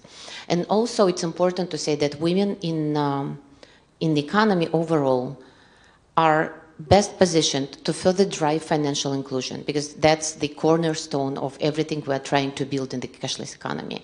We still know that so many people are not included into the formal economy yet. And therefore, women as trust ambassadors in their communities can really drive that and onboard new people into the digital economy.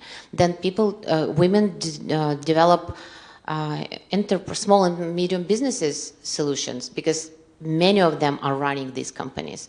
And third part, probably one of the most important, they are educators, and they can teach digital and financial literacy to the new generation. So altogether, that brings us to the idea that women's participation in economy overall, in digital economy innovations, is really a catalyst which drives the sector forward. And speaking of Visa, it wouldn't be correct of us speak about gender equality and things, how we need to progress women without kind of cleaning our own house. And this is where I'm really proud to say that I have a privilege to work for the company, which really focuses on internal development of female leaders as well. And that ranges from, absolutely different angles to it. How many of us running our businesses know exactly? Because you need to have this data before you can cure something. Before you cure something, you need to understand where the pain is. Do we exactly know how many female and male candidates are being submitted to this role? Of course, the role will be considered on the merit base. That's out of question. That's the fairest approach you can have. But do we have an equal representation of men and women in the selection process. How many women, men do we have at the ceiling, glass ceiling, and then the glass cliff? Do we have this data? And if we do, how do we address it? So at Visa, we do really consistently work on all the data, and we address it in a very meaningful way. Again, from kind of big initiatives such as leadership programs, specially designed for women leaders, and I've been privileged to be part of 2 of them in partnership with the big universities, big business schools, from, you know, much simpler things, but they are so effective as well, like having women bodies, or having a man sponsoring as a corporate sponsor, a female talent, or having these, let me say, more comfortable conditions for a woman when she goes into the, you know, the most important probably part of her life, giving a birth. And then how do we support, so we have parental leave, as probably many of us do now in the companies, and so on and so forth. So that's to say that with all of that, I'm more than confident, and again, we have internal figures to support that, that especially this part is letting Visa to show really great results consistently across the years on the bottom line, to be ranked as one of the best places to work, and therefore to be able to maintain our leadership position in the technology world. Yeah, thank you for what you're doing. Thanks. From the point of view of a researcher, Soledad, how does gender diversity enrich economic policy and research quality, and what benefits have you observed when women contribute to economic analysis and strategy? Thank you very much. It's working? Thank you. Yes, it's better. Thank you very much for having invited me to this very high quality panel.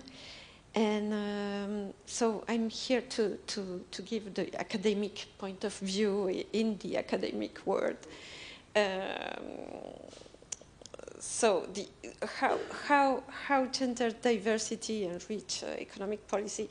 Well, there is now many papers on these questions. There is a very new literature on this kind of questions, as you said.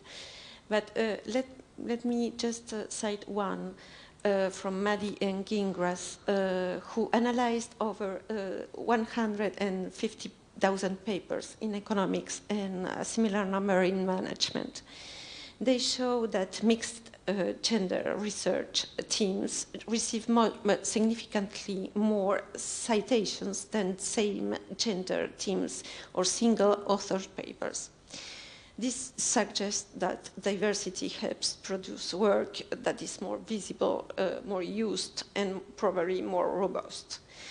Second, in finance, well, there is an IMF staff discussion note showing that banks and financial institutions with greater gender inclusion are more resilient, have lower non-performing loans, and show stronger financial health. And so the other point is that gender diversity broadens the set of questions asked and increases relevance of policies.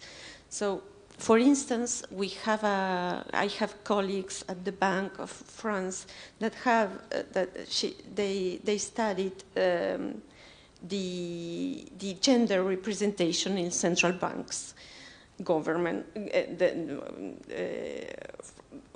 whether if there is any systematic difference by gender in policy preferences. So, as you said just now, there is no clear proof that empirical evidence that women are more or less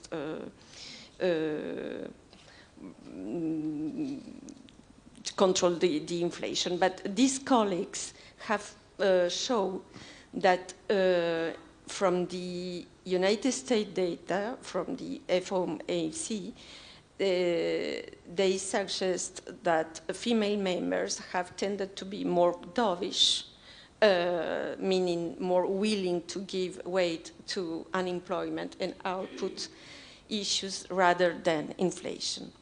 On the other hand, cross-country work tends to find that central banks with a higher share of women on their policy commitments tend to have lower inflation.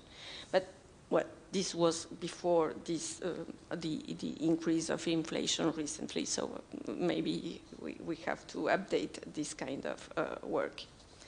So that's it. That's consistent with what Yasmina was saying earlier about also this more prudent attitude. Despite progress, which is visible, our presence here, it's a sign of progress. AMFIF index suggests that achieving gender balance in finance leadership could take 140 years. I'll invite all of you in 140 years in the same room just to check the numbers. Before that, I'd like to ask Cristina and Yasmina, with their experience with significant careers, which are the barriers to advancement in a career in finance?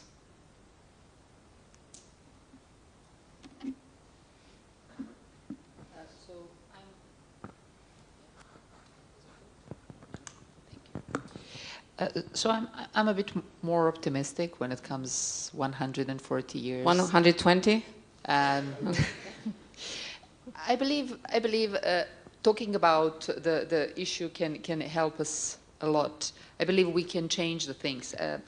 The one number that you mentioned in your introduction, and I didn't know that you are going to mention that, of course, is something that I read in the middle of 2024. You mentioned that we have 29 female governors in 2024. Let me just give you the information that in 2018, so which means 6 years ago, it was 14. So from 14 to 29. So actually, it's double. And the graph goes like this. So it goes up. So I believe we can change the things faster than 140 years, but we really need to work on that, and we really need to talk about it. When we discuss the barriers, the list is huge. Considering the time that we have here, I believe that the tradition that we have in some parts of the world is something that is a very strong obstacle. In the case of tradition, we know, for example, in the country that I'm coming from, the managerial positions are mainly associated with a man. When it comes that someone can come up with a strong decision, it says equal man.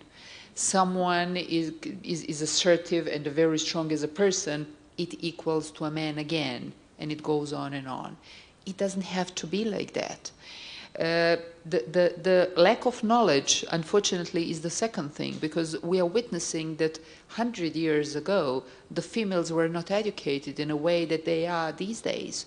100 years ago, in some part of the world, unfortunately, in some countries, it's even today the case. We have young girls who are married with 14 or 16 years. They don't proceed to high school or to faculty, to master or PhD. So the lack of education used to be the actually barrier as well. But the situation is changing. The finance are not exclusively dominated by men anymore. I will refer to the school that I was dean again. 20 years ago, we used to have 20% of female professors and 80% of male. 20 years ago. Now it's 50-50. The student body is 50-50 as well. So now we are actually creating the pool of young people, women and men, both of them, who are ready to proceed further. But we need to move away from those traditional issues, from lack of courage, because this is something that is present as well. And we are all aware that challenging some traditional norms can be very risky and very tricky. So we need to do that frankly, very open, and wisely, I would say as well. The work-life balance is something that you mentioned. This is something that we need to work on as well. For example, the central banks, with some internal regulations, we can be the role models. This is something that we did in Central Bank of Bosnia and Herzegovina. We extended some time periods for the mothers and fathers, for both of them, with the small kids. For example, we give them 1 day off when the child starts the school. At the beginning of the school year, we give them 1 day off. It's not related to their regular holiday or something. No, it's just 1 day off. When they get the kids, when the child is born, we give them 1 week off to the parents. So no matter if the parent, if it is a mother or a father. So we need to come up with some ideas. And since we are very present in a public, when we speak publicly, it is something that is being heard as well. So the audience is able to hear that. We just need to offer something in addition. The imposter syndrome, this is actually something that is mentioned in the literature, is something that females are very attached to. They finish the school, they're excellent students, they start working, but when the management position is offered to them, they say, no, please, leave me here. I'm still not ready. I have a kid, I have a husband, I have a mother, I have a father, I have this one, that one. I believe this is something that should be changed. But as well, again, we shouldn't be associating kids only with a mother, because children, they do have a father as well. We shouldn't be associating the house and housekeeping and all the stuff around the home only with the wife, because we have a man living inside as well. Apologies, guys, but that's the case. So we need to be, someone's a bit skeptic. So we need to be very open and to raise the awareness about the issue. And then the central banks can really serve as role models in that sense, because we have a lot to offer. And when we speak, our voice is strong. You're right. We could be, and we are in some cases, role models. For the Central Bank of Moldova, we have 64% of staff female, and at the management level, we have 53% female. So that's we are dominating. So. I will probably continue on the domination point. Many of you may remember in Soviet time in banking, basically men were the rare creatures. The majority of people working in banking system were women. How I know, because my mom worked her whole life, professional life in a bank, and that's how I actually ended in banking, and that just underscores the point. Because my parents, when I graduated from school, and I didn't have this big, childhood dream of becoming ballerina or doctor, so I, like being good kid, I came to my parents saying, like, what would you advise me? And they both said, you know what, go to finance, go to Academia Economică din Moldova, pentru că, because it's such a good job for a woman. Kind of quiet, you have things, but it's not so tough like in the production somewhere. Interest rates, 2%, stable. Go there, which I did. And it ended up being a bit different since then. But just that underscores the point. The barriers are biases, which we have related to all these things. Second is obviously culture, and it's not good or bad. Because culture is good, and culture is transforming or promoting the values which we all share and have. Yet we just, and here what we come to bias again, we just need to be mindful of how these cultural aspects may offend people's life, women's life in this example. So, and that's to say that these two things, probably the most important, like conceptually speaking, biases and culture, it's not something we can influence directly or we can do something about it, like directly, but that's definitely something we should be talking more about, educating people, showing girls different options they could have in life. And then it will be their choice. What do I want to do? Do I be a household wife, which is amazing?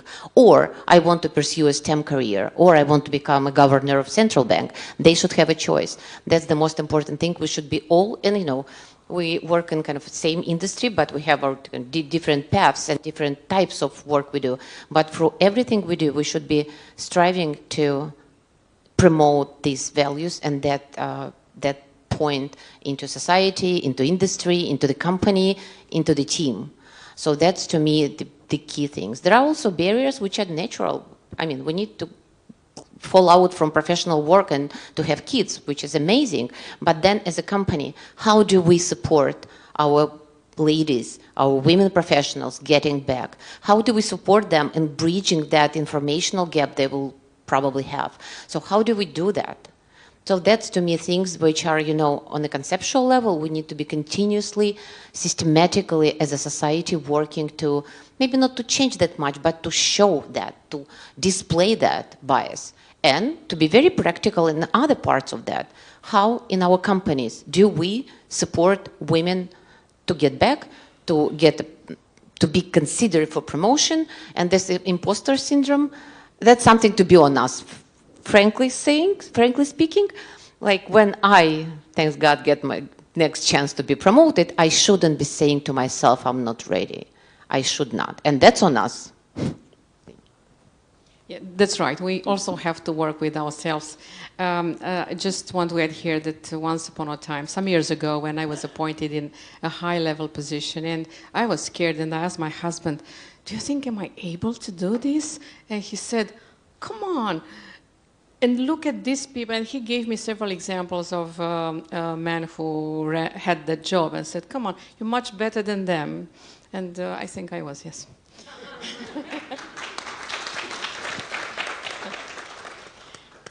Soledad, do you have some, I don't know, examples of policies at regional or European level that would help integrating women and closing this gender gap, or some examples from Banque de France? Yes, but before that, maybe I wanted to add, it's not just we are not ready. I mean, there are many studies in the academia, in research, that prove that there are biases. The academia is biased. For example, just a letter of recommendation. There is a study that shows that women are more often described as hard-working, while men are labeled as brilliant. So it's not the same. This is not just women that not apply, it's also the others. So yes, we have to work on these biases, and talking about them helps. So for your question, yes, we have many actions, not only at the Banque de France.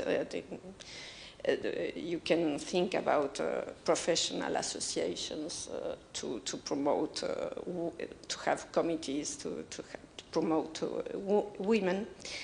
But before answering, I would like to stress the importance of metrics.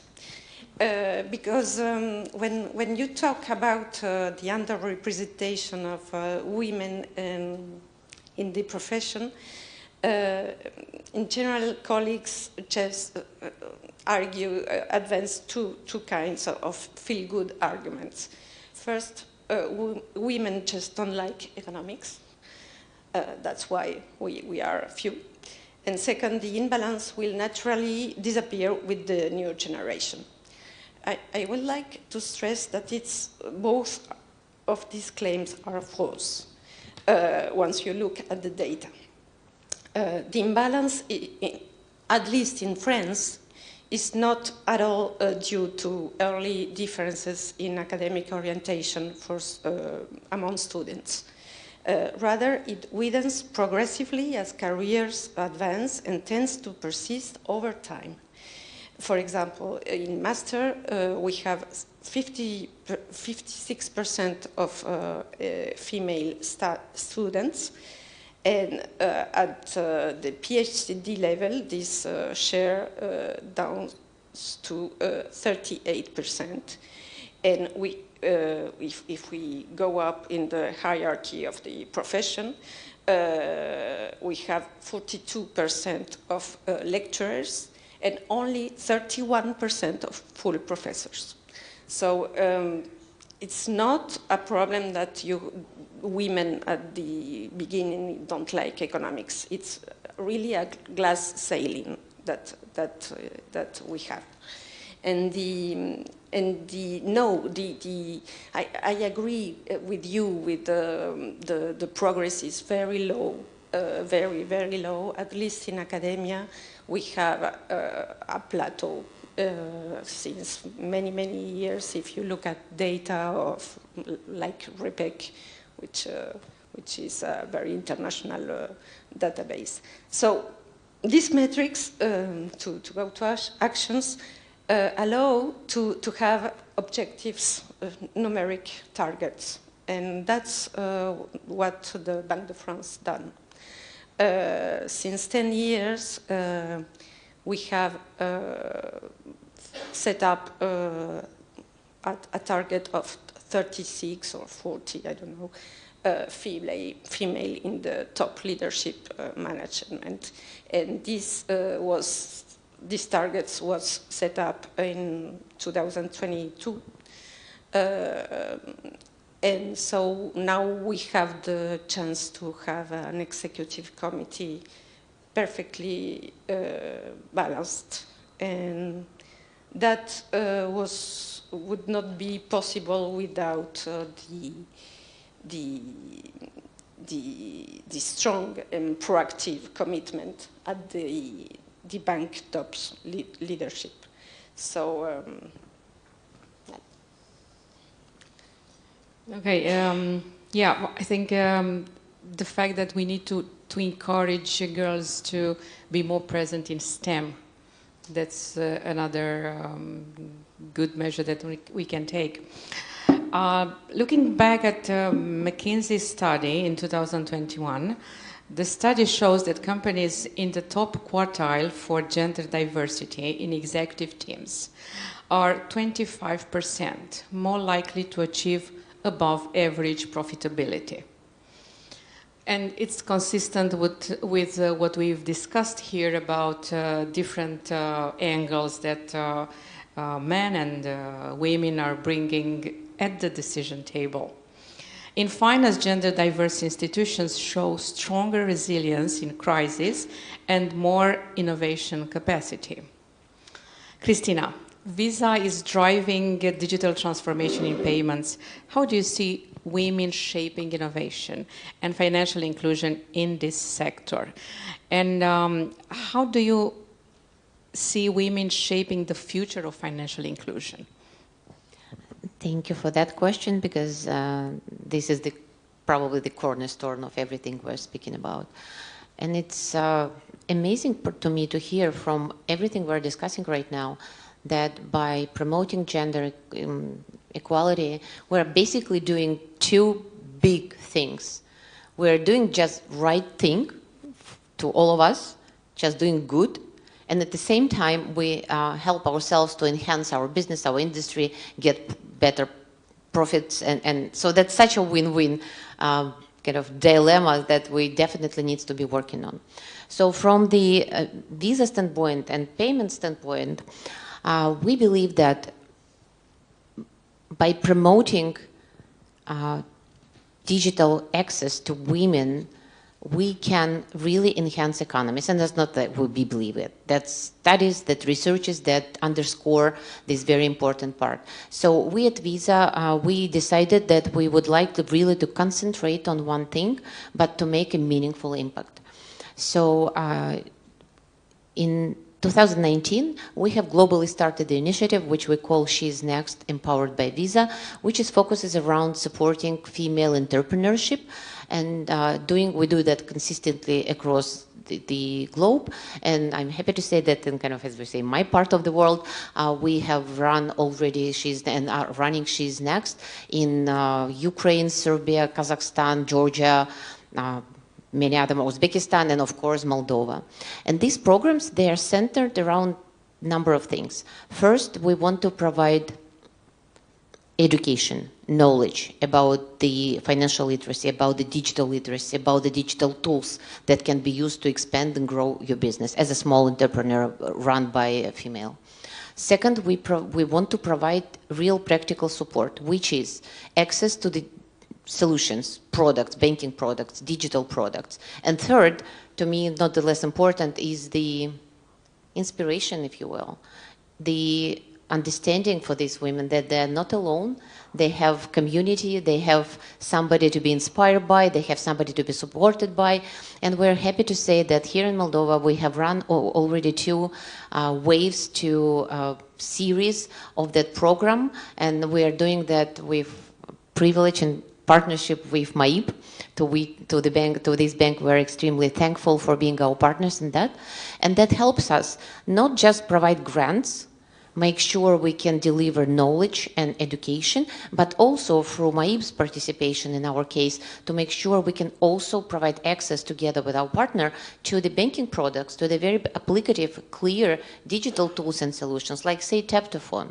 Right, the technology which is now widely spread in Moldova, which is cool, where Android-based phone can become a POS terminal or replace POS terminal. And this is important, especially for women-led micro and small businesses, because using that kind of, you can say, simple thing, they can start accepting digital payments. It means they can become part of digital economy. It means they can have access to credit lines and so on and so forth. The implications are much bigger than it seems maybe at the first glance. So all this brought together, we believe that even though women are still underserved significantly, but with all the progress we are already making, we believe that especially digital tools, such as digital payments, social media, will increasingly support more and more women to start their business or to grow their business, to take it cross-border, to take it multinational. And we have examples of that in our She's Next program. And we are confident that it's not that women, are part of that, they are part of that. Women are driving economies forward. If you think small and medium businesses are usually making up to 90 of a number of companies basically in each and every country, more or less. So it's a backbone for the economy. And if I translate that back to the women-led small and medium businesses, that kind of looks simple. When women thrive, economy thrives. When women are included, society is strong.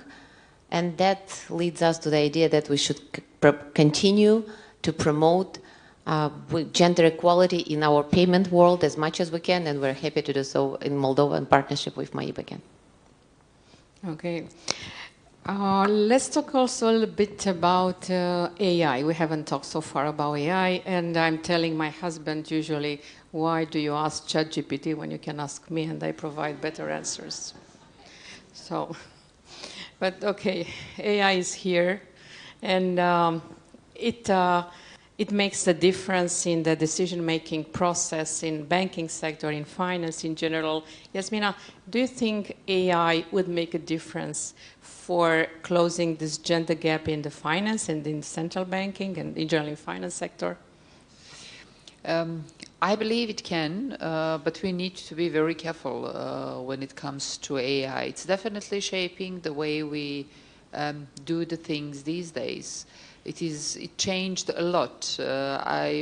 Very often I hear people saying, I type it into ChatGPT to hear the answer. And you know that ChatGPT is actually taking the historical data. So if the historical data are in a favor of a gender disbalance, then the question is, what can we get as an answer? So we need to be very careful when it comes to that. On the other hand, when it comes to females, we are more cautious when it comes to new technologies adoption.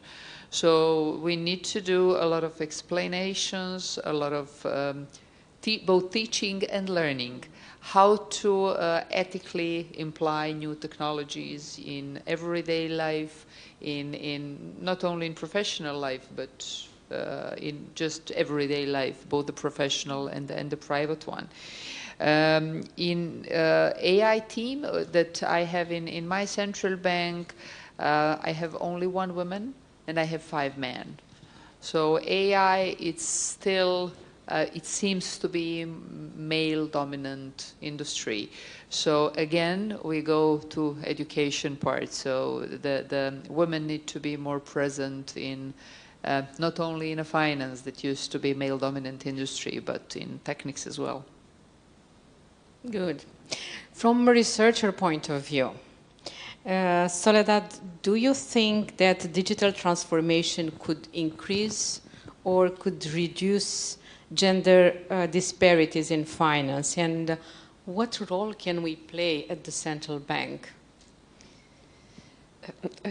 Yeah, well, I completely agree, and maybe I just can add with an example by a study of the Banque de France, who studies the sub-Saharan African in Africa, the use of mobile banking. So women are less likely to own in this kind of regions smartphones, and so the study shows clearly that while mobile banking has grown, the gender gap in financial inclusion has actually widened. Between 2014 and 2021, the gender gap in mobile banking access doubled. So the cultural and economic barriers like lower income and education levels play a major role. This calls for a rethink of how we design and regulate digital finance, and that's where central banks come in. And maybe we can connect with the first paper this morning on the research session of Daniela Balutel, working about investor behaviors on bitcoins. That's also a good example of technology and gender. Pushing for education, and I think it's also a great measure that we can take, yes, also from the central bank level. Yes, from financial education, but not only. Literacy. Yeah. Literacy in general, yeah. Just to conclude, what would be one piece of advice each of you would offer to a young woman, to a girl starting a career in finance today? That's something I think I've lived through thoroughly, and now I can share. And it sounds the following way. I shared it with the ladies before the panel. I want to do it, then do it. I'm scared, do it scared. That's my advice.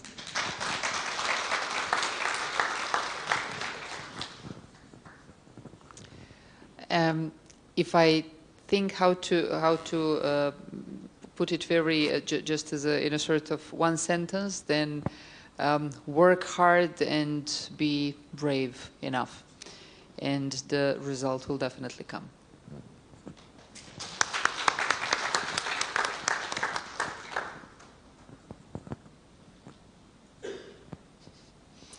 Well, do like men.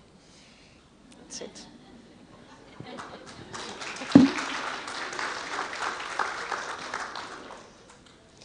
Thank you for being part of this experience and panel today.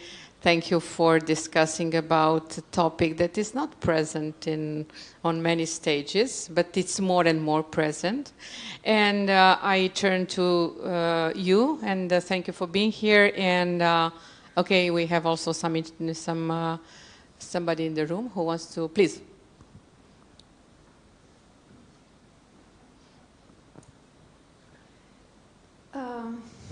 My question is like this. Can you introduce, please, yes, yourself? Of course. I'm Vera Kondratov from the National Commission of Financial Markets. And thank you for being here. I wanted to ask, so since we have so many distinguished men in the room with us, the question is addressed to you. What are 3 ways you believe men can better support women in bringing their full strengths to society's benefit? So 3 ways that they could support us in order for us to bring our best self, and we could maybe create an equilibrium for society. If I may start and then tackle that, and my colleagues will jump in. Private sector, please. Yeah, thank you. In my view, and I'm sure I'm speaking on behalf of many of us professionals here, it's not about men or women. It's about the balance, ideal balance. It's about complementing each other, because we are different and we will never stop being different. We are different from psychological standpoint, from physiological standpoint, from the traits which are characteristic more still to men or women. So we are completing each other, not contradicting to each other. So with that in mind, given, as we said, bias, traditions, cultures, legacy, historical, what men could do, in my view, to support better participation of women in business, given all the benefits of it we've just discussed, it's the following. Just be very mindful of the natural bias we all unfortunately have dealing with women in professional world. Just be very self-aware. How do you look at the person who is, at the man maybe, who is being assertive, and you see him as a professional because he's loud and strong, or you watch a woman, which probably would be more quiet usually, but it doesn't mean in any way she's less professional or strong. So that's, I think, one thing men could do to be helpful, us complement each other even better.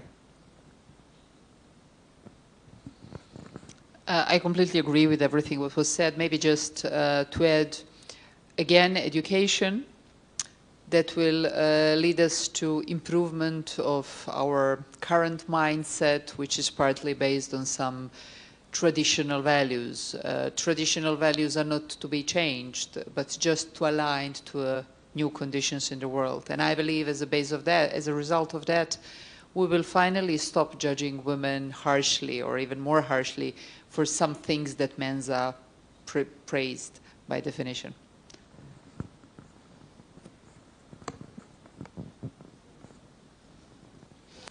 We are late, and it's my fault. But although we are late, if there are other comments from the room, please. Somebody else would like to share?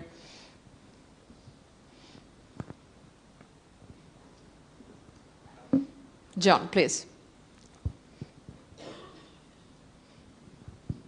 Brief question. Thanks a lot. Very interesting panel and great insights. But I was just wondering, I mean, we heard about the research that, you know, it seems to be true that women are more risk averse on average. And there's recent research also showing that women tend to be more worried about sharing personal data online.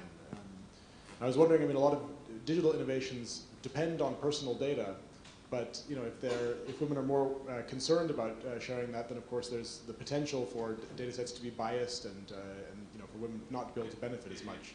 So I was wondering, I think this is maybe particularly a question for Christina, if you see that in practice, and if there are ways of designing products in a way that they, you know, can take that into account and be appropriate also for female users.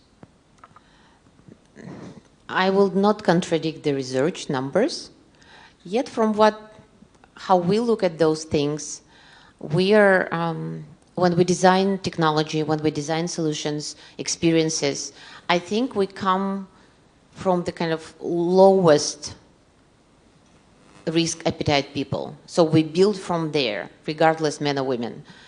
Even though I accept that probably women have less risk appetite or are more of the risk averse, yet when we design the solution, we design it so that, and that's how we build it, that's how we promote it, that's how we develop it.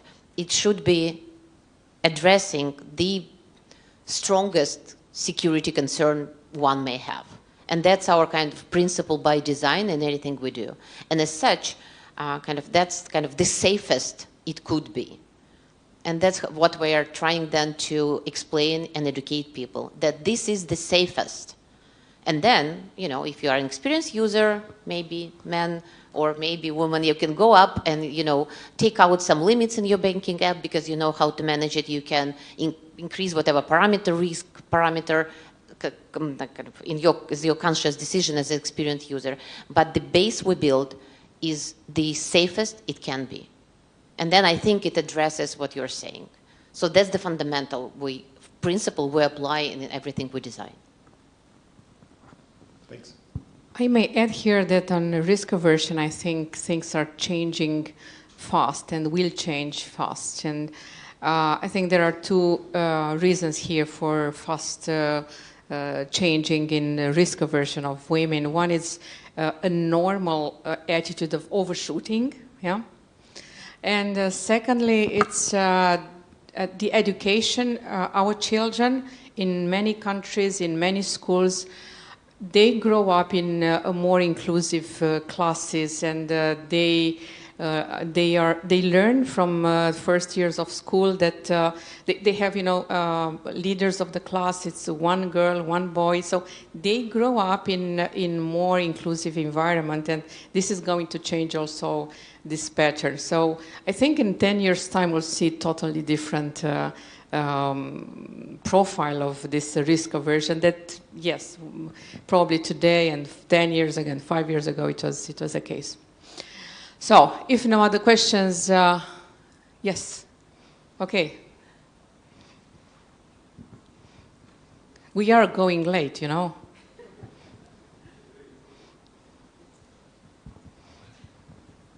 I'm Marcel Voya from University of Orléans. It's one question is about confidence and let's say financial inclusion. And there is a big gap we saw that gender gap on financial literacy. That may be also have an impact on female participation on the, let's say, asset markets. There is also a lot of evidence of lack of confidence that females have relative with males that also induce probably lack of participation, and that may generate, let's say, higher inequality. And probably one way to bridge that gap of confidence is to have more financial literacy developments, especially not only for females, but to everyone. You're absolutely right. I cannot more than agree with what you're saying, and this is why for the Central Bank of Moldova we are very, very much aware of financial education, and yeah, this is very necessary. But this confidence here, I would have some nuances, but let's keep it for the coffee break. You wanted to add something here? Okay, so thank you for this panel. Thank you for supporting and listening to us.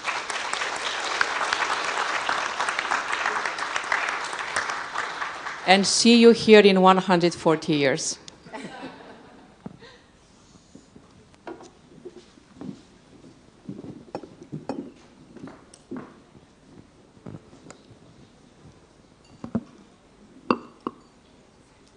Thank you to all the participants in our Women in Finance panel for those inspiring insights. We now move to our final panel of the day, exploring how distributed ledger technology is transcending traditional central banking. Please welcome Mr. Mihnea Constantinescu from the National Bank of Moldova.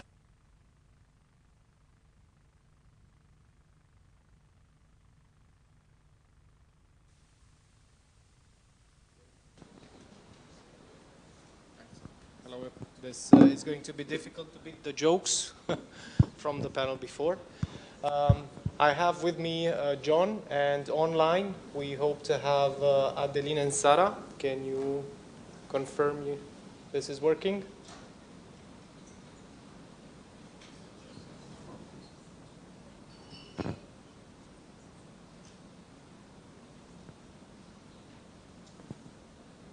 Can you hear us? Hi, can you hear us? Yes. Excellent. Yes, we can. Great.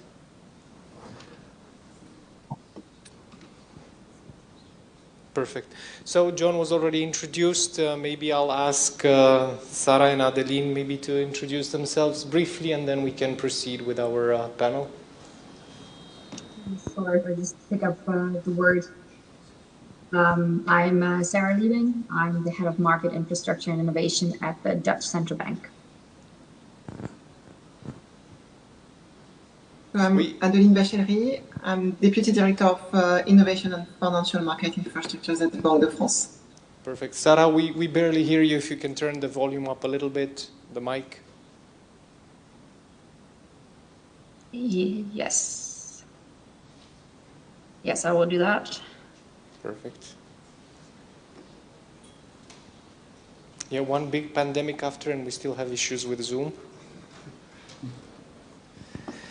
Great. So the panel is about how DLT transforms beyond central banking, and we're going to start with the natural starting point, which is how history has shaped, technology changes have shaped payments. So in general, history holds useful, relevant lessons on infrastructure transitioning and competitive pressures. Early adopters of DLT risk building on immature technology. Of course, if you're too late, you face a competitive disadvantage. How should jurisdictions balance this, being too late or being too early?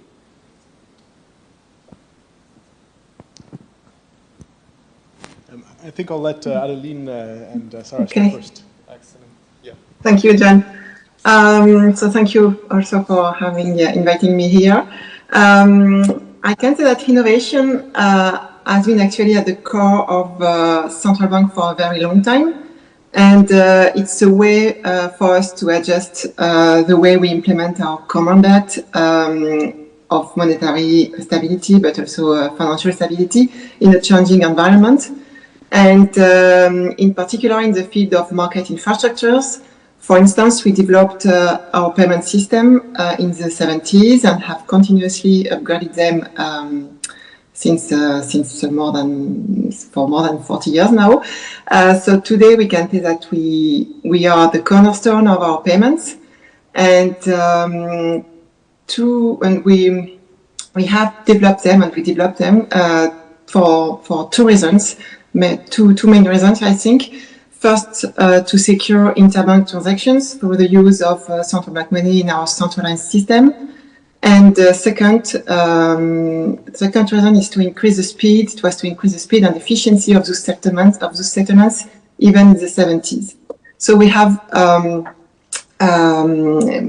by this way, we have also contributed to the adoption of the best standards, embarking all the financial ecosystems around our payment system. The context today, I could say, is different, since we are not starting from scratch. Payment systems are already in place. They are well established and functioning effectively, and compliant also with our rules, such as AML CFT1s. So I think it's not simply a matter of adopting new technology, but rather building on existing systems to improve them and achieving our public policy objectives, which has remained unchanged: financial and monetary stability. But of course, at the same time, we observe lots of initiatives, in particular private initiatives based on new technologies, such as DLTs. And I'm convinced that this momentum is actually a profound change for our financial system, and we expect these initiatives to develop further, actually. So as public authority, we have to maintain our objective of monetary stability and financial stability. And so our role will be to accompany the market and private actors, but we have to ensure that innovation and new standards will not take us back to a situation where we are worse off than before. So for instance, innovation could come with technical fragmentation, which in turn would impact business. And so in this context, it will be crucial that central banks play a role to offer trust in innovation, in the innovation context. So to conclude, I think that we, as public authorities, we have to find the right balance between going too fast with disorderly market evolution, or on the contrary, ignore what is happening in the domain of financial infrastructures. So that's why most of us have started experiments regarding tokenization.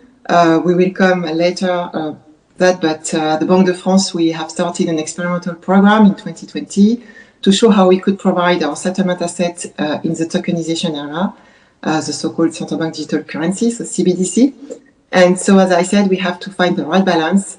And that's why within the Eurosystem, we will first start with one first project to go into production, but at the same time to offer CBDC by the end of next year. But at the same time, on the other hand, we need to prepare the future of market infrastructures. Excellent, many thanks. John, maybe do you have anything to add, or? Yeah, so on this question, I mean, it's a very good point, and I think that there's a lot of authorities, a lot of central banks who are probably considering, you know, we have a technological initiative. Do we want to use what we know, the technologies that we're aware of, or do we want to use something new? And then there's a huge range of new possibilities with DLT. We talked earlier about the permissioned versus permissionless variants. I think a lot of the public blockchains, there's lots of issues to be worked out, and with permissioned DLT, of course, it's more familiar. I think what Banque de France is doing is very, very relevant also for other central banks. I mean, and being done in the Eurosystem, there's a lot of experimentation that'll help to understand these things.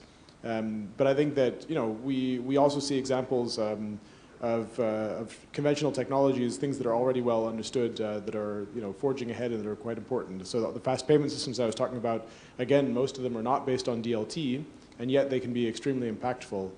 And I think that we see this even in a microcosm. I'll just share one anecdote that for researchers, there's even, it seems to be a generational issue of which software people use for doing their research. A lot of people use Stata and are kind of used to that, and it's proven. And recently we've had new research assistants and new economists saying, why are people still using Stata? You can do everything with Python. And then I had this discussion, and one of our older colleagues said, yeah, and it used to be eViews. I mean, so I think this is not necessarily a new issue. There are different generations of software, and I think that we have to make sure that we are aware of the new technological developments, that we can see what's there. But I think that it's not really that important if we use the newest things, or if we use things that are more proven. I think the important thing is just to forge ahead and to gain an understanding of what actually solves the problems that central banks are trying to solve. So human-centric innovation. Sarah, you had something to add? I saw maybe Yeah, I hope you can hear me better now. Yes. Perfect. I think what we should not forget, though, is how long actual technological change can take to implement. Like, as an example, when we talk to our Dutch large banks here, most of the discussion is about only 20% is innovation, DLT, tokenization. The rest circles around ISO 20022 migration and instant payments. So for us, it was kind of confronting reality, like how fast are we actually moving on? But I think it's important to keep an eye on both the future visions and the current change agendas. And in that regard, I think there are two ways to look at it, and Adeline and John already mentioned it. I think the first one is to facilitate experimentation. Because in the experiments, the market can only spend limited resources, limited budget, but they can identify or reveal data quality, data standard issues. And these need to be improved first before we take the next step. So the ISO migration is really one of the examples that really builds a fundament and is kind of a prerequisite for further developments. So experimentation, definitely an important part. And the second part that is really near to my heart is that central banks really need to ensure market engagement. I think we need frequent exchange with the market. We need to understand the difficulties the market is facing when they implement policies. And this is, I think, what we did in the Euro system, what we're doing constantly with the experiments and trials. But you can even consider setting up public-private governance bodies. Like, we need to do it together. We need to evolve the financial system together. That opens up to the second question. Generally, retail adoption creates network effects that benefit wholesale users and vice versa. How do we leverage this in TLT design? You mentioned we have to be close to the market. We have to solve some particular needs, but we also have to confront them against the objectives and the constraints that we have. Yeah, should I continue with that then? Yeah. Yeah, I think it's a very important question you raise, because we need to consider what will generate network effects. So I think, first of all, it's important to understand or recall why wholesale markets in general could benefit from network effects. And in short, the answer would be you need to increase capital mobility.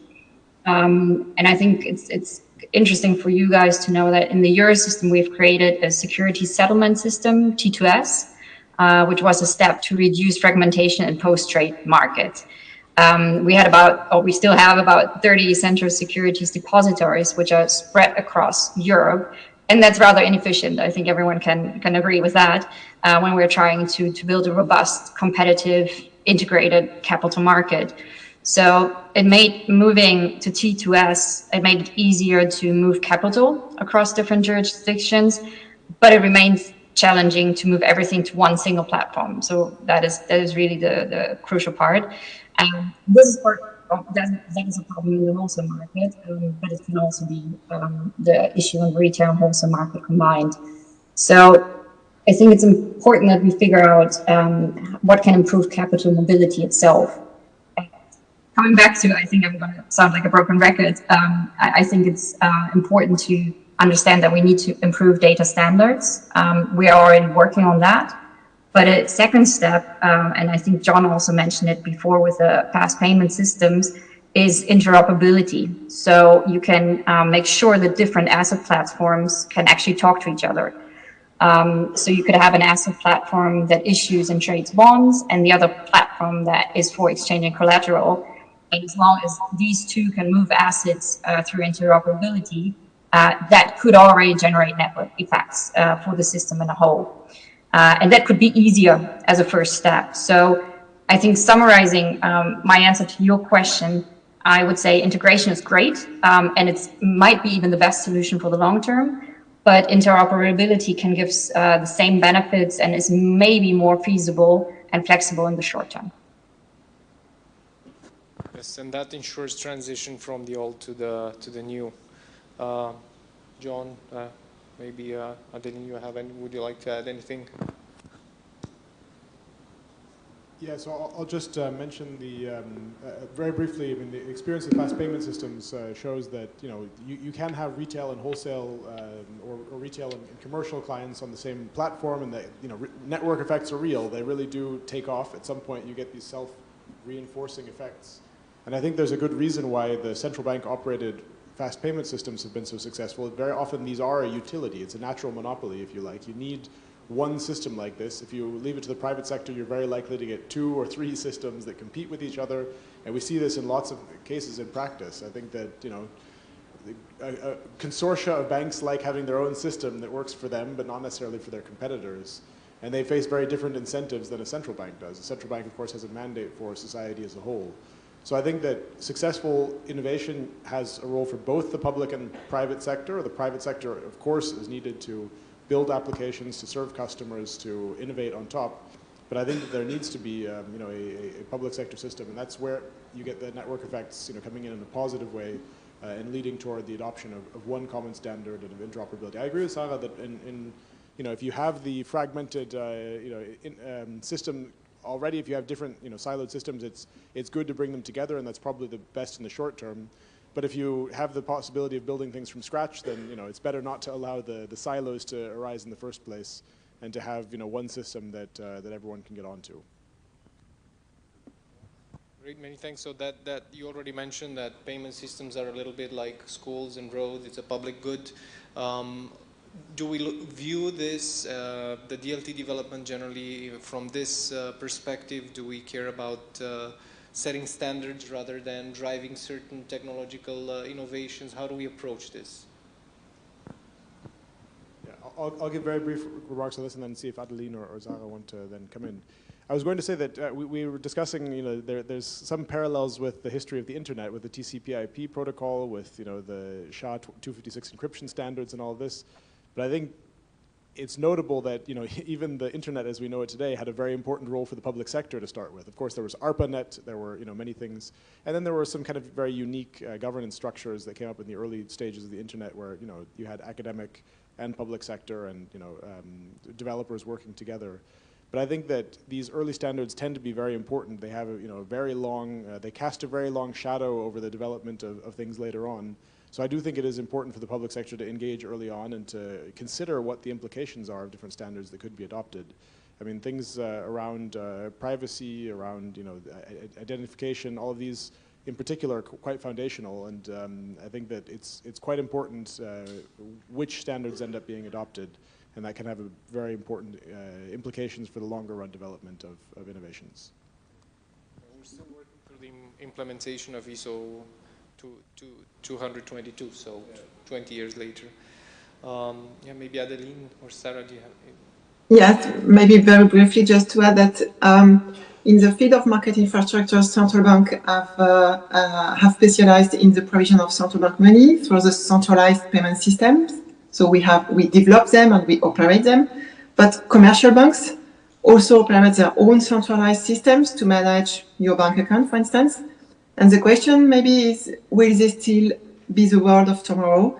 And that I'm not sure. Businesses and individuals like want to have complete control over their accounts and cash flow without having to constantly call on their banks to move funds around. So these new needs are being met by DLT technologies and are becoming more widespread. So this will probably change the roles of all parties involved, but it's still difficult to say how. And that's why, as central banks, we must remain focused on our objectives, ensuring the security and smooth functioning of payments and payment systems, and providing financial security with central bank money where necessary. So it could change the world, not only in the retail payment, but also for the wholesale payments.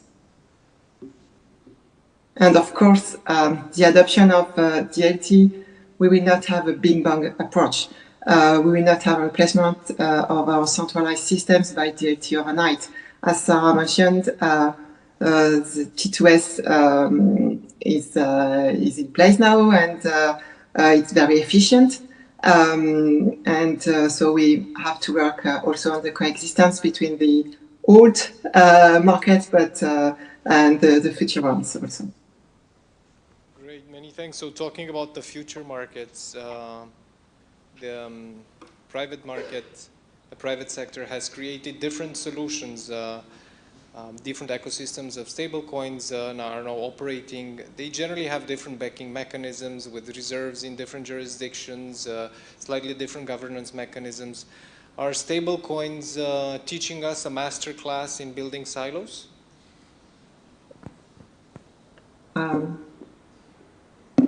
Yeah, so maybe one word before to remember that as central banks, our monetary system actually is based on the two-tier monetary system. So meaning that at the top of the hierarchy, we have central banks and central bank money for general purpose, so retail part, cash, and for interbank settlement, wholesale part. And central bank money, whatever its form, I know John could speak about that. Guarantees the convertibility at par between commercial bank monies, which are the second layer of our two-tier monetary system. So this is crucial. And this crucial layer with commercial banks we need to maintain this two monetary system to ensure the financing of the economy. Actually, this two-tier monetary system avoids silos and must be preserved. With stablecoins, we can observe those silos,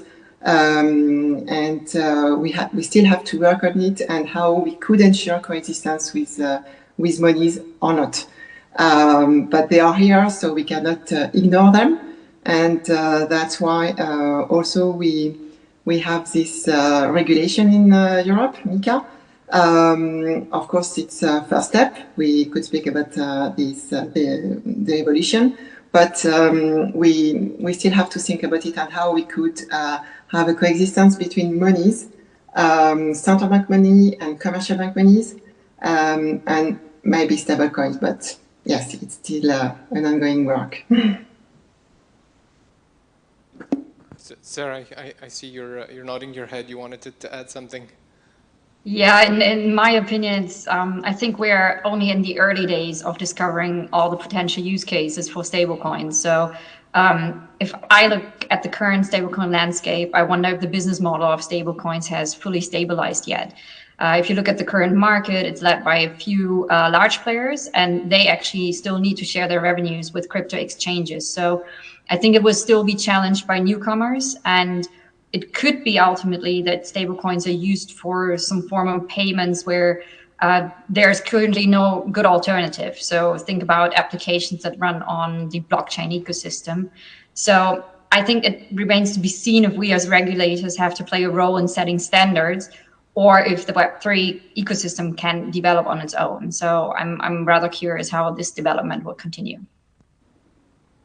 So I absolutely agree with my fellow panelists about the importance of the two-tier monetary system, and yeah, we will have to see how this develops. But I just wanted to make the point. I liked the reference to, is this a new masterclass in building silos? Yes, I think it is. I mean, we have to recognize the lack of interoperability is profitable, right? If you want to have market power, then it can be very helpful to build a moat to make sure that your users are stuck with you. They can't use your competitors' products. So there are commercial interests that mean that stablecoin issuers want people to use their stablecoin, not their not the other ones. And I think that that's not really new. I mean, I like looking at economic history and have of course a parallel that a lot of people refer to is 19th century wildcat banking in the United States. I mean, it used to be that individual commercial banks, even railroad companies, they could issue their own banknotes. And now these are great for collectors. You can get these beautifully printed banknotes from all sorts of exotic companies from rural Michigan back in the 1850s, and they traded at discounts the further away they were from where the issuer was. And there were institutions that were set up that tried to assess the creditworthiness, the validity of the issuers. And actually, one of my favorite examples is the Suffolk Bank system. So this was in Boston. There was Suffolk Bank. And one of its objectives, one of its functions was to actually take these banknotes that circulated from other banks, and then occasionally they would have to take red ink and stamp on them worthless if the bank had gone bankrupt. And then that way these would be taken out of circulation and people wouldn't continue to pay with them. Of course, this was a workaround that people had because of this very inefficient system where no one knew if the Kalamazoo and Erie Bank was still in business. I mean, you had to go and ask someone. And so we had all these private, banknotes that circulated, and to some extent that's the case with the stablecoins today. Of course, the information transmission is faster, but we still have to have someone assess: is Tether still solvent? Is Circle, investing the assets like they said they are? I mean, regulation can help with this a bit, but I think that it's a fundamentally inefficient system. So I think that. We'll have to see about these different initiatives. I mean, there could be ways of improving the system relative to the status quo. But I think that as they are today, stablecoins are certainly inferior to bank deposits as a form of money. And I think that we do have to be very careful about allowing new silos to be built and allowing commercial parties to entrench their market power in a new system. So history tends to rhyme, not repeat. I think Marius already hinted at a very interesting website whose name we're not going to repeat because we drive traffic to them, but they're doing exactly the same thing. They're printing digital bills, hoping that they would catch on and they would have value based on an early push. Now, this last point, if I can pick on also on your presentation, we seem to have these different ways of approaching the problem of faster payments, cheaper payments, etc. So one of them is these stable coins. Another one is, and you just mentioned, is the tokenization of deposits. Fundamentally, one is a new function to the old system, tokenization of the bank deposits, maybe with the technology layer. How do you see this competition between these two, and maybe the ladies maybe we can get some online feedback as well. Sure, I'll remark briefly on this, and I would like to then open for Adeline and Sarah. I think that tokenized deposits fundamentally are quite similar to what we know today. So we're very familiar with and comfortable with deposits. We know that they can be used then for for supporting credit and lending to the real economy. There are a lot of open questions around how tokenized deposits would work in practice. Are we talking about issuing them on public blockchains or on private permission networks? There are some banks already that have deposits that circulate on private permission blockchains. So JP Morgan, for instance, has this initiative that's already been around for quite some time, but only for their clients. There are others now that are being proposed and considered. I think that for central banks, this is kind of familiar territory, and they could be built in such a way that they're very similar to today's system. They continue to have the singleness of money. We know that $1 of a tokenized deposit is equivalent to $1 of a regular deposit, is equivalent to $1 in cash. And they can, the settlement can happen in central bank money. So Hyun Song Shin and Rod Garrett from have a BIS bulletin that goes into exactly this distinction between tokenized deposits and stablecoins, and shows that there can be a lot of benefits from tokenized deposits relative to stablecoins that are tied to the name of their issuer and may not necessarily go through at par. But I think it's still an open question how banks will do this in practice, and of course, the banks are also looking at the central banks and the regulators to understand what will be the conditions under which they can do this.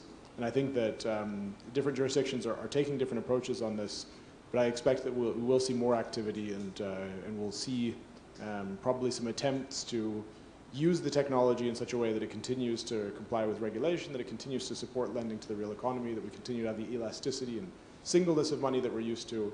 And I think that could end up being a quite useful innovation that maybe brings real benefits to end users. Adeline, you wanted to say something? Yeah. I fully agree with John, but maybe we have one elephant in the room, which are the cross-border payments. Here, stablecoins, they try to overcome the issues with cross-border payments.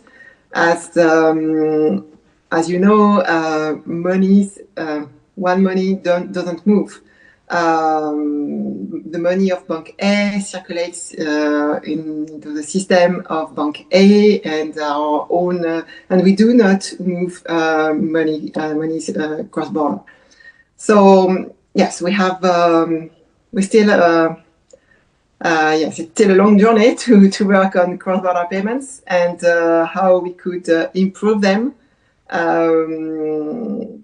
But with our monetary system, as we described before, and meaning that we need to keep trust, to maintain trust, we need to maintain fungibility, convertibility, and so on. So yes, it's still a lot of work with stablecoins also in the space. Yeah, many thanks. So the panel is entitled "Innovation Transcending Central Banking." There's a few interesting projects ongoing. One of them also at Banque de France, the Venus project. that goes beyond just payments. So it's settling, issuing bonds and settling payments. Sometimes it's one DLT, sometimes it's several DLTs. We also have the Helvetia project, which is now in phase 3, also issuing a bond settled in wholesale CBDC. So this innovation push goes beyond and it goes into the capital markets. How do you see this, this going forward?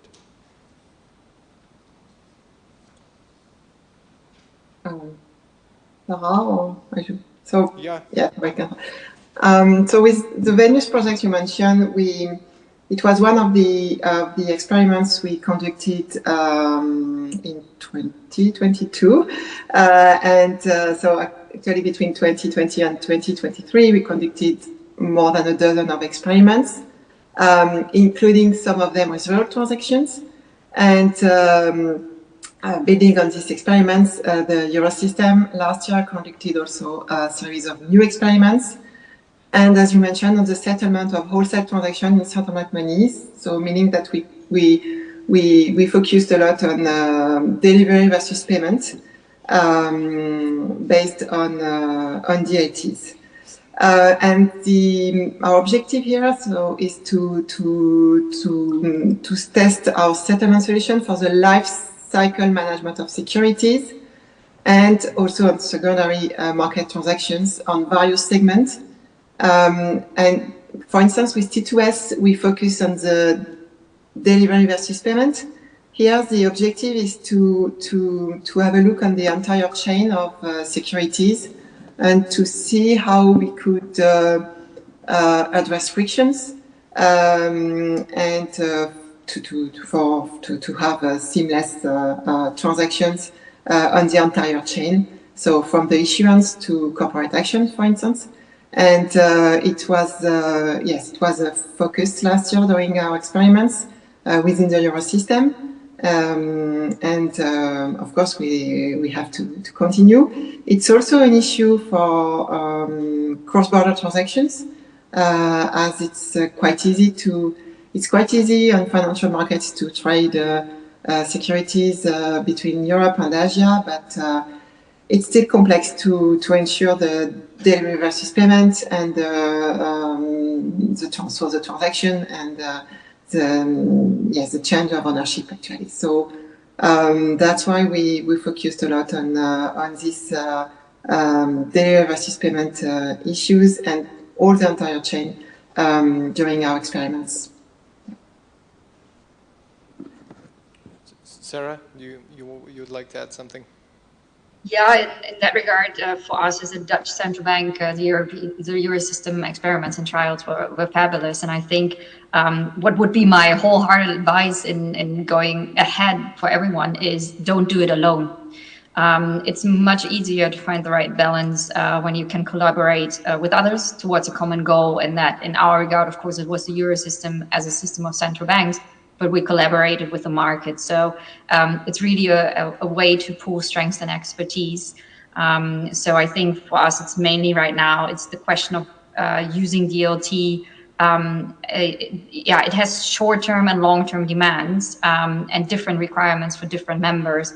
So I think this is for us really, the thing that there will be a bit of both worlds, a bit of traditional systems, a bit of new ones. But definitely, experiment with it. That's needed for every one of us.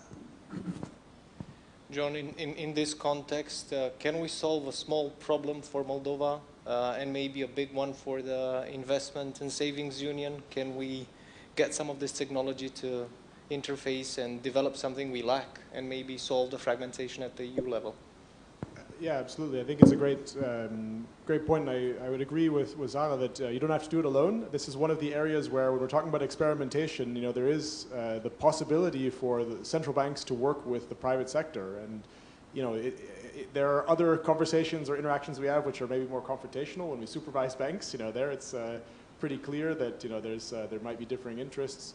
But when it comes to experimenting with new technology, with trying things out, I think there is the possibility to work together to discover things.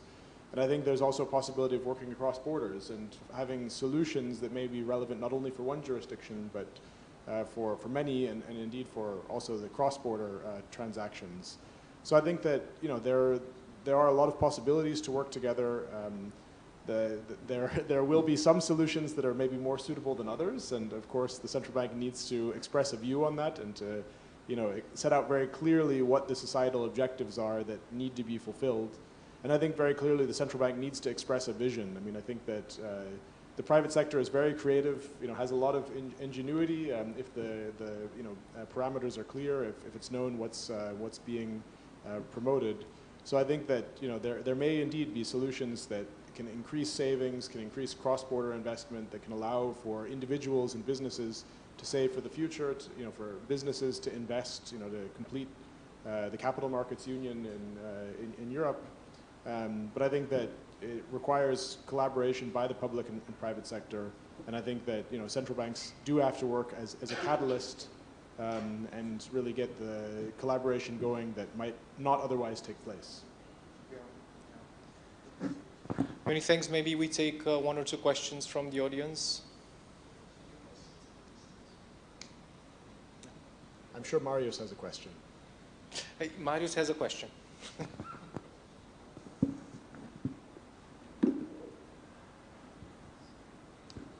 In the panel discussion on the technology, we missed one thing: stablecoins and the alternative in European Union, digital euro. So, is there a comment on that? Is distributed ledger technology a prerequisite for digital form of payment, or we can rely on something else? I'm afraid to steal the thunder from the next speaker, but I think one thing we can do is to try out if there's any takers an instant payment across Europe, and we said, well, let's work together. It would be nice if we could settle MIA payments in Romania or maybe in France and vice versa. I think we can leave this little bit maybe for the keynote that follows. I will make one comment on Marius' question. So we didn't talk about the digital euro in this case, and we were talking more about the wholesale use cases. But I think at the BIS we've also done research comparing, first of all, the experience of live retail CBDCs in the Bahamas and Jamaica and China, for instance. And we've also looked at and talked with central banks, including some of those in the room, about the comparison between retail CBDCs and retail fast payment systems.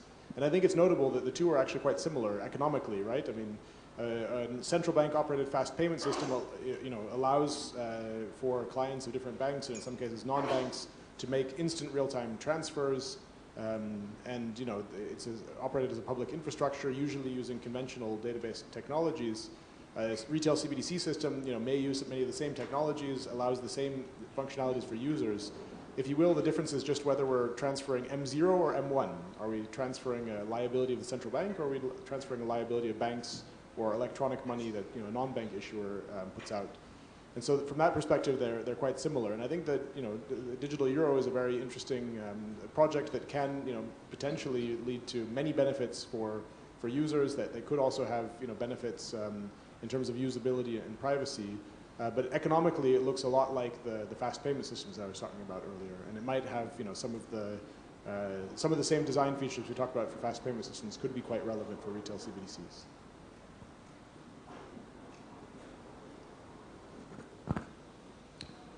If there's no other questions or comments, I would like to thank our panelists. Many thanks, Adeline, Sarah. Hope to welcome you at some point in Chișinău. Many thanks, John. Thank you. Thank you. Have a good day. Thank you.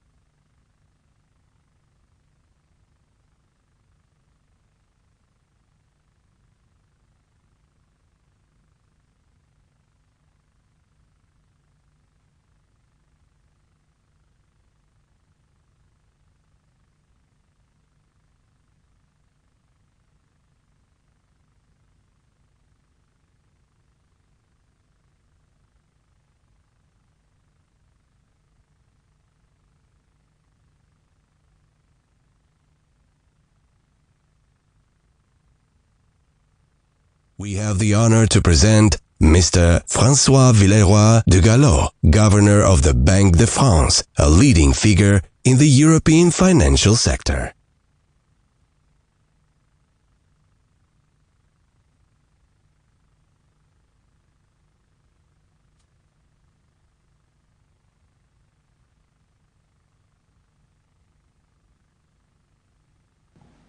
So thank you for these very kind words. I apologize for not speaking your language. Can I only say Bona Ziwa?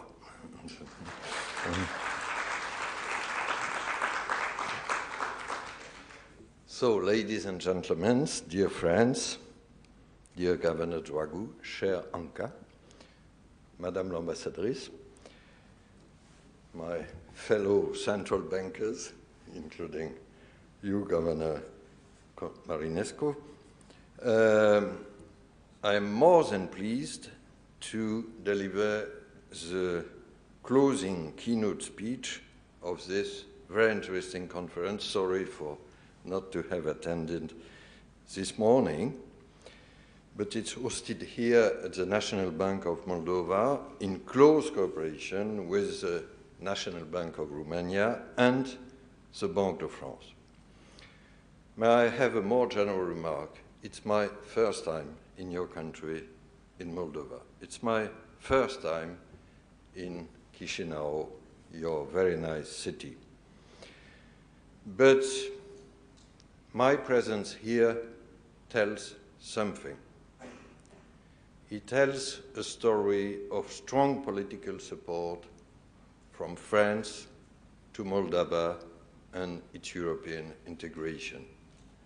And our President, Emmanuel Macron, Madame l'Ambassadrice, was here less than 1 month ago to deliver, with the German Chancellor, with the Polish Prime Minister, this extremely powerful will. It's also a story of personal friendship, Anka, if you allow me. We met several times since you took your office 2 years ago. We met in Brussels, we met elsewhere, and you came to Paris and to France early this year. We signed an important technical cooperation agreement. I will come back to it. And I'm really delighted to be in your country at your invitation today. It's a story of political support, it's a story of personal friendship, and yes, it's a story of technical cooperation between two very professional central banks, Banque de France and National Bank of Moldova. Allow me to have one sentence in French. And by the way, French is not that different from Romanian as a language. Je suis venu dire ici, en Moldavie, l'amitié de la France et l'amitié de la Banque de France avec la Banque Nationale de Moldavie. Et pour moi, c'était extrêmement important.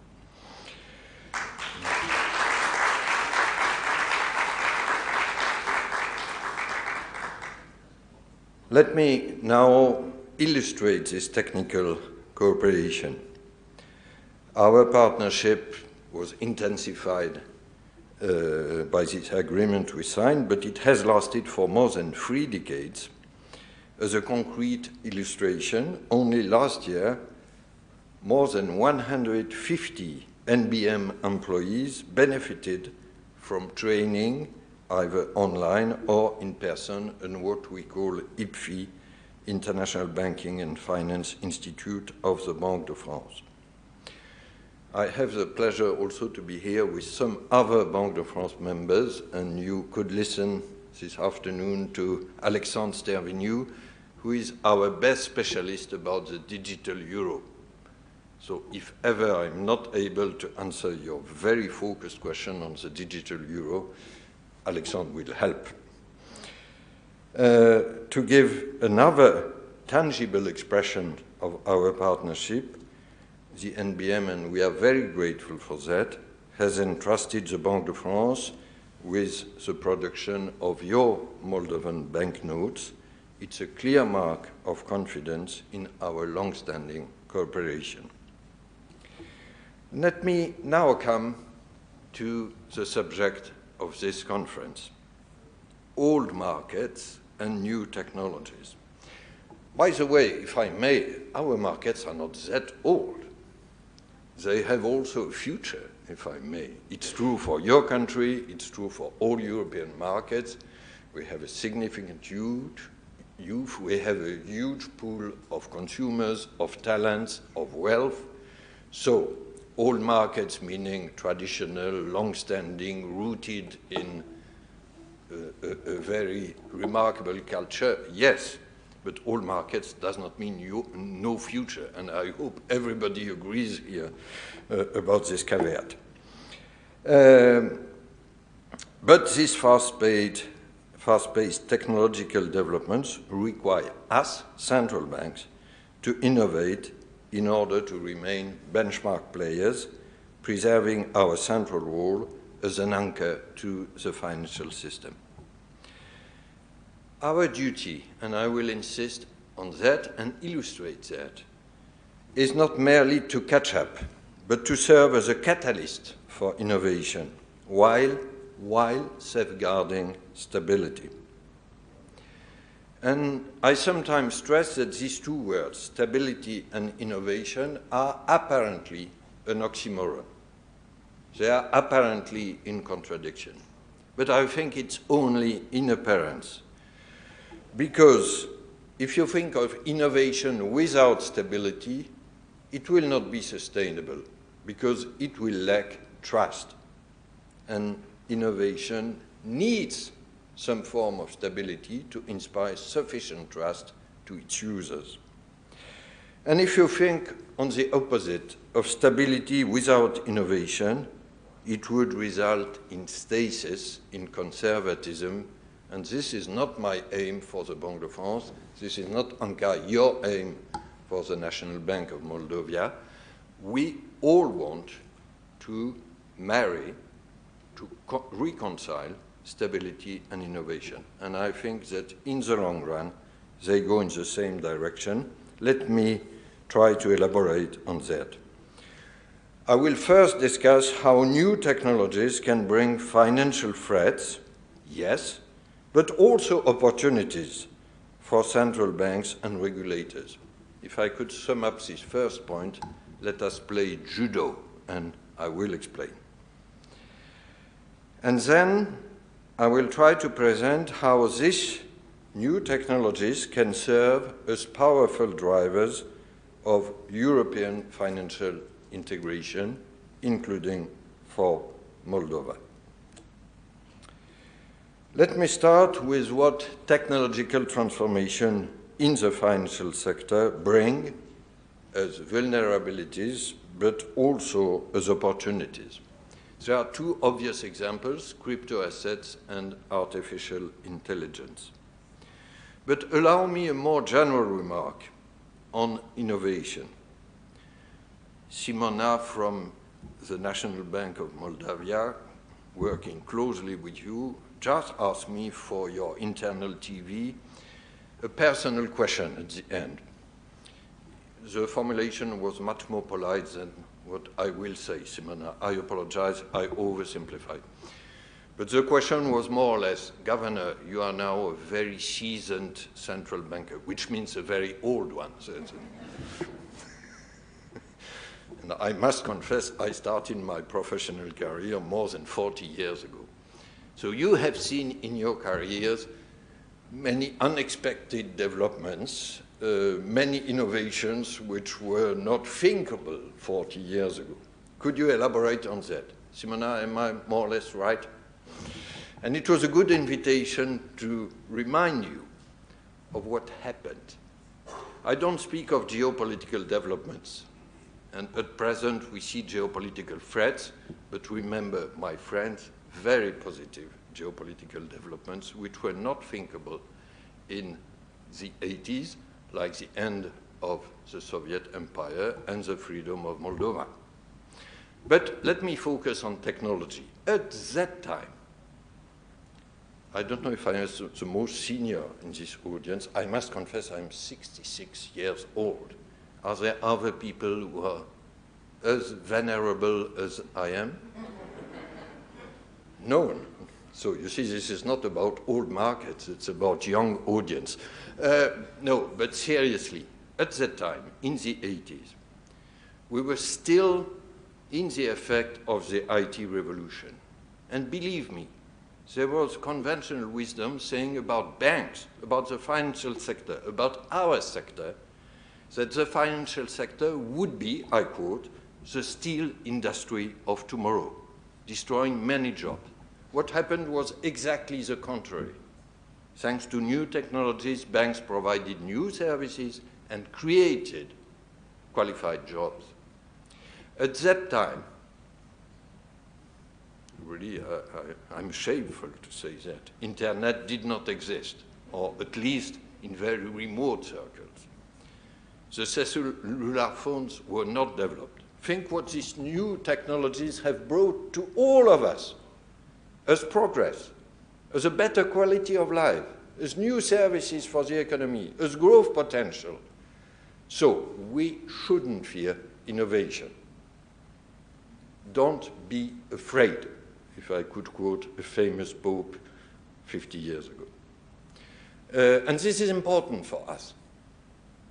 We shouldn't be afraid of these technological innovations we have ahead of us. Of course, we are not afraid. None of us would say. But let us be honest. When we think personally, when we think of our staff, there could be a fear, saying life was more comfortable for us regulators before. And we know this fear exists. We should fight against it. This fear I just mentioned is probably linked to a more subtle form of anxiety. It's not about technological innovation in itself, but it's about the dramatic change it would bring to our mission as central banks, as supervisors, as regulators. And here we come to another issue, which is not only technological, which is perhaps more political, of the idea that innovation requires full liberalization, and that the only possibility for accelerating innovation, for succeeding in innovation, is full liberalization. And put aside regulation, put aside the role of public authorities, including supervisors. This is not completely theoretical. If you look at the present US-EU debate, especially with the new US administration, there could be this view that liberalization is the new frontier of innovation. I strongly believe in innovation and in the role of the private sector. But we should not ignore that there are risks, there are dangers, and it's our role as public authorities to maximize the opportunities, but to be aware about the risks and to try to diminish them. To quote an example which is not within our remit, which is not financial, we are all aware that social networks can be the best of things and also the worst of things. To raise the issue of their clever, balanced regulation is a legitimate political debate. I come back to the two financial innovations I just mentioned. Crypto assets, first, they remain very much in the spotlight.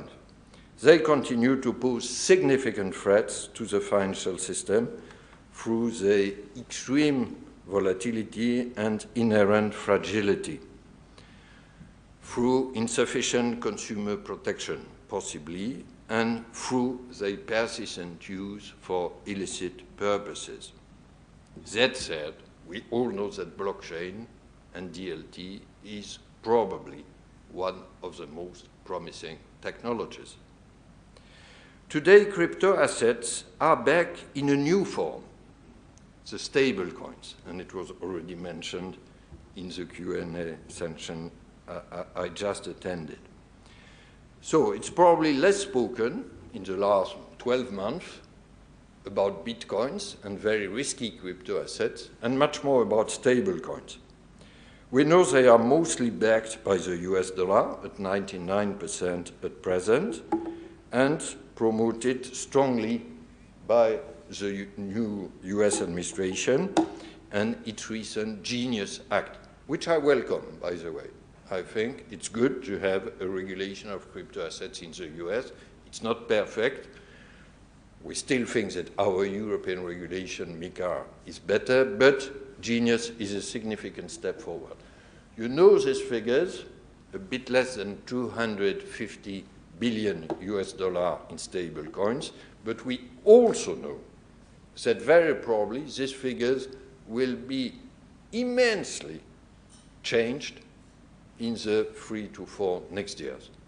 And it will be probably a game of trillions and no longer of hundreds of billions.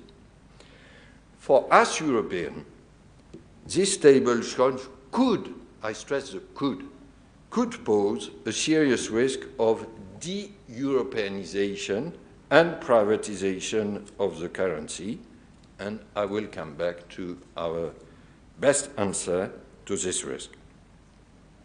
Let me now come to the other alternative technology which deserves our close attention, artificial intelligence. Its development brings, again, this is a positive side of the coin, a decisive boost for productivity. You know that there is a very open debate among economists what increased productivity can we expect from AI? The fair answer is, sorry to say it, nobody knows yet. But we know it will be significant. If I look at the range of estimates at present, it's yearly between 0.2% and, for the most optimistic, more than 1% yearly. Even, it's a very broad spectrum, but even if we are at the lower range, 0.2%, it's very significant. So, it's welcome. But, and there is always this balance, it may also contribute to the amplification of financial vulnerabilities. To give some example, if AR market concentration increases the risk of dependence on a limited number of third-party players, or if the use of the same types of tools, algorithm, would amplify herd behavior, resulting in greater volatility and pro-cyclicity. So, just, and I could elaborate much more, we could come to questions if you have, but we are all aware of these various landscapes with a very positive side of the story, but significant risk.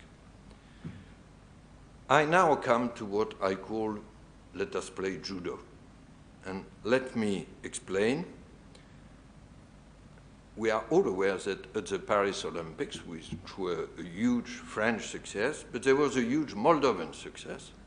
There were 2 medals for Moldova in judo. I'm not a judo player, I must confess. But we all know about the guiding principle of judo is to use your opponent's strength rather than resisting it head-on. Let me say that it's an image, and I speak of opponents, not of enemies. I was clear enough, we are not against innovation, and we are not against the private sector, we need both. But they have strengths sometimes that we, central bankers, regulators, don't have.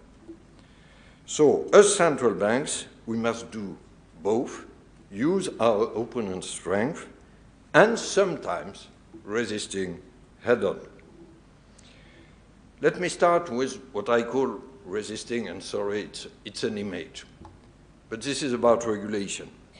We must regulate firmly in order to counter the most dangerous uses of cryptocurrencies or crypto assets through MiCA. To give an obvious example about consumer protection and about anti-money laundering, there is no compromise. We must be crystal clear. It's in the interest of the technology itself if crypto assets are used more and more for illicit purposes, sooner or later they will be dead. I have no doubt about that. So no compromise there. Or, if I come to artificial intelligence, to be extremely vigilant about what I call the black box syndrome. What it is, let us imagine a bank which we supervise uses an algorithm for its risk management. Fair enough. But it does not fully understand how it works. This is a black box syndrome.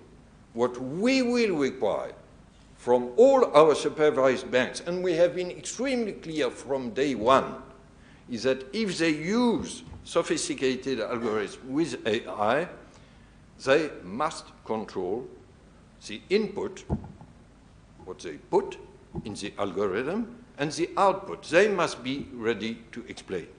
If one day, and sorry for this simplistic example, one banker tells us when we ask him about risk management and why it was too weak, and if his answer is, I cannot say, because this was the algorithm, then no pity, if I may, no tolerance. The black box syndrome is unacceptable. The use of AI is, for sure, and should be fostered. France, due to the so-called Pact law in 2019, and then Europe with MiCA from 2024, were pioneers in this field. I repeat here today that MiCA is a decisive step forward. It supports the secure and lasting developments of tokenized finance, while also helping to regulate dollar-backed stablecoins. I say helping to regulate because probably MiCA is already a bit old there.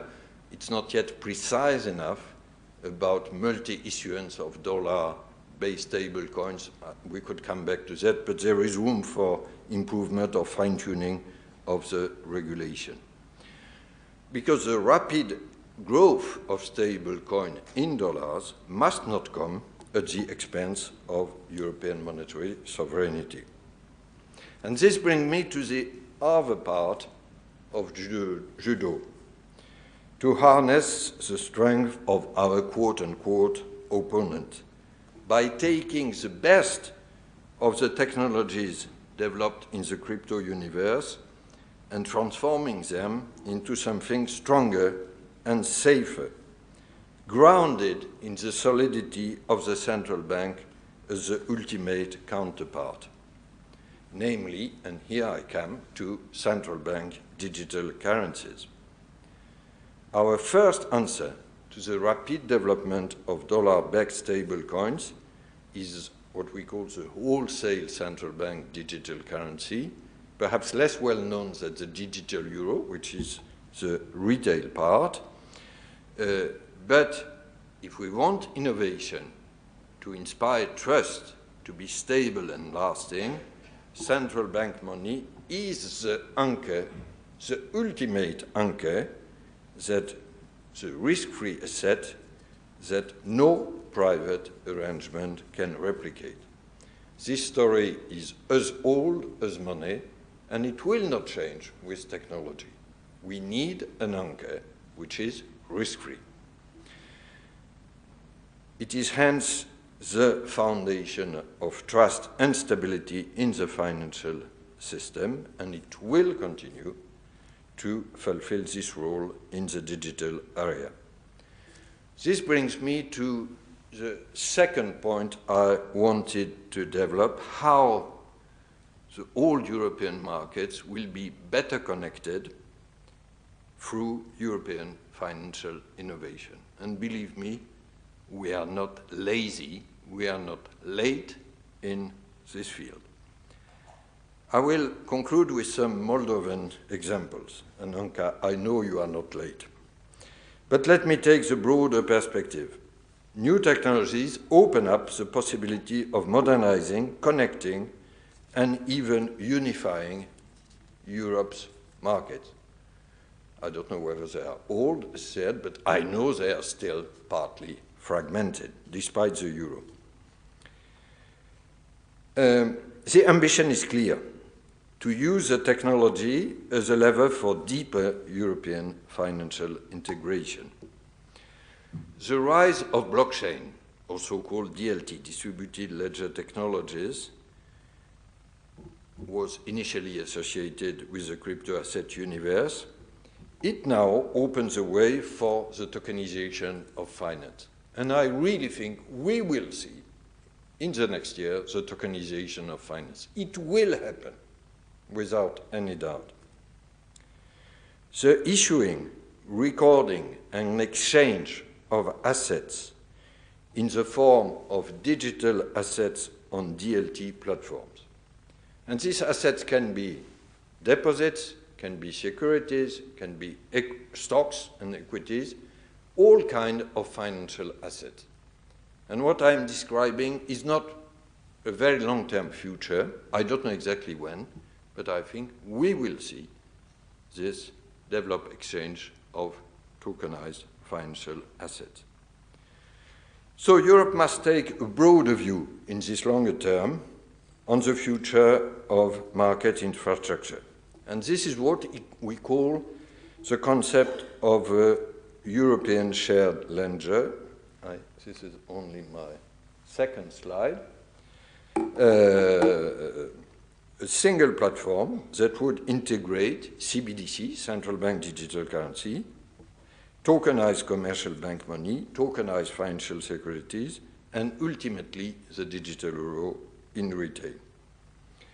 A European shared ledger, which does not exist at present in any jurisdictions or region, could provide a technological and operation solution, Europe being hopefully at the front line, to overcoming many of the current obstacles to capital markets integration in Europe, while creating an environment that is conducive to innovation and to the growth of the European financial sector.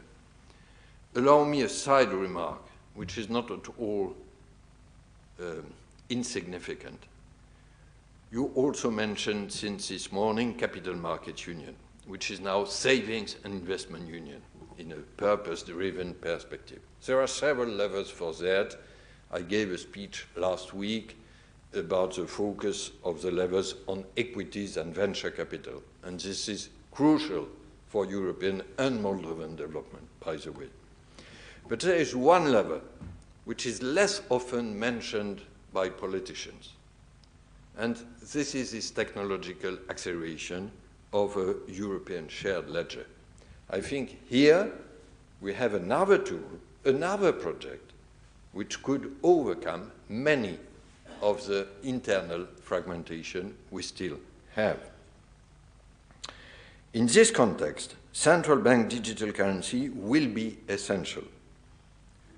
And I mentioned the two phases of the same project, retail digital euro, which, by the way, is discussed precisely today in Copenhagen under Danish presidency by the ministers and governors. If I may, Anka, I should have been in Copenhagen. But I said, no, it's impossible. I am in Moldova.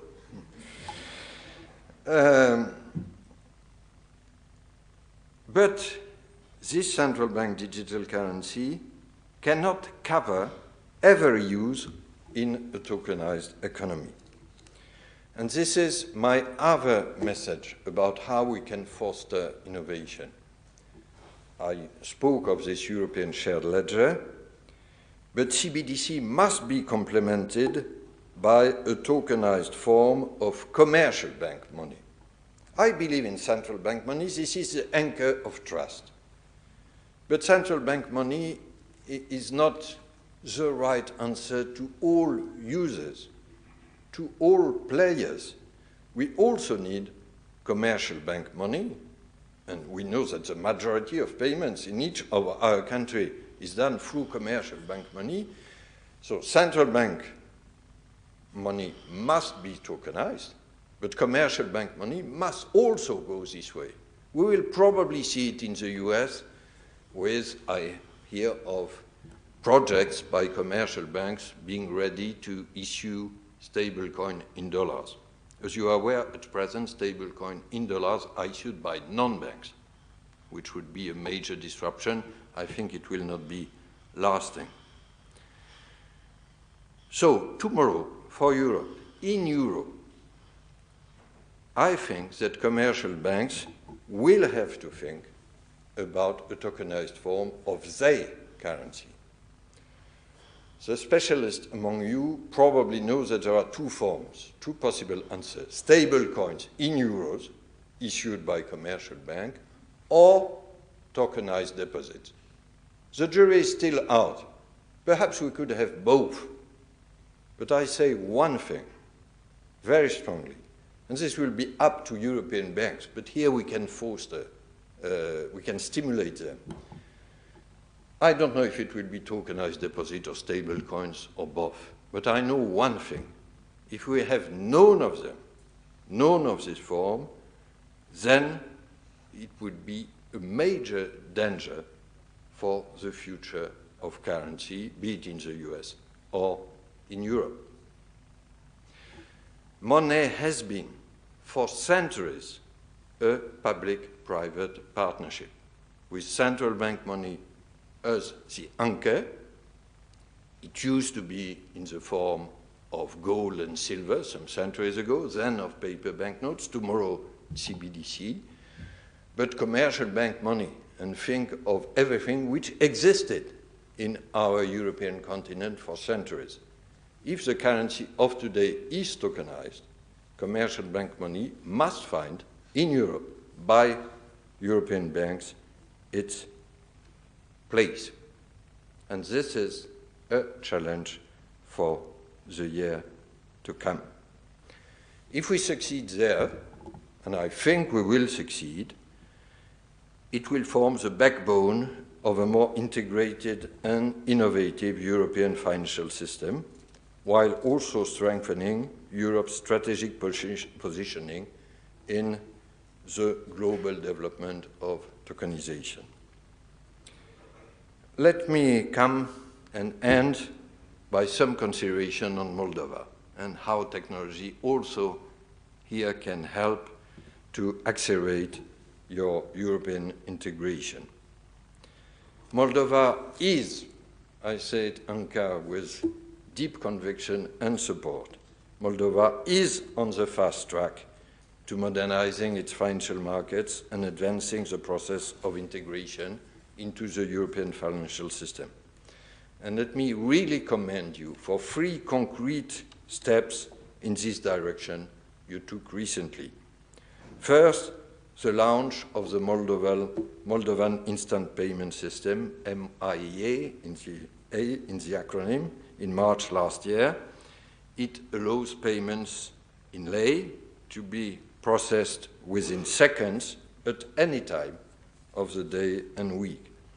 This is obviously a major step forward to more modern, efficient, and inclusive retail payments.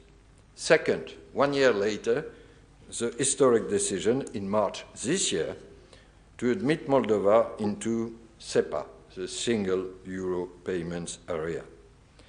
This achievement will provide, and we could see it, believe me, in our older countries, will provide Moldovan citizens and businesses with access to faster, more secure, and cost-effective payments, including for remittances, and I know how important they are for this country. But SEPA accession is not just about faster and cheaper transfers in euro. It is about trust, about interoperability and integration. Moldova's banks and citizens now stand inside the same payment area as those of the European Union. They share the same rules and the same standards. This is financial Europe in action, which improves visibly the daily life of our fellow citizens. Third, and this is work under progress, which I can fully understand, Moldova's commitment to align with European standards in the financial sector. You are already at an advanced stage of legislation harmonization, notably through the transposition of EU directives in banking, payments, and anti-money laundering, and through broader reforms of transparency and supervision. You are now also committed to align with MiCA, and you understood how strong I support MiCA. So implementation is not yet complete across all fronts, but implementation is obviously the key, and I know you have this desire and will. The progress achieved thus far demonstrate a serious commitment to convergence within the EU framework. Together, these steps, and really I pay tribute, show a clear determination to make financial integration with Europe not a distant aspiration, theoretical, but a project in the making. Let me conclude.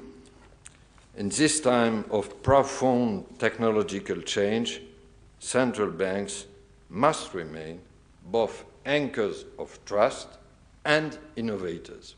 And I hope I convinced you this is not an oxymoron.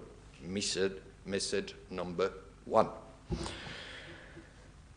By working together, we can turn these technological challenges into opportunities and build for Europe a more integrated, stable, and innovative financial future.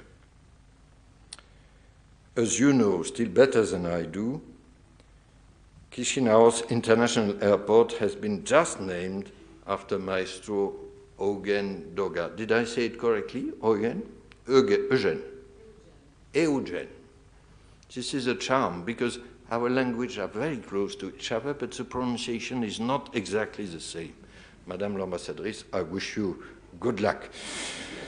So, Eugen Doga, whose music, and especially celebrated valse, very well known worldwide, is recognized by UNESCO as a 20th century musical masterpiece. Moldova, in the same spirit, is building its future on both a strong cultural identity and modern infrastructure. This naturally builds bridges towards Europe and the world, and be ensured that France and the Banque de France will do everything they can to help you on this way forward. Mulțumesc, merci, thank you very much.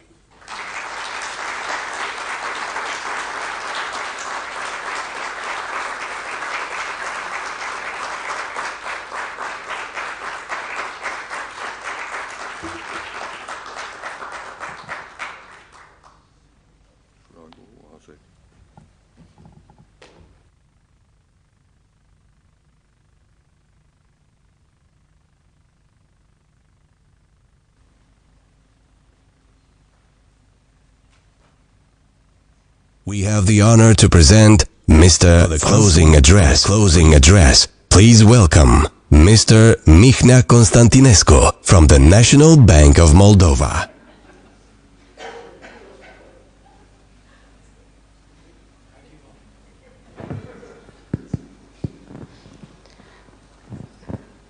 Dear Governor Villeroi Gallo, cher François, I'm speechless. And I'm not often speechless. Thank you so much for participating in this event today. This is the first international conference on research, and thank you for your support and the support of Central Bank of Romania. And as we said earlier, that this is the first event out of a long series of events, and I expect to be invited after 10 years, 20 years, 30 years as a guest speaker for this event. So this is the beginning of a nice journey. And this journey started here with you in the room and with a big and important and solid message from the biggest voices in Europe. Thank you so much.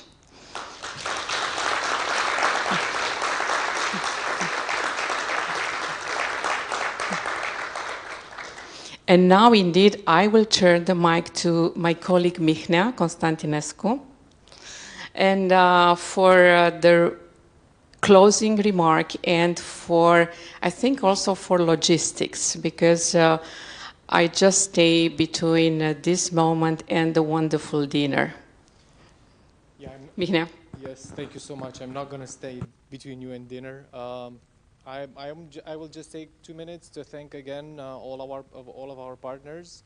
I would also like to thank the invisible pipes. We talk about payments, the things that you don't see but make things work. The National Bank of Moldova team that was behind all of this. Many thanks to you, all the back office and all the technical. Like in academia, all errors are mine. Thank you.